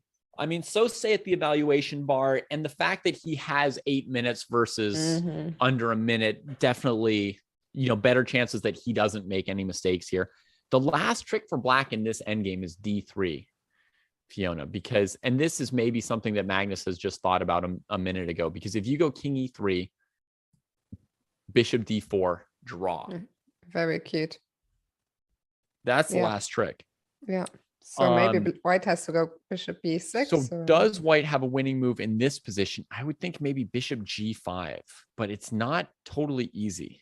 But what about bishop B6? What do you want bishop to do B6? there? Okay. Then, it could be very similar to what I was thinking of. Yeah. So then on bishop H6, then you go bishop E3 as well. Yeah. Yeah, all of this looks winning. And yeah, as Olympiad is saying in the chat, for everyone, especially who came in with the raid, do consider following this channel if you aren't following yet, as there's so many events going on these days. So there are plenty of days when both channels will be busy. So keep an eye on this one. Click the follow button to make sure you don't miss anything. Yeah. So it looks like that bishop ending is a win for white. If we carefully bring the bishop to E3 and take our time collecting that pawn. Let's see, Magnus has just made a move. Let's see, what did he play? Queen C6. Okay, so not the move I was thinking about. Queen C6, king F7. I'm very surprised he didn't go for queen E8. Oh, ye who look at engine evaluation bars shall be surprised many times. But queen E8 looked like such a, I mean, that one I hadn't even looked at the engine. It's just, yeah. Oh, I'm not accusing you. I'm just saying in general, chess is full of surprises. Yeah. The players don't. But okay, in the worst case, he can probably get the same position back again, right? Queen E8 looked really good. I agree. Maybe there was some other line we missed that was harder for white to solve. The thing is, usually when they avoid something, it's because of a problem that we didn't even see. Yeah. And maybe, the computer has an answer to it. But if you see a problem in a game and you can't solve that problem, you can't play down that variation. So now what? Queen C6, king F7. This is the live position. Chat says queen F3 would be the exact same endgame, bringing the king here. And that's a very, very good catch by Fischer Seb. Fischer Seb's very strong. So queen F3. That's probably what Magnus wants. Looks like a win. Yeah, I think Magnus, gone back to H7 also. I'm not sure what his angle was with queen C6. Yeah, good point. I mean, maybe he could always give a check on E4 and then go back to E8 again. Huh? Like check on E4. And by the way, Magnus did not play queen F3. So you're saying queen E4. Oh, and then you get queen E8 to H5. Yeah. Ooh. That's vicious. Oh, that was crushing. Queen E4. Very good. Okay, now I see. Gotta look for checks. It's the first thing I always do, right? Now he Katsu sees a check. So he's going for winning this pawn here. But it is giving Shock time to play d3 and just say, let that pawn go. But can this pawn here force a draw? Is the check on b7 anything at all, and just try and centralize? Oh, Check has on he just b7 played. that? f3 played. Now the king's probably planning to hide on h3 if queen b2. But black throws in king e8. Queen h5, king here. Where will Magnus go with this one? The normal square would be g5, but then it interrupts your whole idea. And Mamedyarov playing on seconds only here. Yeah. He's got a 10-second increment at this point for the rest of the game, folks. But other than that, nothing to add to his 26 seconds. Magnus is under 5-2. He's got 3 minutes left to solve this. And the other game is also, I mean, we'll stick with this one, but Wesley So under a minute now against Arian's 3.5 minutes. The position should be equal, but with the clock situation, you just never know what's going to happen. Yeah. What I will assure everybody of is that on neither board will the players be playing all computer moves. That's my one guarantee for these end games. Yeah, because especially the other one. I mean, okay, both actually still tricky. Bishop c7. Locking the queen and king apart. Queen b2, king h3. There goes the d pawn. Now, Magnus would love to win that pawn instead of that pawn. Yeah, so what if I go queen e3? Then king d7 is black's idea. Of course, yeah. Going here, and on queen d3 here, you can't win this with any tricks because it's pre-defended, which is a clever resource by black. So he would need to play like queen c6 to push the king away, then sort of like force the check. So if you see this move, black's probably trying to stay near with like king here. So on queen e4, you could come embrace the bishop, but queen d6 would win for Magnus then. Now, he's played something else. He took on h5, checked here, king here. This is the position. Oh, I don't know what's going to happen. I do not know. Bishop f4 could be played, and on d2, you can just take it. That's what I was thinking as well. I was like, how annoying. I mean, I know queen endings can be annoying, but 3 pawns is a hell of a lot of pawns. Yeah. Fischer Seb has proper respect. Fischer Seb says probably the bishop ending was not so easy if Magnus didn't go for it. We should assume, until proven otherwise. Now, of course, Magnus could miss a move like queen f3 once every now and then in time pressure. But your assumption should normally be that he saw it and that he saw some difficulty there that we didn't see and thought that he had everything under control this way. What just happened? The result was flashed a result in. for a second, tantalizing. But if so, there would be moves missing. There's no way that Mamedyarov would resign here while it was Magnus's move. And clock is still running as well in this position here. So I would expect probably bishop f4 is the simplest move, most making sense, simple move here. But could there have been a result? Because why is Magnus taking so long? Got a tough question from Ken. If for some reason Magnus had to trade the bishop for the d pawn and then play 3 pawns against this bishop with queens on the board, is it a win or a draw? I'll let you answer that one. But I don't know the answer, Fiona. I mean, you picked out the question from the chat, so you deal with it. Yeah, well, good questions are the ones that sometimes you can't answer. The result is back, by the way. It seems confirmed that Magnus has won the game. We don't know how or why. But it is what it is. Maybe, okay. Congrats to Magnus, who, by the way, Magnus takes the lead of the tournament again with this 3-point win. And that leaves only one game for us to follow. And let's go there because the players are very low on time. Wesley So against Arian Tari. White's move here. Black's rook is nice and active. And oh yeah, Black's playing this great. Bravo, Arian. Holding up. And look, he's the one with a couple minutes left to navigate. Yeah. Is there any way that anyone can play for something here, or is this just a dead draw? Sure. Both players have opportunities to play for something still. Yeah.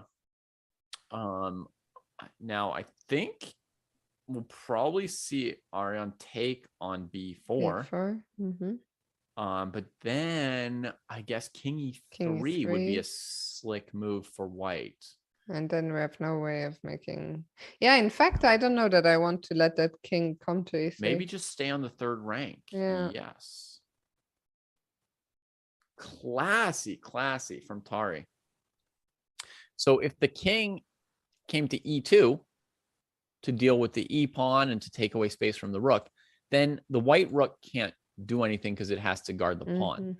The king guards the pawn. Now he can threaten to take B4 and the king can't come to E3. So it sort of makes white feel like maybe they have to play king back to F2, which Wesley did. I think we might just get a repetition here, yeah. Yeah, and we might get a fourth Armageddon today as we see some repetitions coming in.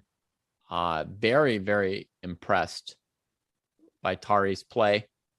I had picked this game to be decisive as well.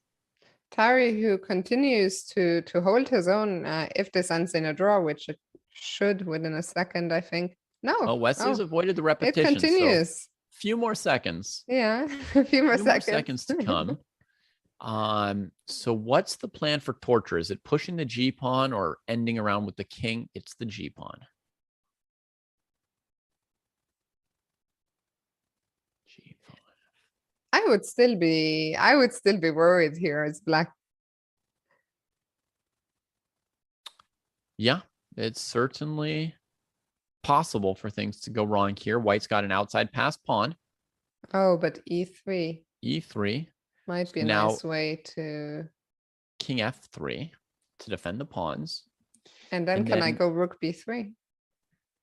You could, yeah. I think he might also just be planning to play E2. Just throwing away the pawn to trade for the B pawn.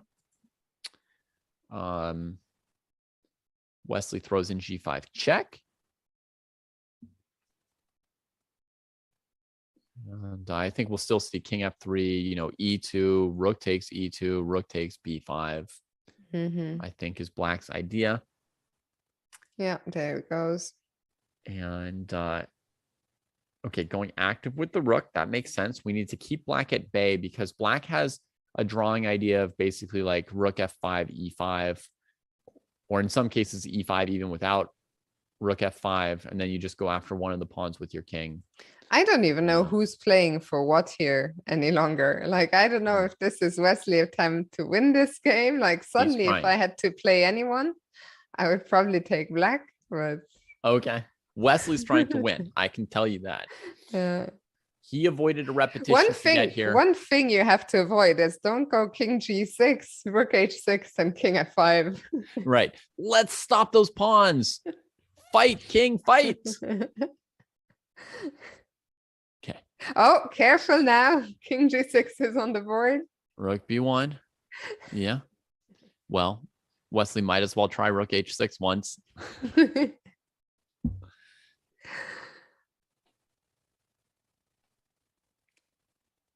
Carlsen, by the way, now in the live ratings is up to 2870. So 30 points to go, David. 30 points to go. Yeah. Which if he basically won every game he played would be 10 games in a row. Okay. So what's Magnus? Is Croatia, this tournament in Croatia is classical, right? The Grand Chess Tour next event.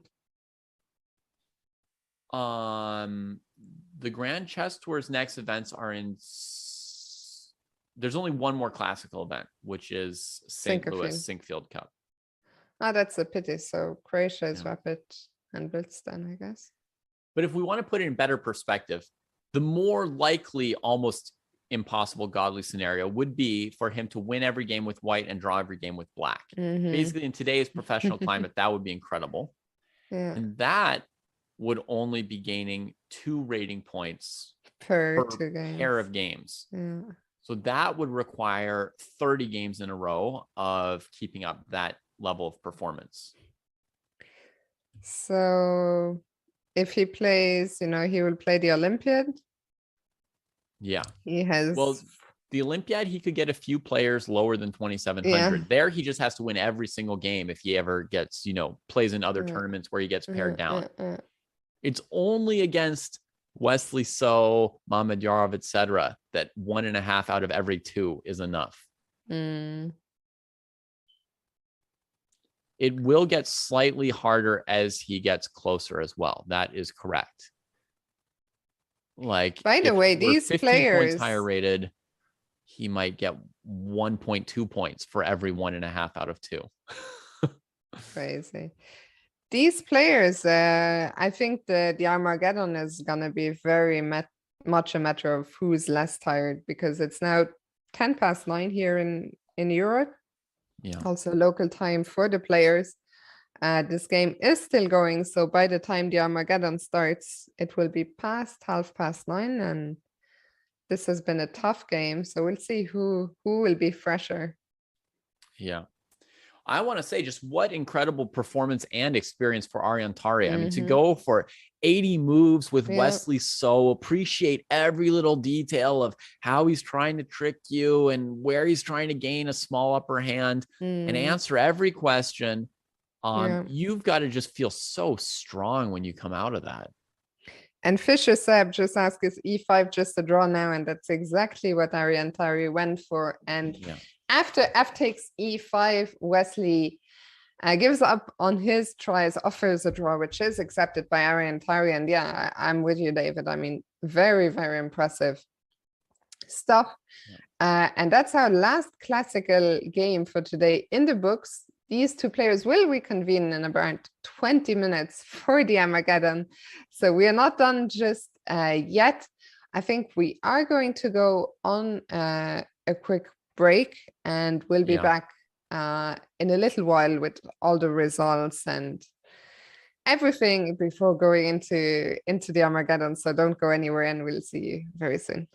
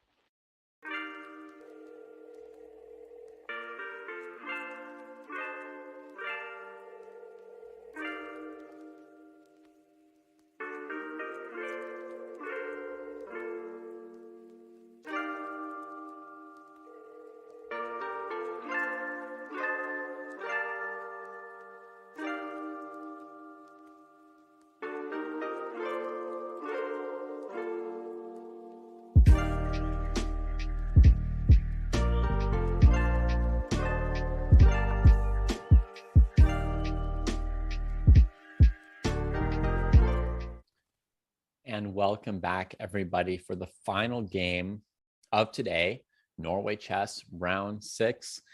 Fiona, what do you think of Magnus's win against Mamedyarov as we wait for this last game? Do you think that he profited from a blunder, or that he really was turning the screws, and that a win was a reasonable result there? I think both. I think Magnus was doing his thing, he was doing Magnus things. He kept the pressure alive throughout the whole game, and I think Shakir eventually cracked, which happens to most players when Magnus is putting the pressure on you and you have very little time on the clock. It's very difficult to just keep playing perfect moves. So I think, if it wasn't for that move, maybe the position was holdable, but it's so much easier for us to say that sitting here, when you're sitting opposite Magnus and you're relying on your 10-second increment. I think it was in a way a typical Magnus game. He gave a pawn, then gave a pawn again. He kept the pressure up the whole game, and as so often, he got rewarded. So an impressive game by Magnus, I thought. Yeah, I've been reflecting more on whether or not Mamedyarov blundered this bishop takes g6, because at first everybody was so sure it was the blunder because of, the evaluation bars or whatever. And I was not sure because I thought, well, he must have seen it. It's kind of simple. I could imagine thinking the d pawn was going to save the endgame. But I'm really not, I'm not sure. I don't know who's right on that, because once you look at some concrete moves, and I imagine normally if he saw bishop takes g6, it wouldn't just be like, oh, sure, whatever. I mean, you'd probably look at it a little bit concretely. When you look at some concrete moves, it still looks like a pretty tough defensive task for Black. So I'm not certain whether it was a blunder or not. In any case, what did that point or 3 points do for our leaderboard? It meant even though nobody has stopped Anand, Magnus has edged ahead of him. And that's just what Magnus does. Let's bring up the leaderboard. Here it is. Magnus Carlsen in the So lead now with that 3-point victory today. 1 point clear of Vishy. 1 point, remember, isn't much in a field where you can get 3 points for wins. So still very close at the top. Wesley So can still get an extra half point if he can beat Ariantari in the Armageddon, but Magnus and Vishy there at the top, but Magnus having reclaimed his first spot. So the only game that remains to be played, and we see in the middle, actually, everything is pretty close between spots 3 and 6, everyone there within 1.5 to 2 points. So things could get shaken up quite a bit. And at the bottom, really not having a good tournament, Wang Hao and Timur Rajabov. Yeah. And I think that at the moment, Wesley, even though point-wise, he's not that far from the rest of the pack there, as you said, 1 point between 3rd and 6th place. I think Wesley is the one other person who hasn't lost a game in Classical, along with Anand and Carlsen. I think he stands out as well from the rest of the pack. Yeah.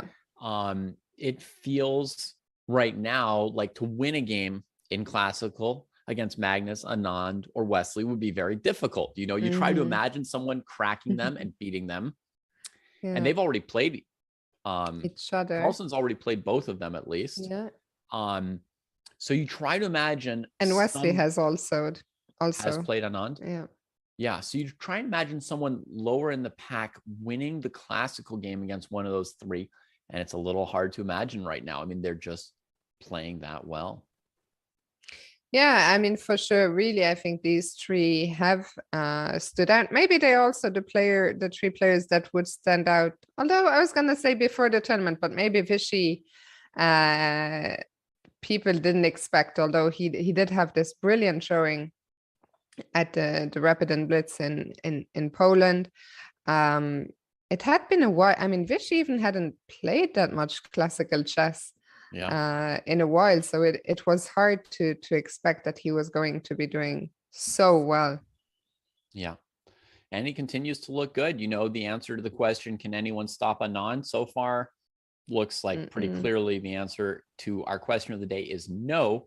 Yeah. Nevertheless, will Magnus find some way to get the points he needs somewhere to come out on top? It seems like even when things aren't going his way, and boy, was he on the ropes against Anand yesterday, as Abhinav is pointing out. Yeah, I think Vishy, he did say yesterday after the game that he was, very disappointed, I think, to not put that game away. And it's a game that, maybe at the end of the tournament, if we look at the final standings, maybe that game could make all the difference, because it's a huge difference in this system. So we will see, but still, what, 3 rounds to go? Yeah, we've got 3 rounds after today. I believe that the schedule is round 7 is tomorrow, rest day on Wednesday, and then rounds 8 and 9 on Thursday and Friday, at the same time as our show has been every day so far this week. Yeah, so very exciting to see what happens there. I think Magnus has to be a favorite to win it again right now, because he is at the top, and it just means that other players will have to win more than him to overtake him.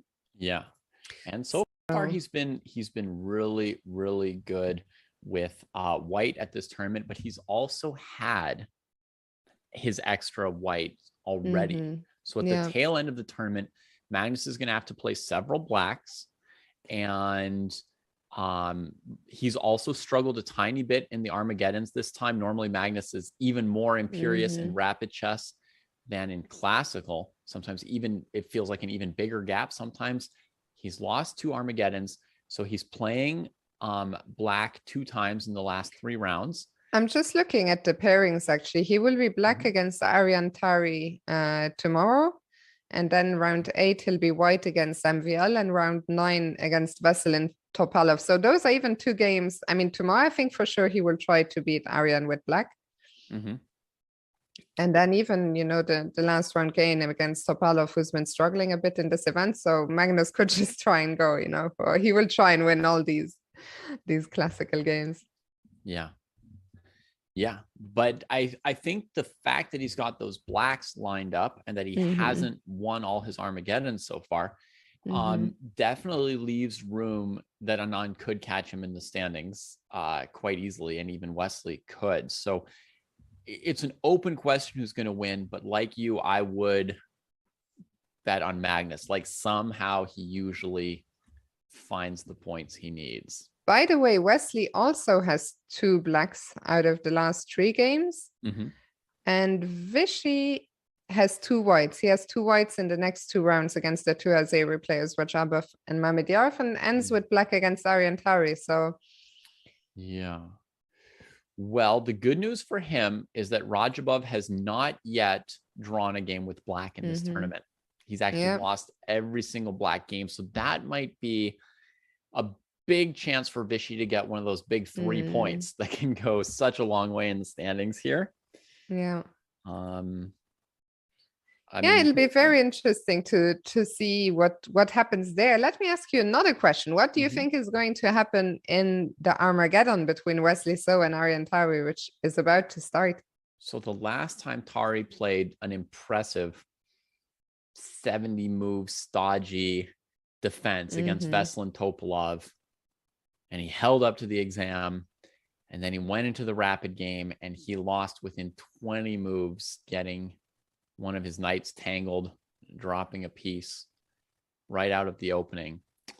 So my prediction is going to be with the rating favorite, Wesley So. I'm entirely impressed with Tari's performance so far.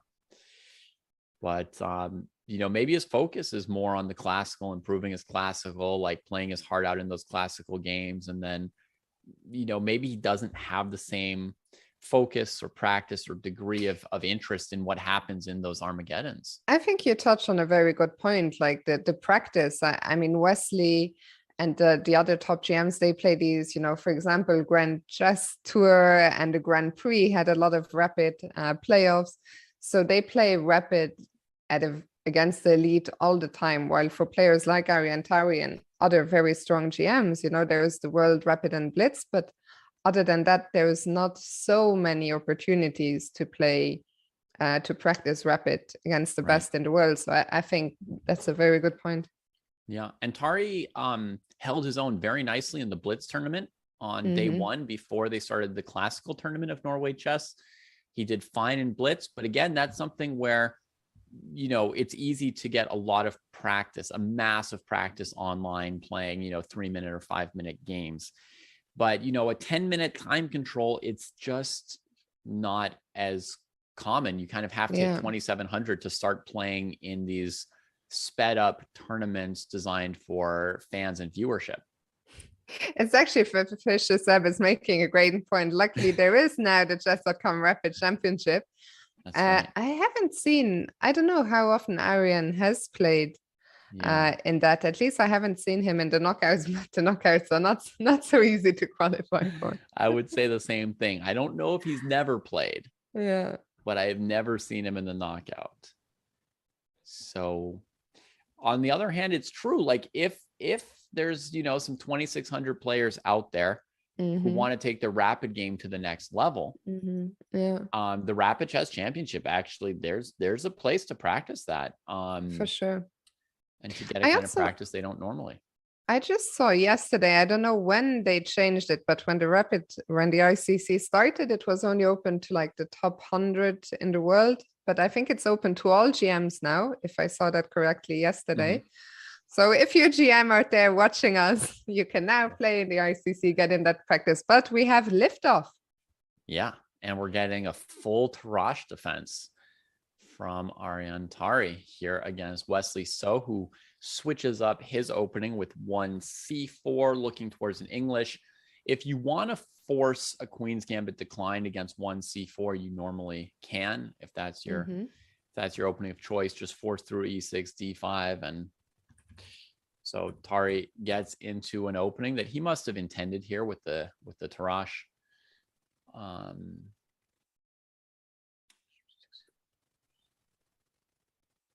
Wow, the moves are coming in really fast. Wow. What do you make of this choice by Ariane to give up a pawn here? Yeah, I'm not familiar with it, and at first blush, it does not look that great to me. Seth is saying this is apparently the Dubov line. The Dubov line. Okay, the Dubov line. So I guess the Dubov line probably starts with this choice to go bishop c5 really early on, because knight b3 puts you in double attack. The goal is not to go trade off the dark squared bishop, although we've seen those positions get played and successfully defended by players, including Ariane Tari. Defended that structure from a Nimzo earlier this tournament, I think against Mamad Yarov. So bishop e6, e4, and now bishop g4. And one of my first thoughts was bishop f3 for white. I think he would just play bishop h3, and it's just sort of, there's still awkward things to figure out. So white plays Wesley goes queen d2. Takes. He's going to have to take. But then on queen e7, you can't block on e3 or e2. Yeah, wow. So I Tari's think this hitting is him actually with a crappy opening. Yeah, I think this is actually brilliant choice by Ariane Tari, who it seems has caught Wesley in some kind of, at least surprised him in the opening. So tempted to take on c6 now, but I knew you were gonna say that. It's like when I don't know what to do, I just sack my queen. Don't know what to do, take my queen. Just hang her. What about queen f4 now? Does that win the game? No, there's bishop d3. Not necessarily win the game. And the white king, I guess, is just gonna go and hide on h2. How about queen c3? Okay, queen c3. Yeah, queen White c3. Oh my goodness, David. Sorry, Wesley. You're a terrible influence. Wesley decides to give up the queen. What the heck? I know. Did It's not just too see that one tempting. coming. It's just too tempting. You've got all these minor pieces. The black king is sort of like stuck inside this scary pawn. It's too tempting. It's too tempting. Okay, so a very interesting choice by Wesley. And as you say, I mean, the king does look like it could get in some trouble on b8. It has nowhere to go. It has very few defenders. But what about the white? Yeah, so bishop f4 is a threat for now. There's still bishop. I was going to say I like a6 to make some luft, but the bar did not like it at all. Okay, here's an idea. Bishop f4. Oh, black's going to play king a7, not bishop c7. Yeah. So what could be wrong? What's wrong with a6? Something. Well, I mean, seems... the basic problem here is going to be some way for white to threaten knight c6. But I was thinking, like, you know, if you go check and then here, you could then throw in the move knight d4 right there. Right. But then I realized bishop f4. I mean, black's whole point is to play king a7, right? So yeah, and that's not the answer. It's not the answer.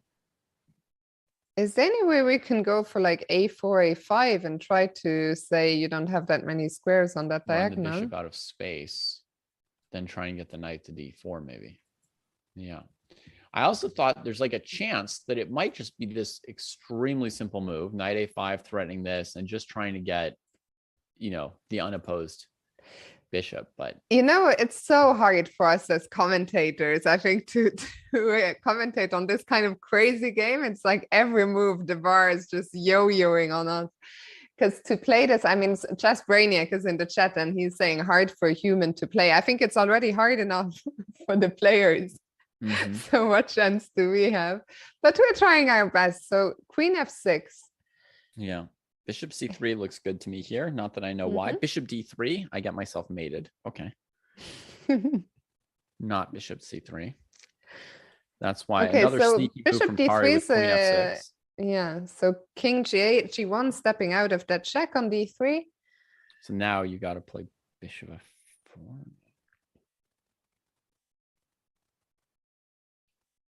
So bishop f4. King a7. And then what? And then what? Yeah, I don't see where this knight's going. It's really like stuck for the moment. Really stuck. Not sure what white should do with this. Is Wesley going to show us the way? On the clock, what has Wesley played? King h2. Okay. That's not a move I was expecting. So he's just saying, I'm just going to hide the king and then regroup and go. And he's got to develop the second rook, right? I mean, how are you going to win the game with the rook on h1? It would have to be quite a tactic. And yeah, king a7 has been played. That's where he was planning to hide out. So what is even the material? White has a rook. Oh, actually, you even have plenty of material. You have a rook, a minor piece, and 2 pawns. Yeah. Didn't realize it was so. Yeah. Yeah. I mean, it wasn't insane, right? Like we got that. You've suggested more insane. I've suggested sacking the queen for much less. I don't know if we need to judge it with the word worse, but I've offered the queen for less. Okay, so Wesley to play. Bishop f4 and b8 could be played since black's not playing bishop c7. I mean, you just cash in your bishop for the rook, and then you've got 2 rooks against the queen. It's not insane. You might even be able to do better, but actually that says how good white's position is, that actually you could just do that. If you go there, I was wondering, can I ever take on f2 with the bishop? But I'm always going to be hit by some rook f1. No, this looks... Yes, right. Richard is saying this is indeed complicated. That's true. That's correct. Is correct indeed. Bishop f4 g5, as suggested, would allow bishop e5, really hurting black. So that's not going to be it here. What else could Wesley be thinking about?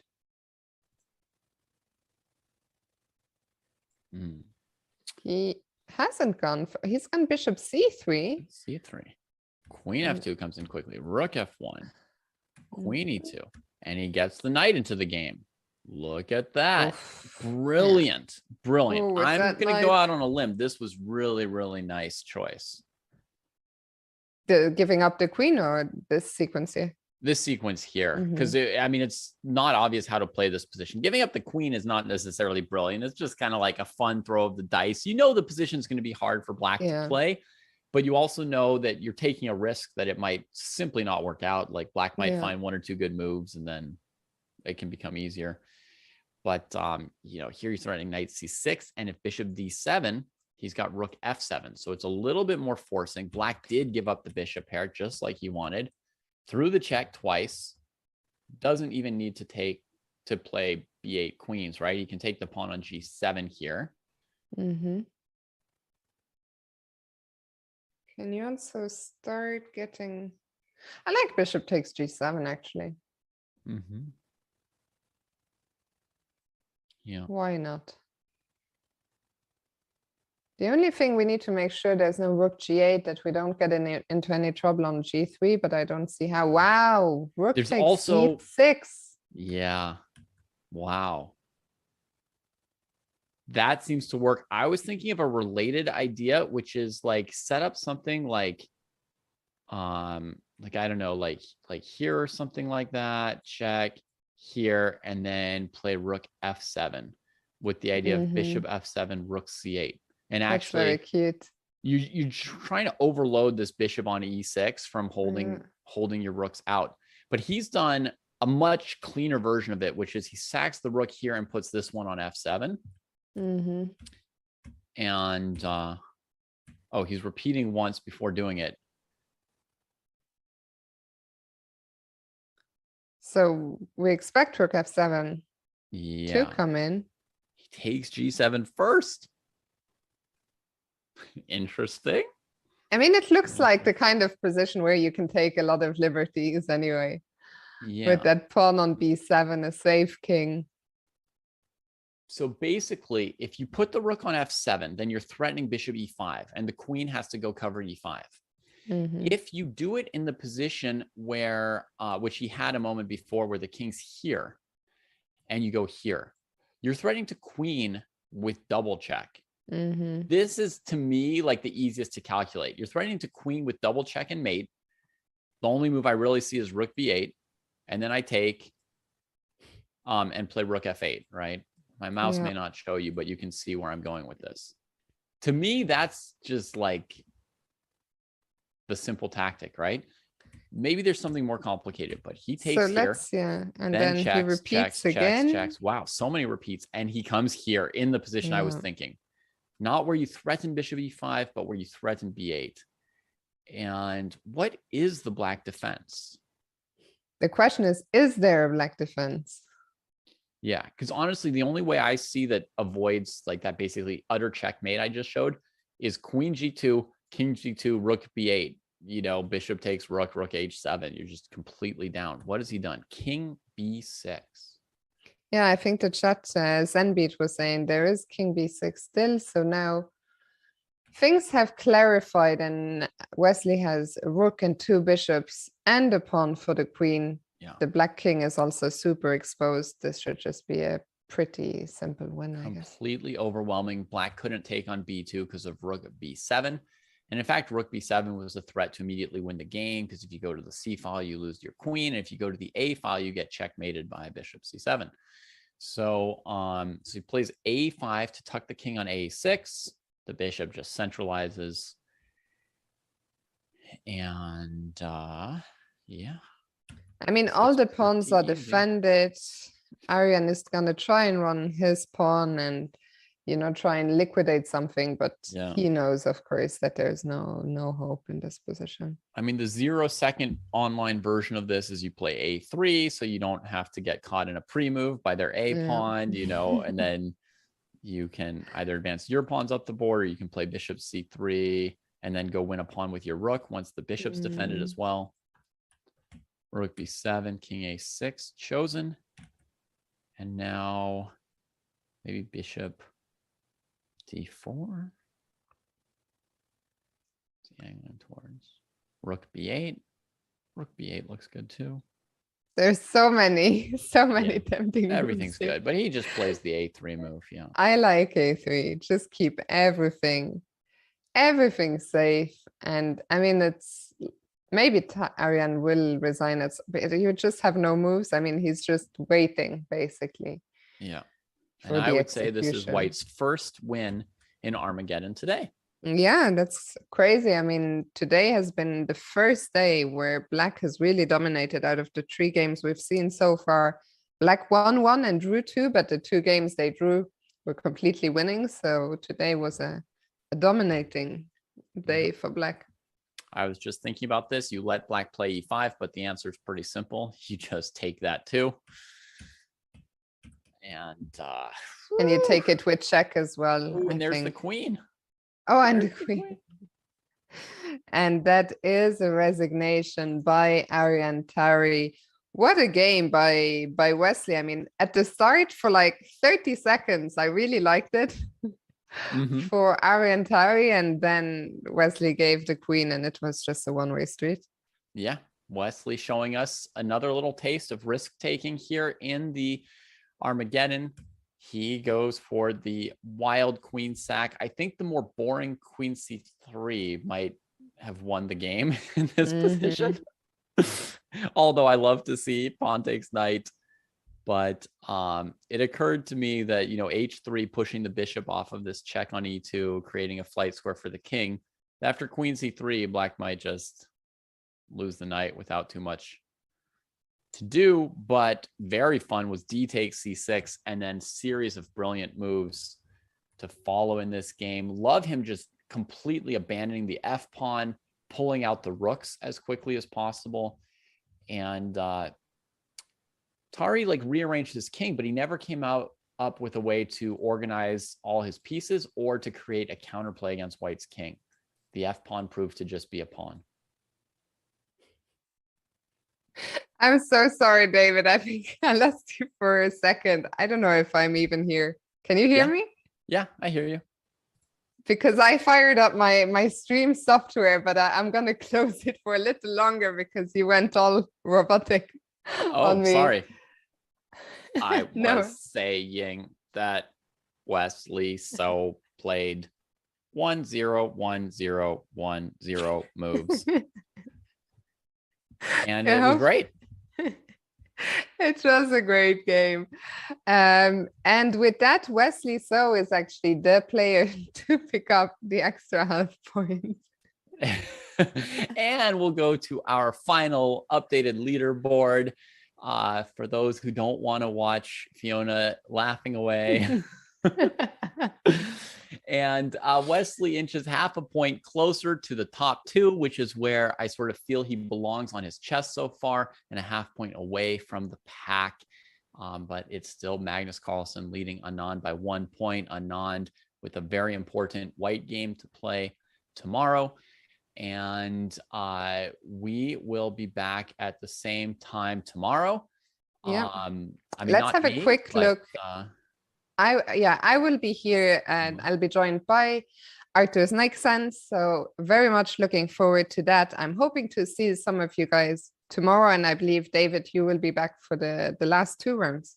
Yes. If I'm not mistaken. So tomorrow, round 7, then a rest day, and then the last 2 rounds, same place, same time. Thank you so much for watching us. Today was a fun day. And David, it's been a pleasure commentating with you. Yeah, I won't be back, but hopefully we'll have more opportunities to do commentary together in the future. Yeah, excellent. So I know you're heading over to your own stream now. So folks, you can check out Fiona in just a minute. She will like close one stream, start the next stream. So yeah, go check it out. Thank you so much. Have a good one, everyone. Thank you so much for watching us. See you soon.